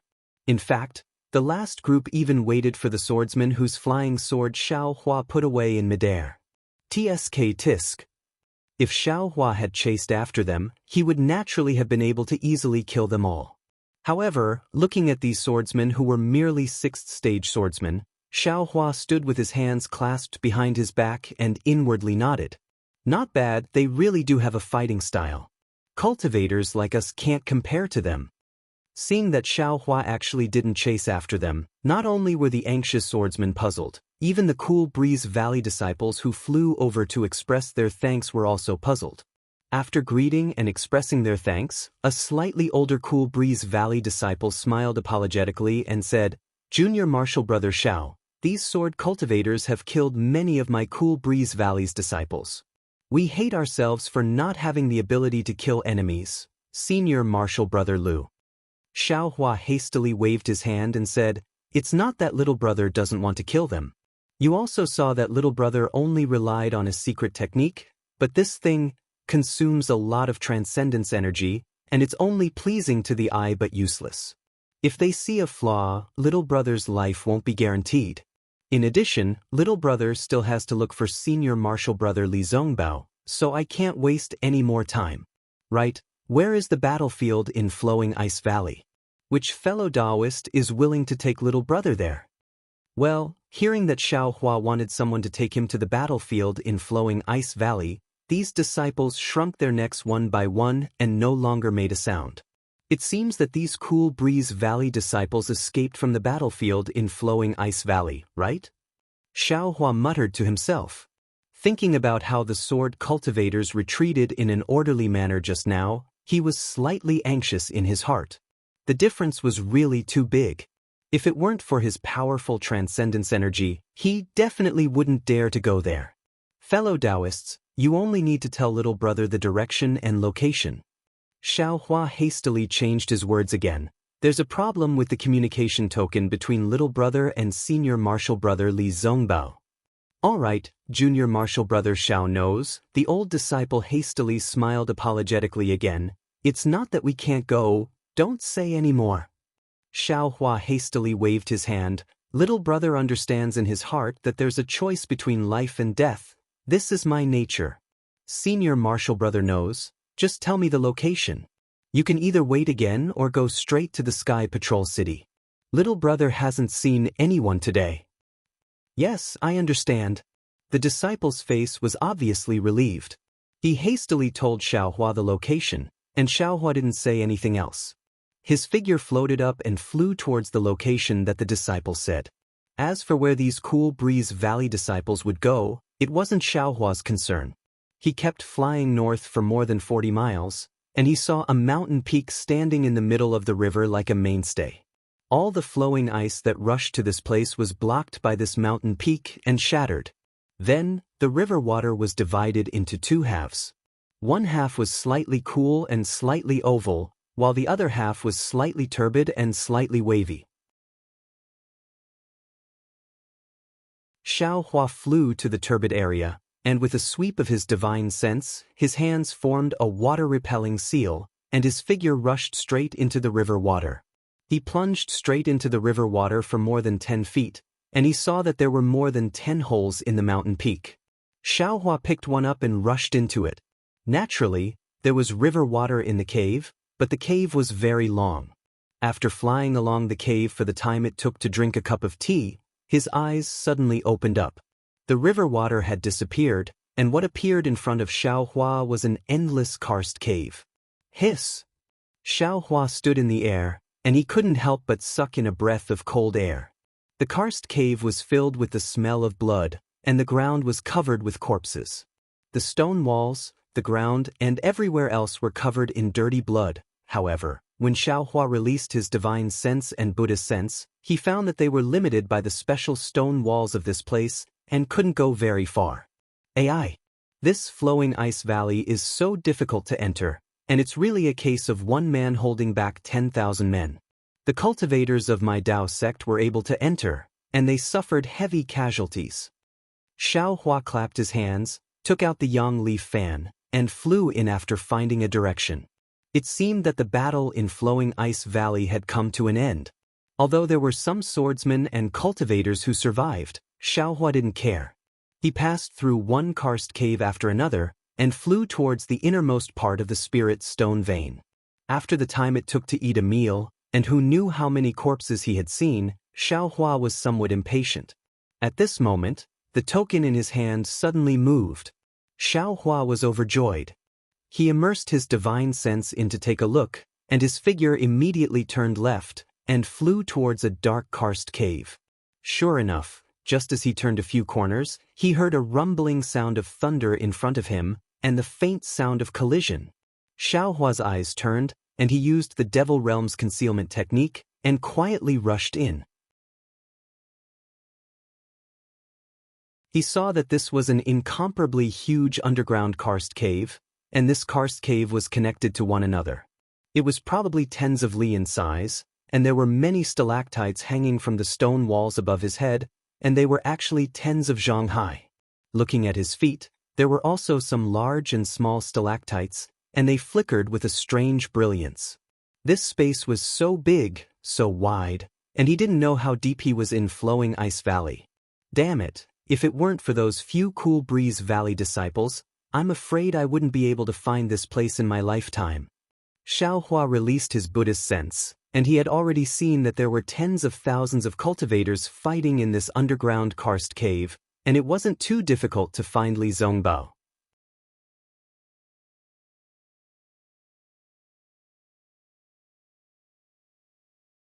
Chapter 25:14. Sure enough, Xiaohua flew to the highest point of the cliff. Just as he flew a few miles, he heard a familiar voice shouting, "Don't go, eat my whip." Damn it. Xiaohua swept with his Buddhist awareness and immediately recognized Li Zongbao, who was holding the piercing immortal whip in his hand. That dazzling yellow piercing immortal whip streaked across the sky like a golden dragon and rushed into the flying sword of a drawing swordsman. However, Xiaohua saw that the shadow of the piercing immortal whip was abnormally clear and there was only one shadow. He knew that Li Zongbao's magic power should be almost exhausted. Just as he expected, Li Zongbao's opponent was a tall and fat middle-aged swordsman. Just his figure alone was 2 times bigger than Li Zongbao. Seeing the piercing immortal whip coming, the fat swordsman's face showed disdain. The sword in his hand changed slightly. The shadow of the sword changed instantly and turned into a huge solid ice, blocking the piercing immortal whip. The piercing immortal whip rushed into the solid ice, shattering the sword light in the middle. Moreover, as Li Zongbao formed another seal, the piercing immortal whip violently swung, as if it wanted to crush the shadow of the sword. Who would have thought that the solid ice would also let out a sword cry at the same time? All the sword lights were like flowing ice in Flowing Ice Valley, wrapping around the piercing immortal whip in an instant. The sword lights pierced into the shadow of the whip and the yellow brilliance drilled in. Explode! Li Zongbao's face flashed with a trace of redness. The seal in his hand changed again. The brilliance of the piercing immortal whip brightened, and all the brilliance seemed to leave the body. Following Li Zongbao's shout, it suddenly exploded. With a loud rumbling sound, all the sword lights turned into fireflies and scattered in all directions. The middle-aged swordsman's body shook violently. Obviously, his flying sword was damaged and he was seriously injured. However, he still gritted his teeth and formed another seal with all his might, wanting to take back his flying sword, but at this moment, a huge halo suddenly fell from the sky and wrapped around the swordsman's waist. The swordsman was shocked. He hurriedly jumped up and lowered his head. The small life sword in his mouth pierced towards the halo. However, he was still too slow. He saw a sawtooth shape suddenly appear on the circle of light. It spun rapidly and shrank rapidly. Before the swordsman's intrinsic sword could fly out, it immediately sliced the swordsman in half. The sword light on the swordsman's body flickered rapidly before he lost his life. Immediately after, a black shadow rushed over from a corner not far away and grabbed the swordsman's storage pouch. At the same time, the broken flying sword was also put into the storage pouch. Who else could it be but Xiao Mao? Xiao Mao was the one who had deftly turned the light ring into a universe ring.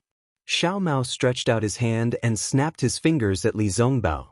Once again, he slipped into the darkness like a cat. At the same time, he activated the invisibility talisman and his entire body disappeared. Li Zongbao's expression did not change. He turned a deaf ear to Xiao Mao's signal. With a wave of his hand, the immortal piercing whip that had lost its luster fell into his hand. He reached into his storage pouch and took out a jade bottle. Without even looking, he poured out a few elixirs and swallowed them. After waiting for a while, Li Zongbao's face gradually returned to normal. He raised his eyes and looked around. There were no swordsmen within 100 feet of him. The closest ones were 2 disciples of the middle foundation establishment stage and 2 disciples of the 3rd grade. Although it was a bit difficult, it was not dangerous. Sigh. Li Zongbao sighed inexplicably. Although he could still use his divine thoughts, he could not help but turn his head and look at the entrance of the karst cave. However, there was still a lot of fighting at the entrance of the karst cave. Hundreds of thousands of swordsmen and cultivators blocked Li Zongbao's line of sight, making it impossible for him to see if that person was at the entrance of the karst cave. This kind of helplessness made him feel even more helpless. Li Zongbao originally thought that as the number 1 person below the golden core stage, he would be like a fish in water in this battle of Dao cultivators. However, the cruelty of reality taught him a lesson. An individual's cultivation would always be insignificant on this battlefield where thousands or even tens of thousands of people were involved in a battle. Unless this person's cultivator could control this battle. Could Li Zongbao's cultivation do it? Obviously, he could not. Against a 6th grade swordsman, Li Zongbao could easily kill him with disdain. Li Zongbao would be able to kill 10 swordsmen who were at the 6th grade of unsheathed swords. But against 100? Not to mention 100 even against 26th grade swordsmen, Li Zongbao knew that he would not be able to win easily. Even if he could perish together with them, it would be good enough. Thinking back to the day when he mocked those cultivators who did not know the immensity of heaven and earth, Li Zongbao could not help but laugh bitterly. Those cultivators did not know the immensity of heaven and earth, but they also knew the importance of teamwork. Hundreds of them attacked together, but he was alone. With the permission of the meeting hall, he was abnormally arrogant and wanted to kill Qin Jian. How could he kill Qin Jian? That was an illusory swordsman. Furthermore, all the cultivators did not know whether Qin Jian was a 2nd grade or 3rd grade illusory swordsman. Furthermore, none of the cultivators who saw Qin Jian returned alive. It seemed that the one who did not know the immensity of heaven and earth should be him. If it was before coming to Flowing Ice Valley, Li Zongbao was still a little disdainful of swordsmen. He felt that they were just SOSO, and he had killed many of them. However, after fighting with the swordsmen of Flowing Ice Valley for half a day, Li Zongbao realized that the swordsmen of Flowing Ice Valley were very different from the ones he had met before. Not only were they very experienced in fighting, but their methods were also very ruthless. They often had some unexpected methods that made Li Zongbao tremble in fear. Thinking back to the day when he came to help the ambushed disciples of the Utopia faction, and then thinking back to the dozens of sword cultivators he had killed in the past half a day, Li Zongbao's heart was a little red. Among the dozens of sword cultivators, only 4 or 5 of them were killed by Li Zongbao alone. In the end, he was besieged by 3 6th grade swordsmen. If it wasn't for Xiao Mao's help, risking his life to surprise and kill 1 swordsman, how could he have taken advantage of the chaos to kill 2 swordsmen? Xiao Mao also suffered some internal injuries because of this. He had a private discussion with him and asked him to challenge the swordsmen while Xiao Mao secretly killed them. Normally, Li Zongbao would have rejected without hesitation. He had no intention of cooperating with Xiao Mao, who was only in the middle stage of the foundation establishment stage. But today he could only nod his head. So much so that he understood in his heart that Xiao Mao was actually taking care of him. However, he did not see anyone coming from the karst cave. Li Zongbao turned his head sadly. At this moment, a voice floated down from above his head. Senior brother Li, you dropped something? Bullshit, you're the one who dropped something. Li Zongbao's eyes burned, and he scolded in an extremely rare manner. Xiao Hua's figure in front of him fell down along with his voice. Hee. Xiao Hua smiled faintly and gestured towards the place where Xiao Mao was hiding. Come here. Big brother. Xiao Mao cried out in pleasant surprise. He appeared from the side of a stalactite and was about to rush over. Careful. Li Zongbao said anxiously. At this moment, not far from Xiao Mao, a third-grade swordsman had just killed a Cool Breeze Valley cultivator and was looking for an opponent. Seeing Xiao Mao appear, he pointed his finger without hesitation. A stream of light pierced towards Xiao Mao's back at lightning speed. Xiao Hua sneered. That swordsman cried out, covered his head with both hands, and fell to the ground. Xiao Mao naturally dodged the flying sword very easily and killed that swordsman. Then, he naturally picked up the storage bag and flew over. Senior brother Li, what happened to you?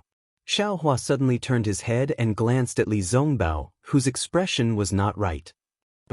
Nothing. Li Zongbao's face gradually turned cold. Just now, there was some backlash from my mental cultivation method. Xiao Hua's heart trembled, and he did not dare to ask more. Big brother, why did you only come now? Xiao Mao did not suffer any backlash from his mental cultivation method and asked happily. This is already fast enough. Xiao Hua did not know whether to laugh or cry. Do you know how far 7 Extremes Ridge is from here? I don't know. Xiao Mao answered honestly. How's 7 Extremes Ridge? Li Zongbao's tone was already indifferent. How's your Imperial Thunder Sex situation? I haven't arrived yet, but I heard that a Golden Core Master went over and killed a third-grade illusory sword cultivator from 7 Extremes Ridge. The sword cultivators of 7 Extremes Ridge have all retreated from 7 Extremes Ridge. Xiao Hua said with a smile. And so it's like that?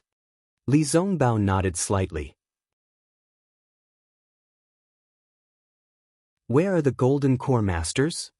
Xiao Hua looked and asked. Xiao Mao saw that Li Zongbao's expression was not right and hurriedly replied, Martial Uncle Chu Hui from Utmost Happiness Faction, Martial Uncle Li Feiyu from Changbai Sect, and Senior Su Bo from Cool Breeze Valley. They entered to kill the illusory sword cultivator. And so, there are no Golden Core cultivators in this karst cave? Xiao Hua said with a smile. Xiao Mao nodded habitually and was very puzzled. Good. Xiao Hua pointed at the entrance of the karst cave and said, Brother Li, Xiao Mao, take out your weapons and fly side by side in front of I. If you see any swordsmen, kill them all. How about it? Xiao Mao was quite puzzled, but he still nodded. Li Zongbao said concisely. Let's go. Xiao Hua waved the sun leaf fan in his hand lightly, and a hot aura reverberated around the two of them.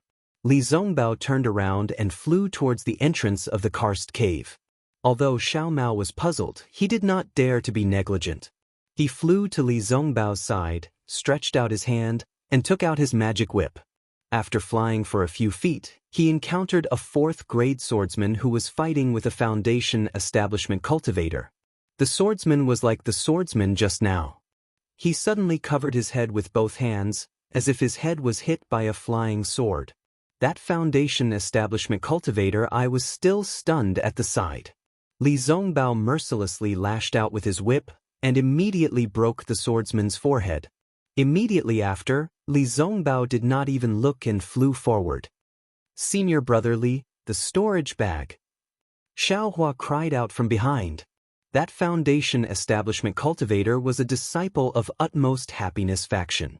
Seeing that senior brother Li Zongbao was so powerful and helped him out of danger, he hurriedly shouted, Thank you, senior brother Zongbao.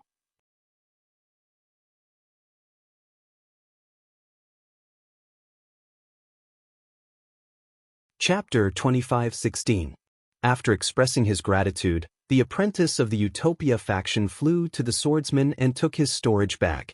Then he took out his own elixir and swallowed it. Then he stood in the air and adjusted his breath slightly. Seeing that the disciple of the utmost happiness faction took the storage bag, Xiaohua curled his lips and raised his eyebrows somewhat helplessly. He muttered, "Although a fly is small, it's still meat." The second opponent of Li Zongbao, Xiaohua, and Xiao Mao's group of 3 was a 6th-grade swordsman who had just killed another cultivator. Seeing the 3 of them flying over, he laughed nastily and was about to activate his flying sword. At the same time, the swordsman felt a stinging pain in his head. However, the swordsman suddenly came to his senses and immediately activated his secret technique to resist Xiaohua's soul stab. Go to hell. Xiaohua activated his yang leaf fan and a fire dragon rushed over, wanting to surround the swordsman. The swordsman naturally wouldn't allow himself to be captured without a fight. He activated his sword light and rushed toward the fire dragon. However, Xiaohua's fire dragon was too powerful. The fire passed through the sword light and almost burned the swordsman's body. The swordsman was alarmed and was about to activate his sword energy to extinguish the fire again when he saw a piercing immortal whip and a magic whip attacking from the left and right at the same time. The swordsman only had time to block the piercing immortal whip before the magic whip pierced his throat. When the swordsman fell in midair, Xiao Mao very nimbly rushed over and grabbed the storage bag in one hand. Then, with a wave of his hand, the flying sword that fell in midair also flew up. Ha! As expected of the surname Xiao. Xiaohua laughed loudly. The actions of Xiaohua and the other 2 were immediately seen by several swordsmen. They looked at each other and activated their magic weapons together to fly toward the 3 of them. The swordsmen were all 5th grade and 6th grade swords. Their flying swords were extremely sharp and the sword light was also of various colors and shapes. Some condensed into thin thorns, some condensed into raindrops. There was even a swordsman whose flying sword turned into the thickness of a pillar and stabbed toward the 3 of them from several directions. Li Zongbao took a deep breath as usual and was about to wave the piercing immortal whip again. At this time, Xiaohua laughed in his ear and said, "Senior brother Li, don't be anxious." Immediately, Xiaohua raised his hand and several inconspicuous yellow talismans flew out. "Big brother, are you sure?"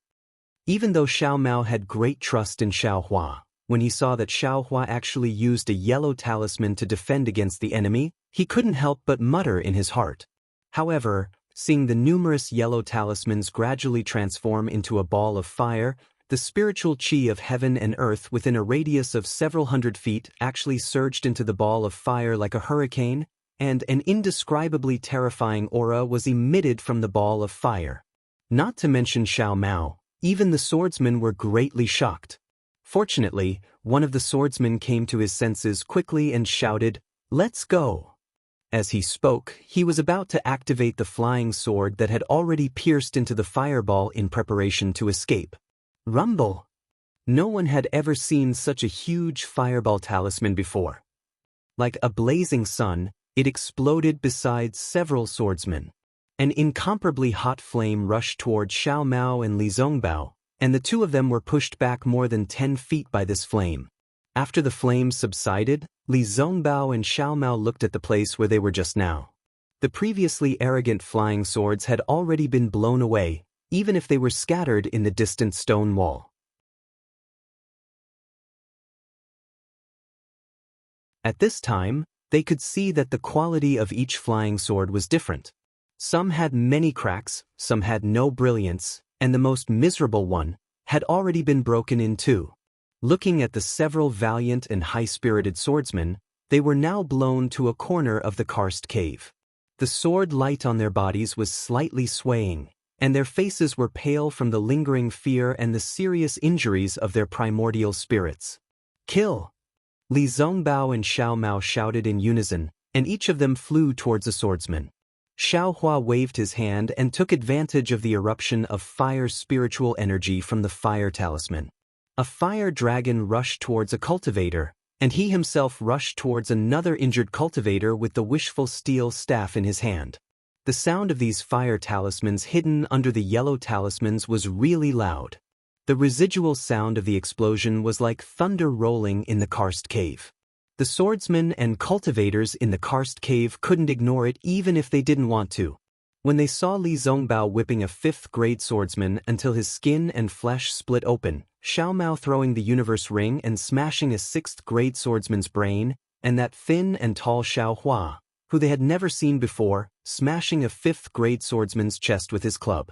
Furthermore, beside these 3 swordsmen, there was another swordsman who was screaming from being burned. No matter how hard they tried, the sword light on his body was unable to block the bone-like flames. How could they not be astonished? The cultivators of the Utopia faction, Taibai faction, and Cool Breeze Valley were all in high spirits, and many sword cultivators were extremely angry. They all wanted to get away and kill these 3 extremely cruel cultivators. Of course, they each had their own opponents, and only the swordsmen near Xiao Hua and the others could be mobilized to besiege them. Li Zongbao and Xiao Mao didn't have the slightest ripple on their faces when they saw close to 10 swordsmen surrounding them. Xiao Hua's methods were really too many. Not to mention other things, just this fire talisman alone was the first time they'd seen it, and its power was so great, so what if a few more came? Unfortunately, the fire talisman was Xiao Hua's secret item. He took out a few just now just to test its power. There were so many cultivators and swordsmen here. If Xiao Hua used too many, he would definitely be exposed. So Xiao Hua, who was hiding behind Li Zongbao, took out the soul-absorbing bell again. With a loud clang, only 2 of the 10 swordsmen swayed. They tried their best to resist for a moment, but they still fell from midair. The remaining 8 swordsmen's sword light flickered faintly. Although each of them had astonishment on their faces, they all resisted the soul-absorbing bell's soul-absorbing technique.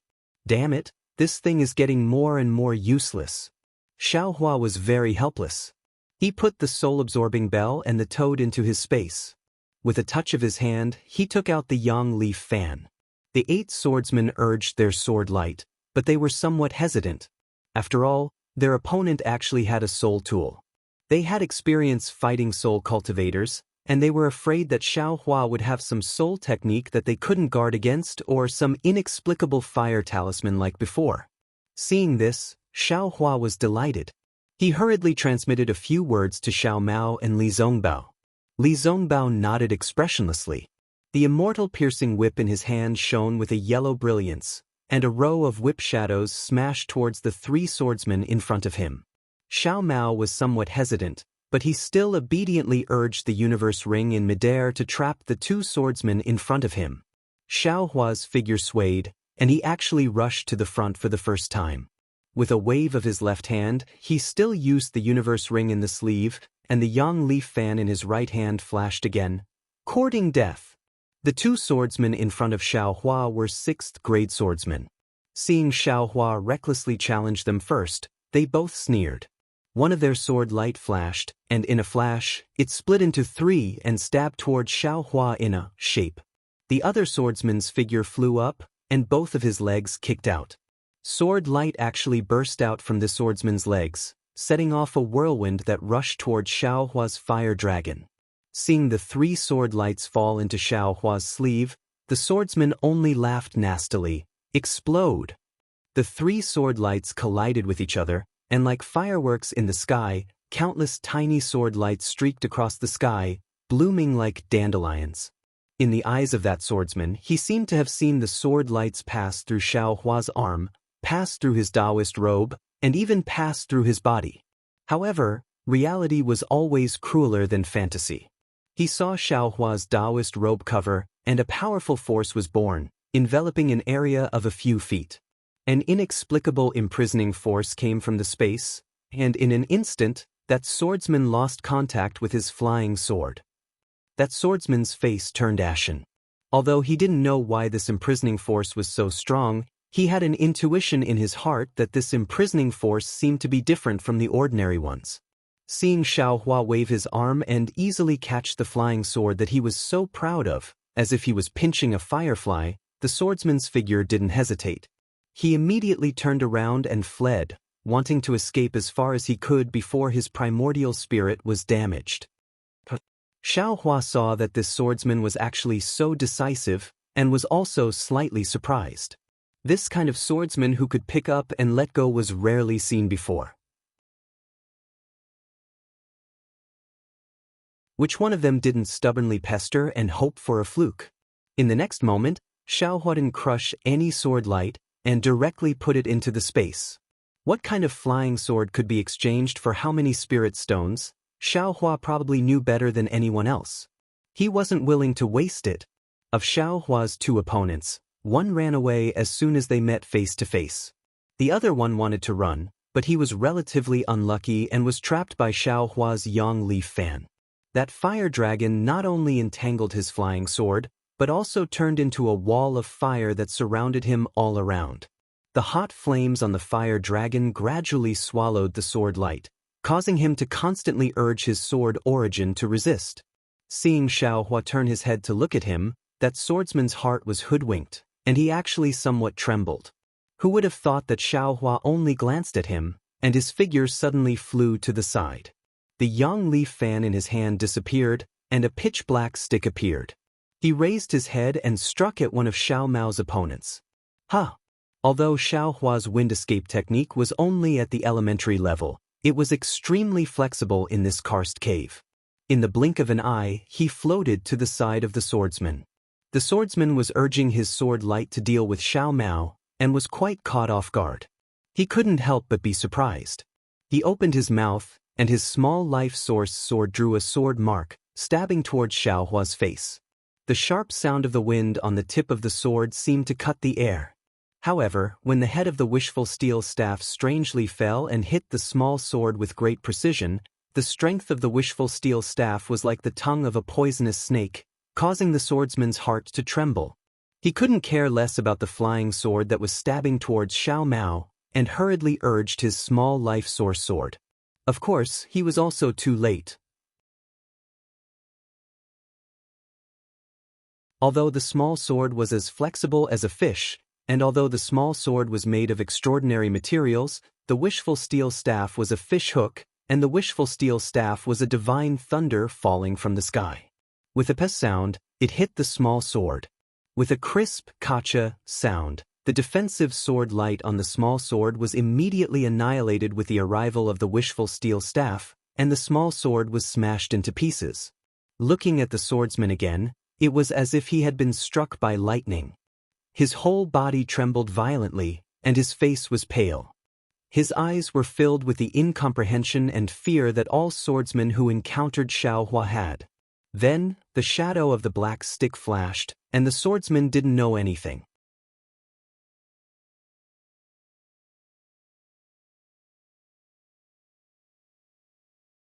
Chapter 25:17.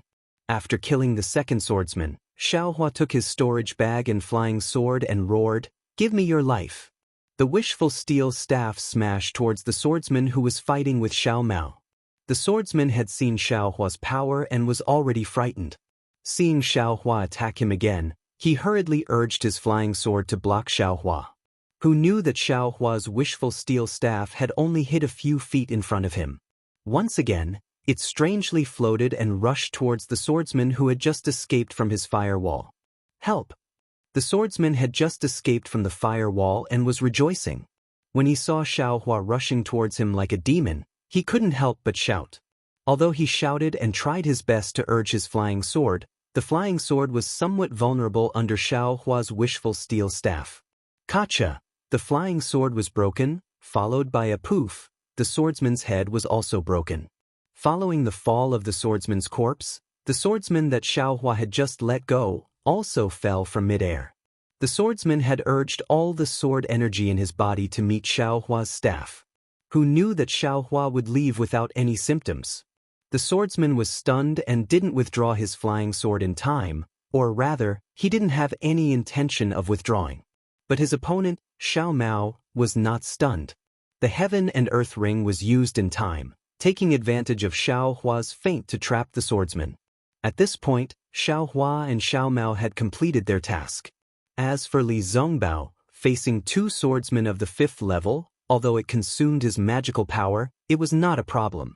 Then Xiao Mao and Li Zongbao were still in front, and Xiao Hua was behind. The three of them steadily advanced. Most of the swordsmen behind them were about the 4th level. Under Xiao Hua's soul stab, the swordsmen were repeatedly hit. Li Zongbao and Xiao Mao easily took their lives. As for the small number of swordsmen who were not afraid of Xiao Hua's soul stab, they also became ghosts under Xiao Hua's staff. Of course, except for Xiao Mao and Li Zongbao, the other disciples of the Utopia faction, Taibai faction, and Cool Breeze Valley did not know that it was Xiao Hua's soul stab, but when they saw Li Zongbao flying at the front, they all cheered and shouted, "Senior brother Li is good."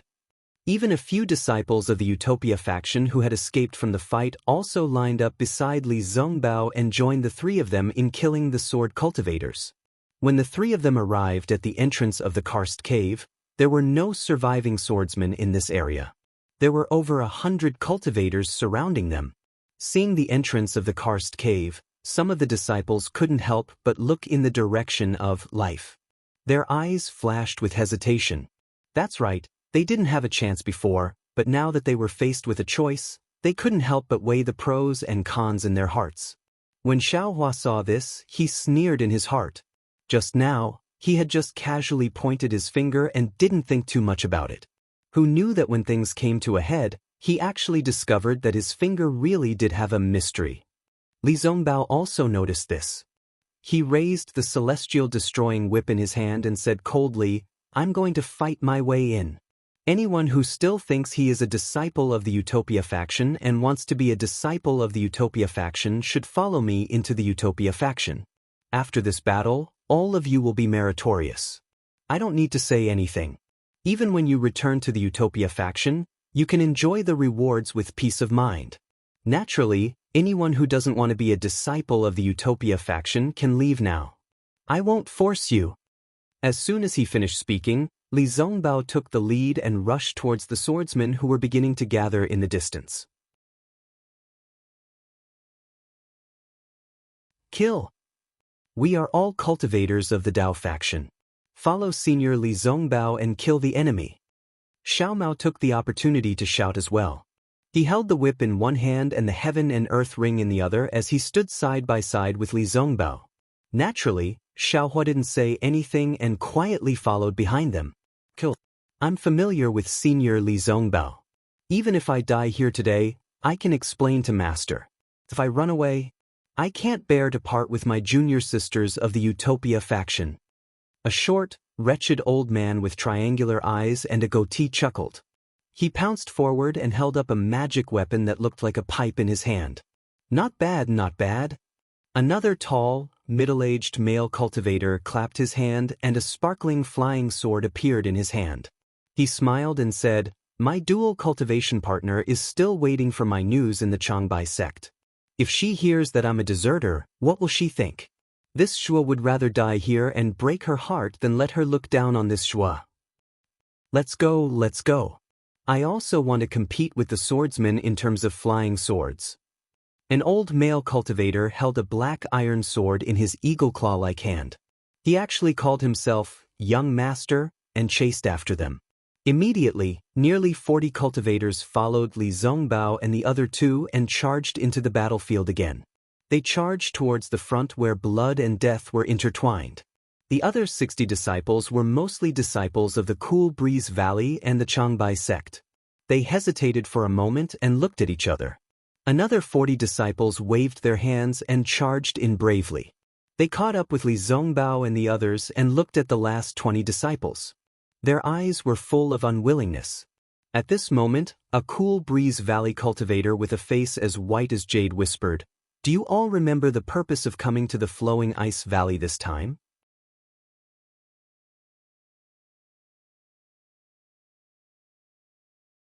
When the other disciples heard this, their faces were filled with ecstasy. A female cultivator with a large scar on her forehead said hurriedly, "Yes, yes, we came to the Flowing Ice Valley to spy on the strength of the swordsmen. We didn't have to attack the Flowing Ice Valley. Li Zongbao is not part of our team this time." The white-faced cultivator said coldly, His cultivation is high and he can freely enter and exit the flowing ice valley, but we can't. Moreover, he is fond of grandiose achievements. In order to become the strongest person below the golden core stage, he likes to kill sword cultivators. His purpose is different from ours today. Yes, Li Zongbao doesn't know the purpose of this place at all. He only joined later. The female cultivator said hurriedly, "We will return to the Sky Patrol City and report the strength of the sword cultivators in the flowing ice valley to the conference hall. Then we will have completed this mission. In addition, we can find other helpers on the way. Let's go." Before the female cultivator finished speaking, another male cultivator suddenly flew out of the karst cave and said coldly, "I'm here to contribute to my Dao sect, not to sacrifice my life for Li Zongbao's reputation. I only listen to the orders of the conference hall. Li Zongbao is not our leader. I have no reason to listen to him." Then, the 20 people did not say anything else and flew away with a clear conscience. Of course, whether they could fly out of the flowing ice valley, whether they could fly back to the Sky Patrol City, and whether they could complete their mission as they said, no one would know. Xiaohua did not pay attention to this place at all. Everyone had their own fate and each person had their own choice. Just like the Cool Breeze Valley cultivator he met earlier, Xiaohua did not care at all. His attention was now on the swordsman in front of him. There were many swordsmen in the karst cave. There were definitely more than 10,000 of them. Xiaohua and the other two were like a drop in the ocean. Even with the dozens of people who came with them, they were far from being a threat to them. What Xiaohua wanted to do was to kill the enemies as soon as possible and instill fear in the hearts of these swordsmen. Just like his fierce reputation of the terrifying phoenix, the swordsman would retreat without a fight. In just a few breaths, Li Zongbao and Xiao Mao encountered swordsmen in front of them. Just like before, Xiaohua secretly attacked. After the sneak attack was successful, Li Zongbao would attack. If they encountered a difficult opponent, Li Zongbao would activate his magic power, or Xiaohua would attack forcefully. Xiao Mao's magic power was slightly weaker, so he only dealt with opponents that he was confident in. The outstanding performance of these three people naturally made the dozens of people who followed them excited. They also lined up behind the three of them, forming a sharp knife shape, and stabbed towards the tens of thousands of swordsmen and cultivators who were entangled. Xiaohua hid behind Li Zongbao. Seeing that the morale of the crowd was high, he was also happy. When he saw other cultivators fighting against the swordsmen, he also used the soul stab from time to time. Most of the time, it was successful. However, these cultivators did not know that it was Xiaohua's credit. They all cast grateful gazes towards Li Zongbao. Gradually, more and more cultivators and swordsmen noticed the situation on this side. Almost all the places where Xiaohua and the others passed by, the swordsmen were killed by them together, and the cultivators also merged into their torrent. Just like the river water of flowing ice valley, Xiaohua and the others were the drop of snow water of Shuiyu Mountain. Gradually, as they flowed through the ice field, more and more snow water mixed in, and this snow water became more and also became a trickling stream. And the drop of snow water in front of this stream was incomparably hot, incomparably red, and all the coldness and ice layers could not block its sharpness. All the ice turned into flowing water under its magic power. Therefore, this stream became even bigger, and many little drops made an ocean, and it actually became a torrent. Of course, Xiaohua was enduring silently. Of course, Xiao Mao's cultivation was relatively shallow. Of course, Li Zongbao's glory was unparalleled for a time. However, at this time, no one would treat Li Zongbao as a person, and no one would ignore Xiaohua and Xiao Mao. This was because the three of them were a small team, and Xiaohua and Xiao Mao had been fighting together from beginning to end. At this time, Li Zongbao was not alone, but three people. Perhaps in the past, Li Zongbao claimed to be the #1 gold core cultivator, but from today onwards, after this battle in Flowing Ice Valley, the title of the special team of the conference hall would replace Li Zongbao's previous reputation. Kill, Li Zongbao roared, and the immortal piercing whip lashed out again. Although it didn't bring about too many whip shadows, he didn't seem to be worried about the might of the immortal piercing whip. With a loud bang, the whip shadow collided with the huge sword light, and this sword light was like a mountain. Boom! Immediately after, another fiery light flashed by, and Xiao Hua's yang leaf fan rushed forward. The fiery light covered the sword light that was missing a piece from the immortal piercing whip, and crazily swallowed it. Xiao Hua's fiery light had just stopped for a moment, and Xiao Mao's universe ring flew over again, and fell down smoothly. The sawtooth inside the ring made a strange sound, and the huge sword light was ground into pieces.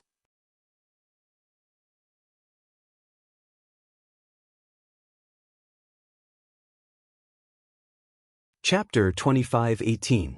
Behind the three of them, a Tai sect disciple raised his flying sword. With a flash of sword light, the yellow flying sword was smashed into pieces.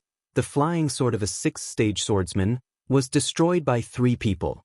Naturally, because of the appearance of Xiao Hua, Xiao Mao, and Li Zongbao, the cultivators of the Daoist sect were once again united. Of course, the sword cultivator also joined forces. The destruction of the flying sword of the sixth-stage swordsman was only a small part of the confrontation between the swordsman and the cultivators. However, this small part also represented the current situation of the battle.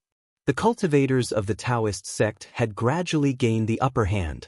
Compared to the cultivators, these swordsmen seemed to know more about the techniques of war. Seeing that the situation had changed, the dozens of disciples of the Void Heaven Sword School had already tacitly occupied the advantageous terrain. Each of them urged their fellow swordsmen to hold their flying swords in their hands. When the cultivators led by Li Zongbao arrived in front of them, everyone shouted in unison. Dozens of flying swords flew out and condensed into a huge flying sword. Disciples! Li Zongbao also shouted, urging the disciples to meet the battle. The swordsmen had been preparing for a long time. At this time, they attacked to catch the cultivators off guard. The disciples of the Utmost Happiness faction were obviously not as well trained as the swordsmen, so how could they make it in time? Senior brother Li, junior brother Xiao, help me. Seeing this, Xiao Hua immediately shouted and flew out, waving the wishful steel staff to meet the huge flying sword. The cultivators of the Daoist sect had finally gained the upper hand. If they couldn't block this sword, all their previous efforts would be in vain. Help you? When Li Zongbao heard this and saw Xiao Hua take the initiative to fly out, he was bewildered. He really didn't know how to help Xiao Hua. However, he had always known Xiao Hua's ability and boldly guessed that the culprit who killed Tu Hong was Xiao Hua. He felt that Xiao Hua would be able to block the joint attack of dozens of swordsmen. Xiao Hua's shout was just a cover. Ok, Li Zongbao hurriedly flew up and hurriedly gave Xiao Mao a look. Xiao Mao also hurriedly flew up. The two of them had the same idea and the same action. One of them urged the magic weapon to attack the flying sword, while the other patted Xiao Hua's direction. From the looks of it, they were using some kind of joint attack secret technique that no one knew about. Sure enough, as the two of them raised their arms, Xiao Hua's entire body was enveloped in flames that soared into the sky. The flames were extremely dazzling. Not only did it block everyone's gazes, it also greatly disturbed their divine senses. Rumble! A loud sound rang out. Xiao Hua's wishful staff hit the huge flying sword. Even though Xiao Hua let out a strange cry of ouch, and his entire figure flew back like a flying sword, charging straight into the distance, the combined attack of several tens of shining swordsmen had actually been mostly dissipated by him. The sound was the sound of the collision between the wishful steel staff and the flying sword. The sound was almost earth-shattering, shaking the entire cave. Furthermore, the huge shockwave before the collision had stirred up the heaven and earth spiritual qi in an incomparably chaotic manner. It spread through the entire space in all directions. Not only were countless stones falling from the special stone walls of the karst cave, but the deafening sound also made all the cultivators and swordsmen dizzy. These three people are too powerful. Xiao Mao and Li Zongbao's magic weapons collided with the huge flying sword. Naturally, they were not its opponent, and their figures flew back along with Xiao Hua. Everyone looked at the three people who were knocked back, and then looked at the sword shadow that had almost dissipated. They all gasped.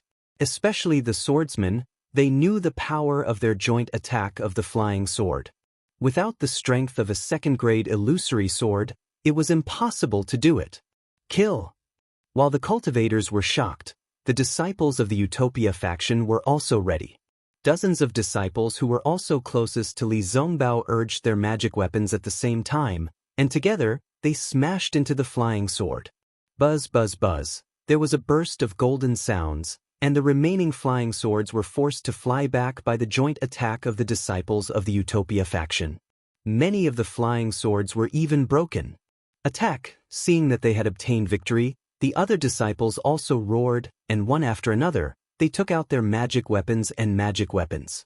With a rainbow-like momentum, they rushed toward the swordsmen who were somewhat flustered with a tide-like attack. Just as mentioned before, the situation on the battlefield was too delicate. Xiao Hua's attack seemed to have scattered the swordsmen's last stubborn defense, their last persistence, and their last pride. At the same time, it also sounded the horn of victory for the cultivators. If these experienced swordsmen organized a few more times, they might be able to turn the situation around. However, when they saw the cultivators launch another attack, they chose to be defeated after panicking. Of course, it was also because these swordsmen had battle experience that they knew that the situation was hopeless, and so they fled. A defeated army was like a landslide. This was exactly the case. Not to mention third-grade swordsmen, even sixth-grade swordsmen would hastily step on their flying swords and flee. Fortunately, there were a lot of stalactites in this karst cave space, and there were even more karst caves of various sizes. The flying speed of the swordsmen was also extremely fast. Although they were chased by the cultivators from behind, the swordsmen still maintained a straight posture. Damn it, why isn't anyone helping me? Where did all those junior sisters go?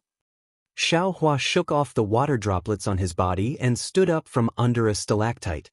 His gaze looked at the utmost happiness faction and Tai by faction disciples who were chasing further and further away, and he shouted angrily. He was truly sent flying by the swordsmen's flying swords, and his back crashed into who knows how many stalactites. Heh, how about little brother help you? Xiao Mao's voice sounded not far away. He and Li Zongbao merely borrowed the momentum to fly backwards. How could they compare to Xiao Hua? Even if they crashed into the stalactites, that was also an act. Tisk, forget it. Do you have jade hands again? Xiao Hua clapped his hands, took out a few jade bottles, and threw them to Xiao Mao. You'd better hurry up and take these pills. The magic power in your body has long dried up, right? Haha, little brother can't compare to big brother. Xiao Mao took a few pills without hesitation and handed the jade bottle to Li Zongbao. Li Zongbao still had a cold face. He took the bottle, sniffed it with his nose, frowned slightly, and then looked at it a few times, poured out a pill and swallowed it into his stomach. Then his eyebrows slightly relaxed, and he looked at Xiao Hua even more thoughtfully. After taking the pill, Xiao Mao whispered, "Big brother, the senior brothers of the utmost happiness faction have already flown far away. Should we hurry over?" Damn it, if you want to go, you go. Xiao Hua waved his hand. How much magic power do you have to consume? Anyway, I don't dare to go. Xiao Mao seemed to wake up from a dream and said with a smile, "Yes, little brother understands. You have to do things in moderation. Too much is as bad as not enough.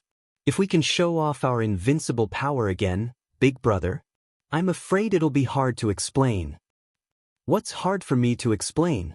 Xiao Hua curled his lips. Haha, big brother, after this battle, your name will be known throughout the entire Sky Patrol City. Xiao Mao gave a thumbs up. That shocking strike just now.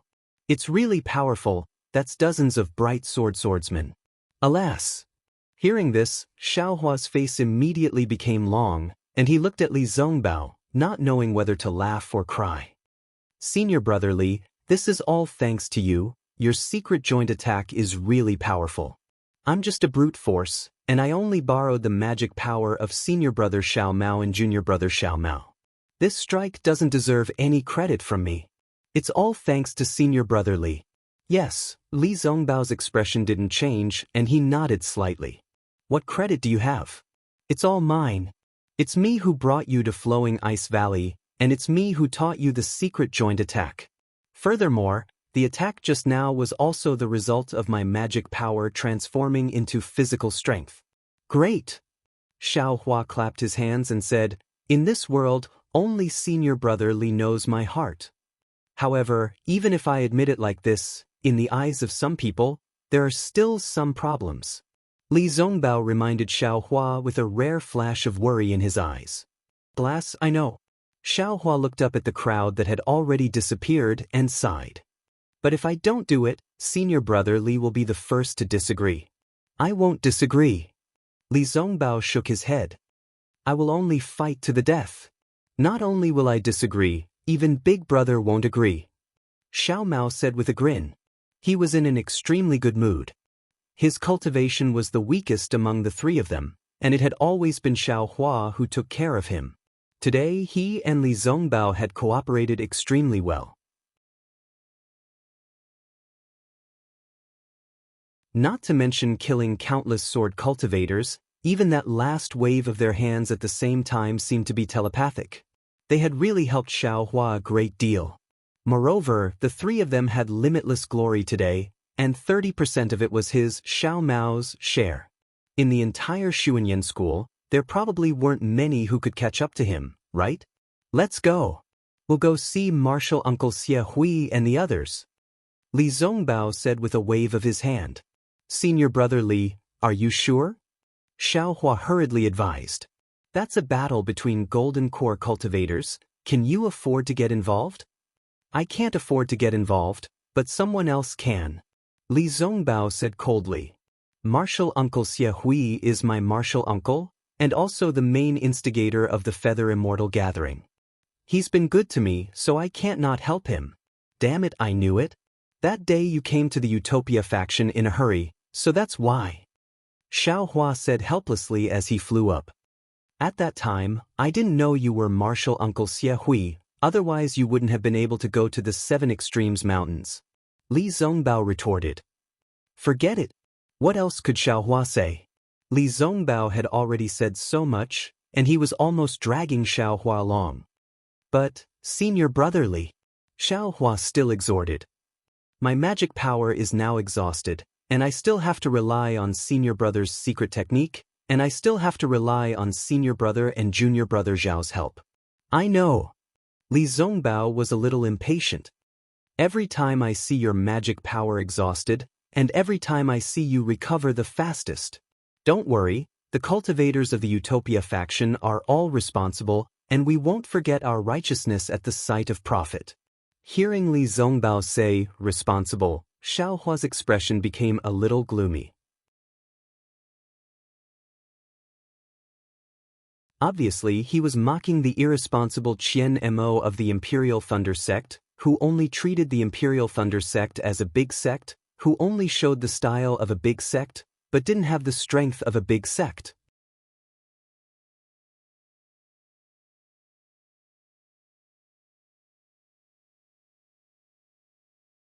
Chapter 25:19. Xiao Mao also looked at Xiao Hua sympathetically.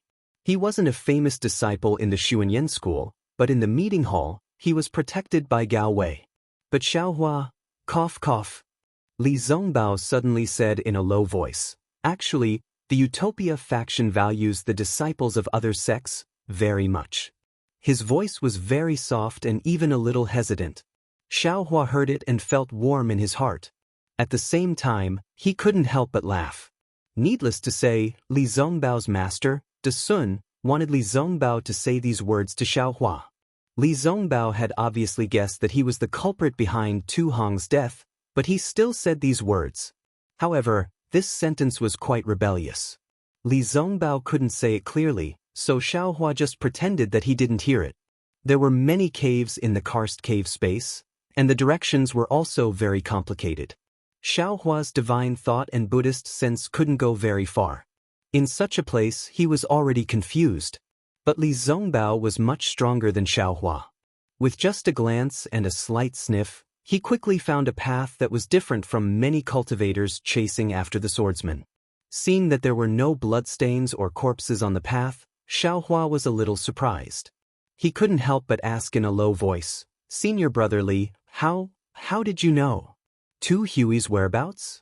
Is it some kind of secret art of the Utopia faction?" Xiaohua was sincerely asking for advice. After all, he was too weak in this aspect. If Li Zongbao really had some kind of secret art, maybe he would be thick-skinned and ask for advice. Who knew that Li Zongbao's words would make him stunned? Nothing else, just intuition. Well, Xiaohua shrugged helplessly. He knew that Li Zongbao was telling the truth. It seemed that Cui Hongshan had some strong points in this aspect. Li Zongbao had been flying for more than half an hour. Seeing that there were two forks in the road, Li Zongbao began to hesitate. But at this moment, a deep and obvious rumbling sound came from the cave on the left. Li Zongbao was stunned. Boom! Quick! Li Zongbao heard the sound and was anxious. He held the fairy whip in his hand and rushed to the cave on the left. When Xiaohua saw this, he did not dare to be negligent. He urged the wind escape technique and instantly overtook Xiao Mao. He followed behind Li Zongbao while holding the wishful steel staff in his hand. After flying for another half a cup of tea's time, Xiaohua's keen senses picked up on the minute changes in the heaven and earth spiritual qi. The dense water-type heaven and earth spirit qi became increasingly overwhelming, and the faint restriction within the cave also emitted a faint blue light. Oh, the spirit stones produced by flowing ice valley are water-based? Xiaohua's brows twitched as he came to a realization.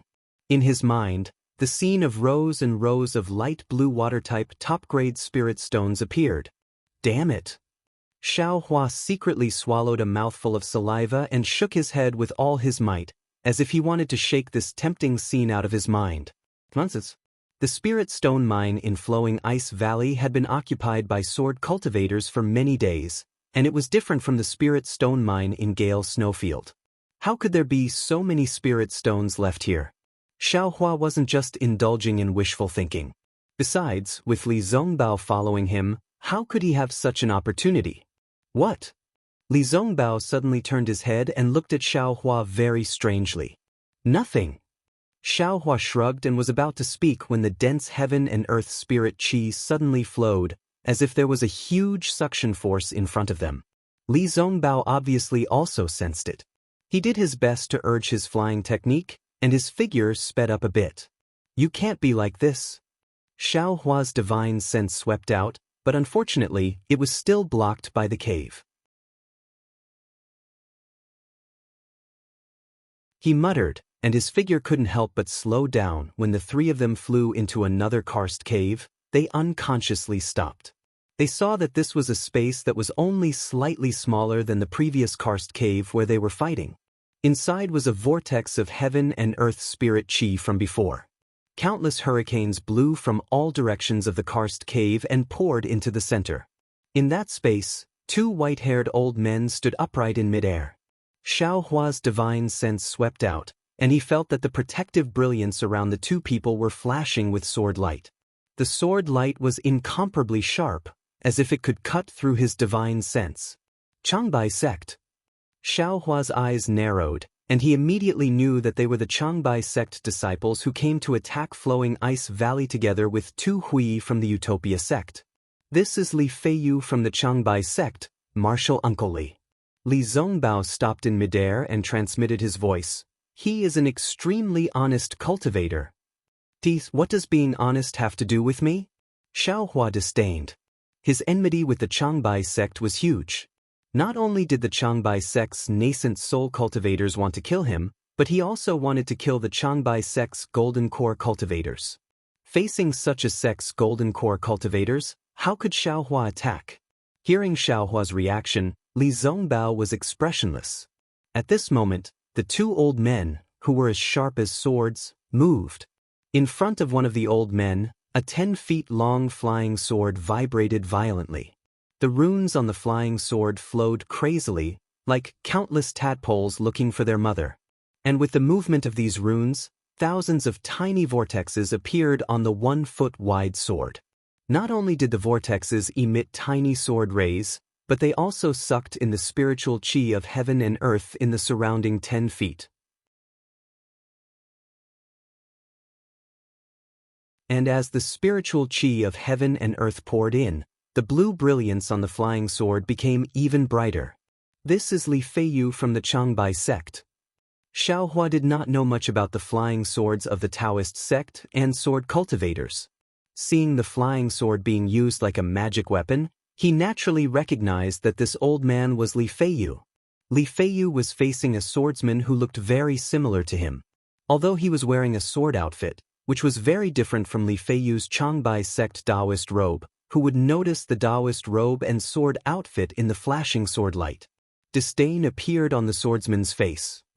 He waved his hand and a similar blue brilliance condensed in midair. In an instant, it also transformed into a 10 feet long and 1 foot wide flying sword. It was actually similar to Li Feiyu's flying sword. However, there were no runes flowing on this flying sword. The entire flying sword was a kind of azure blue. The sword rays were like flickering blue lights. They seemed to be stagnant in the flying sword, but they were flowing extremely quickly. Li Feiyu saw the other party's flying sword taking shape and narrowed his eyes. He pointed his finger and shouted, "Qin Mu Ming, eat my sword." As he spoke, the big sword followed Li Feiyu's wave and moved slowly in midair. Every time the big sword moved, there would be a rumbling sound, as if the big sword was breaking through the air. "Li Feiyu, you and I have fought for so long and I am tired of it. Today, I will let you see the true essence of my sword cultivation. I will also let you know that imitating a cat to draw a tiger will never become a tiger." As he spoke, Qin Mu Ming's flying sword made a strange turn and flashed in midair. It gave out a terrifying sword hum and charged straight at Li Feiyu's big sword. If you compare them separately, the flying swords of sword cultivators and the flying swords of Changbai sect are really similar. Even Li Feiyu and Qin Mu Ming have the same temperament. But when these two flying swords meet, they are different. Yes, the essence is different. It was rare to see a Changbai sect disciple using a flying sword to fight a sword cultivator disciple. Xiaohua's eyes lit up as he watched attentively. Li Feiyu's flying sword gave off a majestic aura. Wherever the sword light passed, it was like the wind blowing through rotten wood, sweeping away all the spirit energy of heaven and earth. On the other hand, Qin Mu Ming's flying sword was filled with sword lights. That huge sword was made up of countless sword lights, and each sword light was a tiny flying sword. Although his flying sword didn't have the imposing aura of Li Feiyu's flying sword, not only was the flying sword extremely sharp, the sword light seemed to be able to cut open the void. Even the spirit of each sword light could be seen on the spirit of a sword cultivator. Not to mention that the sword will of Qin Mu Ming's flying sword was like the gurgling flowing water. This blue flying sword was like the river water of flowing ice valley. Even though it was extremely soft, it still had the unyielding will to split the towering valley apart. With a boom, the two flying swords pierced into one place. Xiaohua released his divine sense and saw clearly that Li Feiyu's flying sword had an imposing aura. The moment it touched Qin Mu Ming's flying sword, it immediately shattered all the sword light on the flying sword. The entire flying sword that was formed by the sword light was struck and collapsed. Li Feiyu's flying sword seemed to have sunk deeply into the sword light. However, after a few breaths, Qin Mu Ming's flying sword showed extreme flexibility. The tenacious power of water was born from the sword light. Not only did it maintain the shape of the flying sword, it also slowly recovered one sword light after another. It supported Li Feiyu's flying sword and then slowly retreated. And when the two flying swords reached a balance, Qin Mu Ming's flying sword suddenly emitted a brilliant brilliance. It was like a spirit snake that had awakened from hibernation and jumped. Like a big mouth, it quickly swallowed Li Feiyu's flying sword. Not only that, the small sword light that was formed by the flying sword ruthlessly pierced into Li Feiyu's flying sword from all angles. In just the blink of an eye, pieces of stains appeared on the flying sword. There was even a faint crack that appeared on the flying sword. Wang Wang, the sound of the sword rang. Not only was Li Feiyu's sword light flashing, even Qin Muming's sword light was flashing frequently. Seeing this, Li Feiyu's expression suddenly changed. He narrowed his eyes slightly and his body flashed with rapid magic power fluctuations. The true essence in his golden core was instantly extracted and turned into magic power that surged into the flying sword. With a crisp sound, it seemed to be the sound of Li Feiyu's arm or the sound of a certain part of the flying sword. The flying sword suddenly stretched forward and a sword light rushed out from the flying sword. It actually tore a small hole in Qin Muming's sword light and was about to pierce Qin Muming's chest. Pooh! With a soft sound, Qin Muming's left arm moved slightly and another sword light streaked across. It was neither fast nor slow and extremely accurate as it hit the sword light. It immediately shattered the sword light.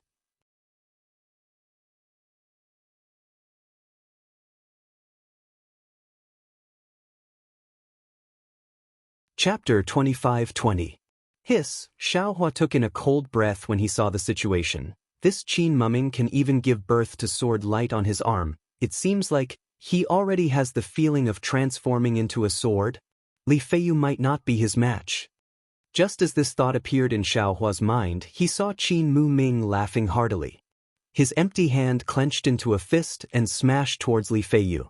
However, sword light also flickered on that fist as though this fist was the sword light itself.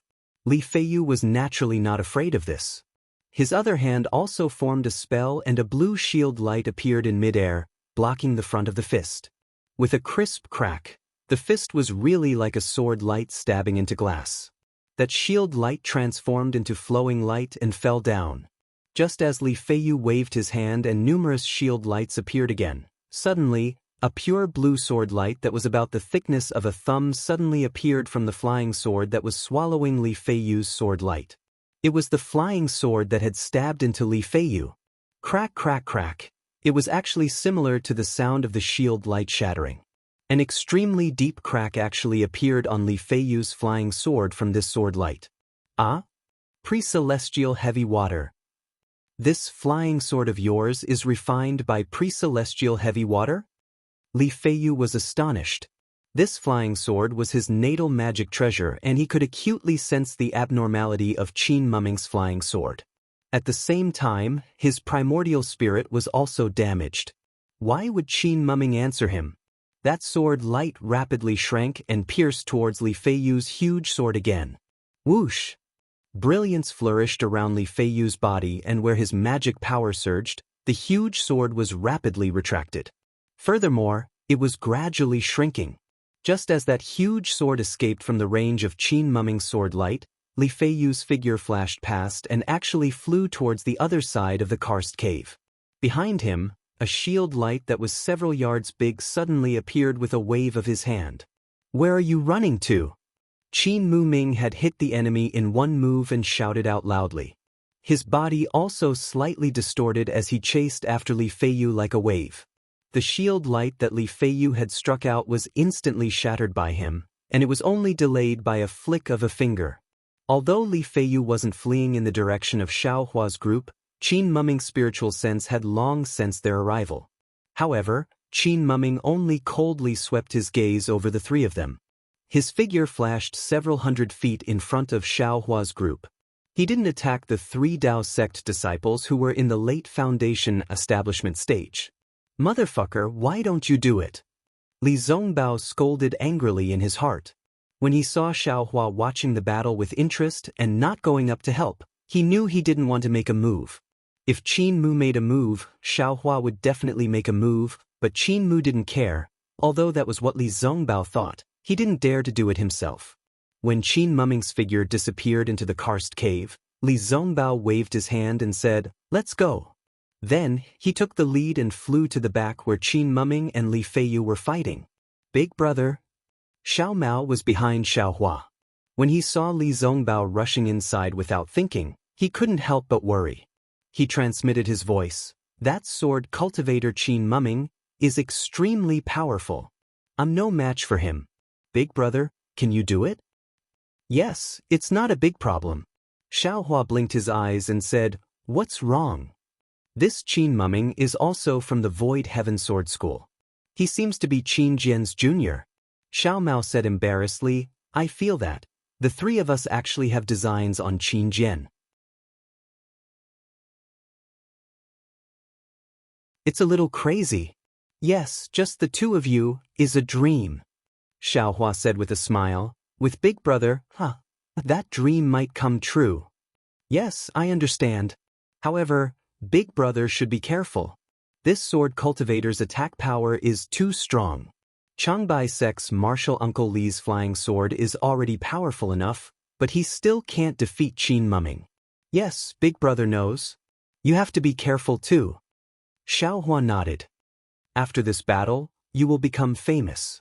This name must stay in the hands of the living. Yes. Xiao Mao's heart felt warm. He really didn't expect that the call of Big Brother from decades ago would change his fate. The fate in this world was too wonderful. Woo, boom, a violent tremor shook the cave. A helpless and low voice faintly came from the distance. How dare you, martial Uncle Chiehui? Hurry, Li Zongbao heard and hurriedly urged. He also flew over. But Xiaohua saw that Li Zongbao was in a hurry and had already flown in front of him. After passing through several caves, Xiaohua's eyes lit up. He saw that this was a blue space that was about a few li in size. There were fist-sized flashes on the stone walls. These flashes immediately attracted Xiaohua's attention. Martial Uncle Chiehui. Zongbao is here to help you. Li Zongbao followed Xiaohua in. His gaze was different from Xiaohua's. After sucking in a breath of cold air, he hurriedly shouted. In the center of this space, a giant wolf was emitting a threatening aura. It was holding a demonic weapon that looked like a halberd. It was pouncing towards a short and thin cultivator with gray hair. That cultivator was holding a magic weapon that looked like a horsetail whisk. That horsetail whisk had tens of thousands of threads that were flashing with a golden brilliance. Every thread seemed to be an extremely sharp sword. Woo, with a muffled sound, the giant wolf's halberd plunged into the light dust. The sharp horsetail whisk extended its antennae like a sea anemone and blocked the halberd. However, the demonic weapon's boundless strength suppressed the horsetail whisk. Not only did the horsetail whisk flicker, even Chu Hui's body was smashed down a few feet. However, below Chia Hui was another giant with an almost naked upper body. In his hand was a mace. This giant was actually a few times bigger than the one Xiaohua saw before. Even the mace was a few times bigger. This giant waved the mace and smashed it towards Chia Hui, who was falling down. Although there was still a distance of several zhang between them, the sound of the wind from the mace and the huge wave of qi rushed towards Chia Hui's legs. An unconcealable sense of crisis immediately made Chia Hui's body tremble. It was already difficult for the demonic weapon to block the giant wolf. This time, the brilliance of the horsetail whisk trembled again. Hearing Li Zongbao's voice, Chia Hui panicked. He didn't even have time to look at Li Zongbao. He tried his best to circulate his magic power. While his body was barely able to fly upwards, he shouted, "You rushed here. Quickly leave, this is not a place you can come." When Li Zongbao saw that Chia Hui was in danger, he panicked at first. However, when he looked carefully, his heart calmed down. He had seen a lot of how Xiaohua bullied others along the way. Moreover, he knew how powerful Xiaohua's wishful staff was. Dragging Xiaohua over was the wisest decision. Junior brother Xiao, we will use our secret technique. Li Zongbao looked at Xiaohua, whose gaze was already lingering on the top-grade water-type spirit stone, and urged him, not knowing whether to laugh or cry. Oh yes. Xiaohua reluctantly moved his gaze away from the spirit stone's brilliance. He swept his gaze and said with a smile, "Senior brother Li, if the three of us chase that giant away, we should be able to save martial Uncle Chia Hui, right? Naturally, the three of us will chase the giant away." Li Zongbao emphasized the words, "the three of us," as if to make Xiaohua feel at ease. Let this young master see who is stronger." Xiaohua waved the wishful staff in his hand. His body slowly flew up, and he shouted at Li Zongbao and Xiao Mao, "Senior brothers, help me." Alright. Li Zongbao and Xiao Mao waved their hands in extreme boredom. At the same time, they waved their left hand and waved it towards Xiao Hua's back. In their right hand, the piercing immortal whip and the universe ring were also brought out. Each flashed brilliantly as they smashed towards the giant. When the giant saw that his mace was unable to hit Xie Hui, and that there were actually 3 little foundation establishment stage insects coming over, he immediately looked up to the sky and roared. Dragging his mace, he took the initiative to rush towards Xiao Hua and the others. At this time, under this secret technique of Li Zongbao and Xiao Mao, Xiao Hua waved his wishful staff and flew over. Woo! The giant's mace made a soul-stirring sound as it struck towards Xiao Hua's wishful staff. That huge mace was almost the same size as Xiao Hua. Although the mace had not yet approached, the suffocating sound of the wind was almost enough to send the tall and thin Xiao Hua flying. Moreover, the strange sounds coming from the spiked club were also faintly shaking Xiao Hua's soul. Granny, this giant is really more powerful than before. Xiao Hua's soul not only had the secret technique of soul cultivation, but also a soul armor obtained from a sword cultivator. Although the quality was not high, it was better than nothing. The entire dark cloud shook slightly and became extremely stable again. Dang! The mace and the wishful staff collided. A wave of air that was even larger than the explosion of the fire talisman was produced from the two people, rushing rapidly in all directions. Even the giant's body that was bigger than a stalactite staggered with the impact.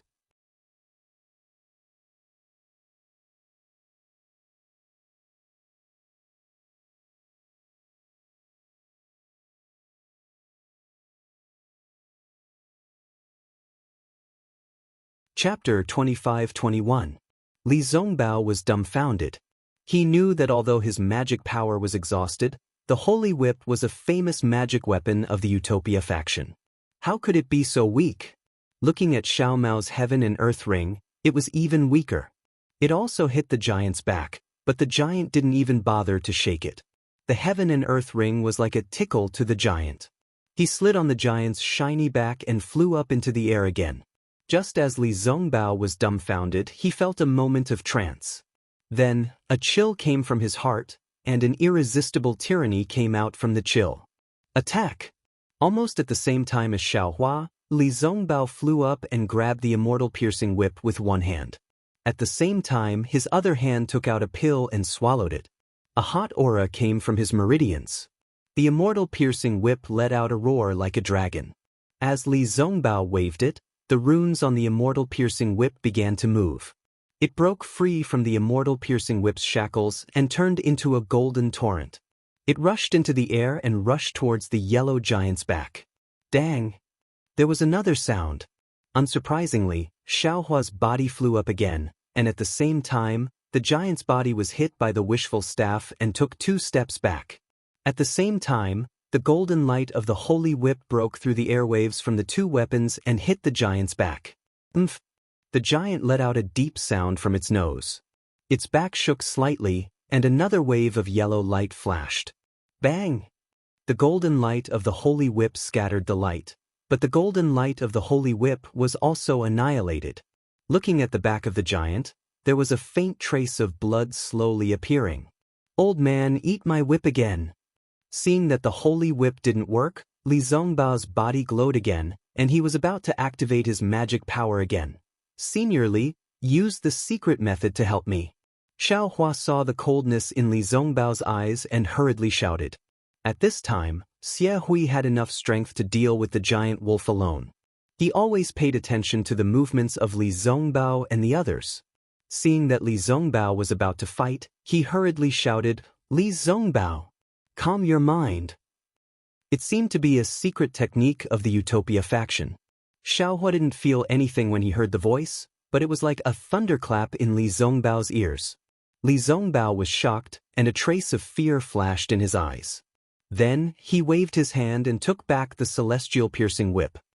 Senior Martial Brother Li, quickly use your secret technique to help me. Xiao Hua shouted hysterically, this old man is too powerful. All right. Li Zongbao silently waved the piercing fairy whip. At this time, The brilliance of the piercing fairy whip was not as arrogant as before. Instead, it was as light as the wind. At the same time, Li Zongbao waved his left arm. Xiaohua's figure soared into the sky and the staff in his hands smashed down. "Old man, eat my staff." Woo, the staff carried a strong wind and smashed down like a mountain. Ding ding dang dang, there was a burst of chaotic sounds. Xiaohua's heavenly staff technique was unleashed. He was like a fish in water under the wolf-tooth staff. On one hand, he used the heavy wolf-tooth staff to hit the giant. On the other hand, he could use the power of the wolf-tooth staff to counterattack the giant. Although the giant's technique of using the wolf-tooth staff was perfect, and even the control of the power of his arms was unparalleled in the Dawn Rain continent, he encountered Xiaohua, a cultivator who was the nemesis of giants. What was the result? In just half a meal's time, the giant's bones were soft and his muscles were numb. The yellow brilliance of his body gradually flashed frequently. Hee, this giant with illusory sword cultivation is nothing more than this. Xiaohua sneered.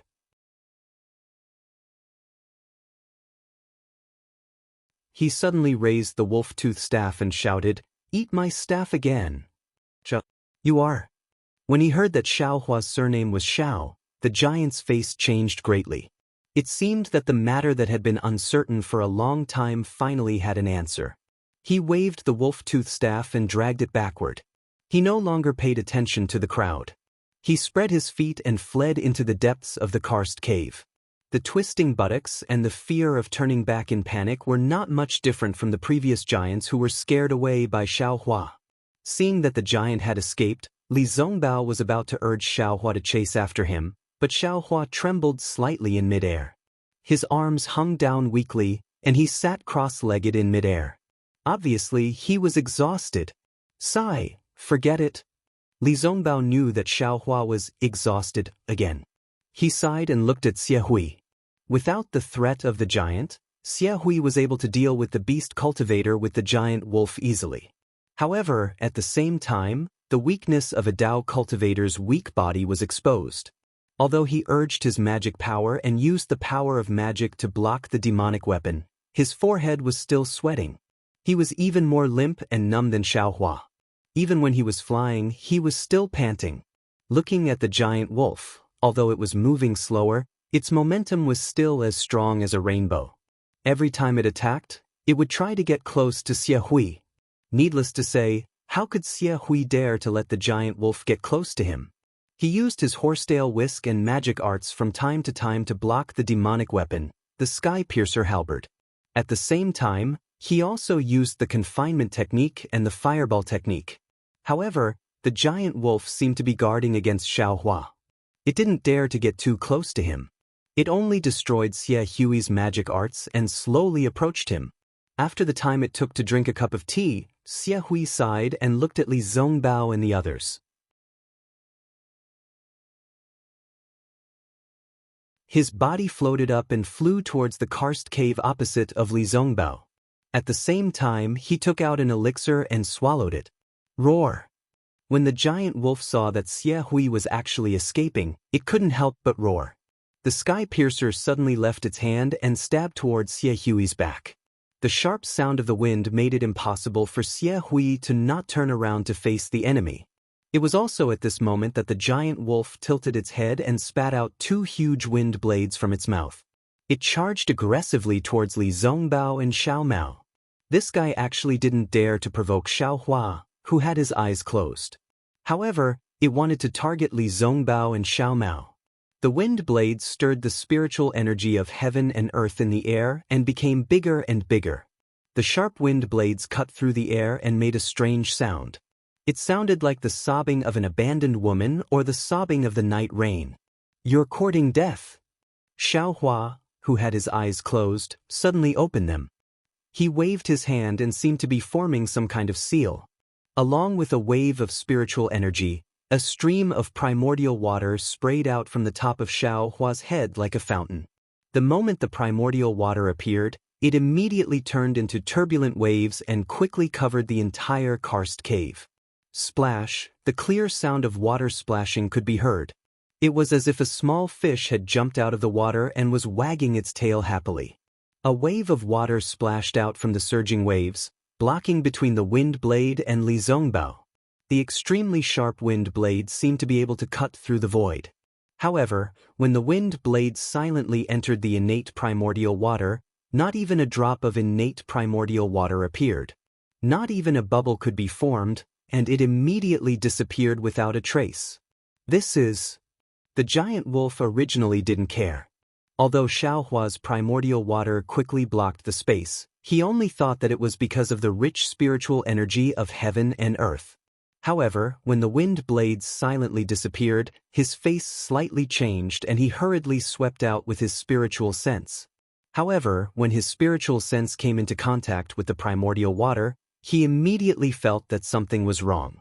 He hurriedly retracted his spiritual sense and shouted in shock, "This is primordial water?" However, even though he reacted quickly, a trace of his spiritual sense was still swallowed by the primordial water. How is this possible? The giant wolf's eyes turned and looked at the seemingly endless primordial water gushing out and covering the surrounding space. Even where his eyes could see, there were faint illusions in every drop of primordial water. He couldn't help but groan. That's right, other people would only have a few drops of primordial water, or even one drop. However, they would use the primordial water to stimulate the surrounding spiritual energy of heaven and earth. How could they be as extravagant as Xiaohua? Every drop of primordial water was the real primordial water? Looking at Xie Hui, he quickly waved his horsetail whisk and forcefully blocked the giant wolf's sky piercer. Then he saw an azure brilliance like the Milky Way hanging upside down in front of him. He was immediately shocked, but he was also lucky. He knew that this was definitely not the doing of the giant wolf. He hurriedly turned to look at Xiaohua and the others. When he heard the giant wolf scream, he hurriedly retracted his spiritual sense and didn't even look at the primordial water. This primordial water was even more useful to cultivators. In a situation where he didn't have any defensive measures, he definitely wouldn't provoke this primordial water. Since you didn't even leave when I asked you to, then don't leave. Xiaohua sneered. The hidden Buddha Saraira waved a Buddha seal and the surging primordial water suddenly boiled, shooting out giant wolves from everywhere. Ha! It's just primordial water. Why should I be afraid? The giant wolf's heroic spirit soared to the sky.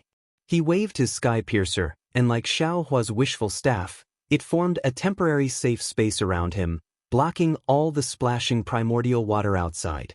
Xiaohua didn't refute at all. He gradually urged the primordial water to separate the giant wolf and Xie Hui, while he and Li Zongbao were separated in another place. Li Zongbao frowned, but since the entire primordial water was controlled by Xiaohua, it didn't matter where Xiaohua was. Sure enough, Xie Hui stood in midair for a moment and understood Xiaohua's intention. After a short rest, he urged his spiritual power and threw the horsetail whisk in his hand.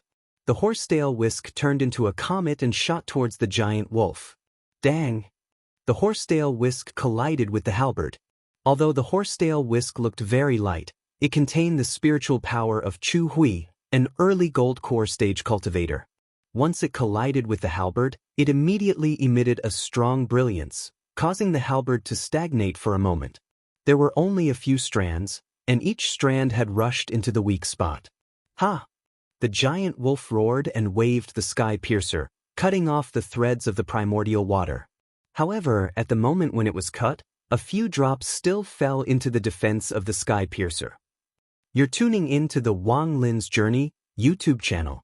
Don't forget to subscribe and join us on this journey to catch the most captivating stories.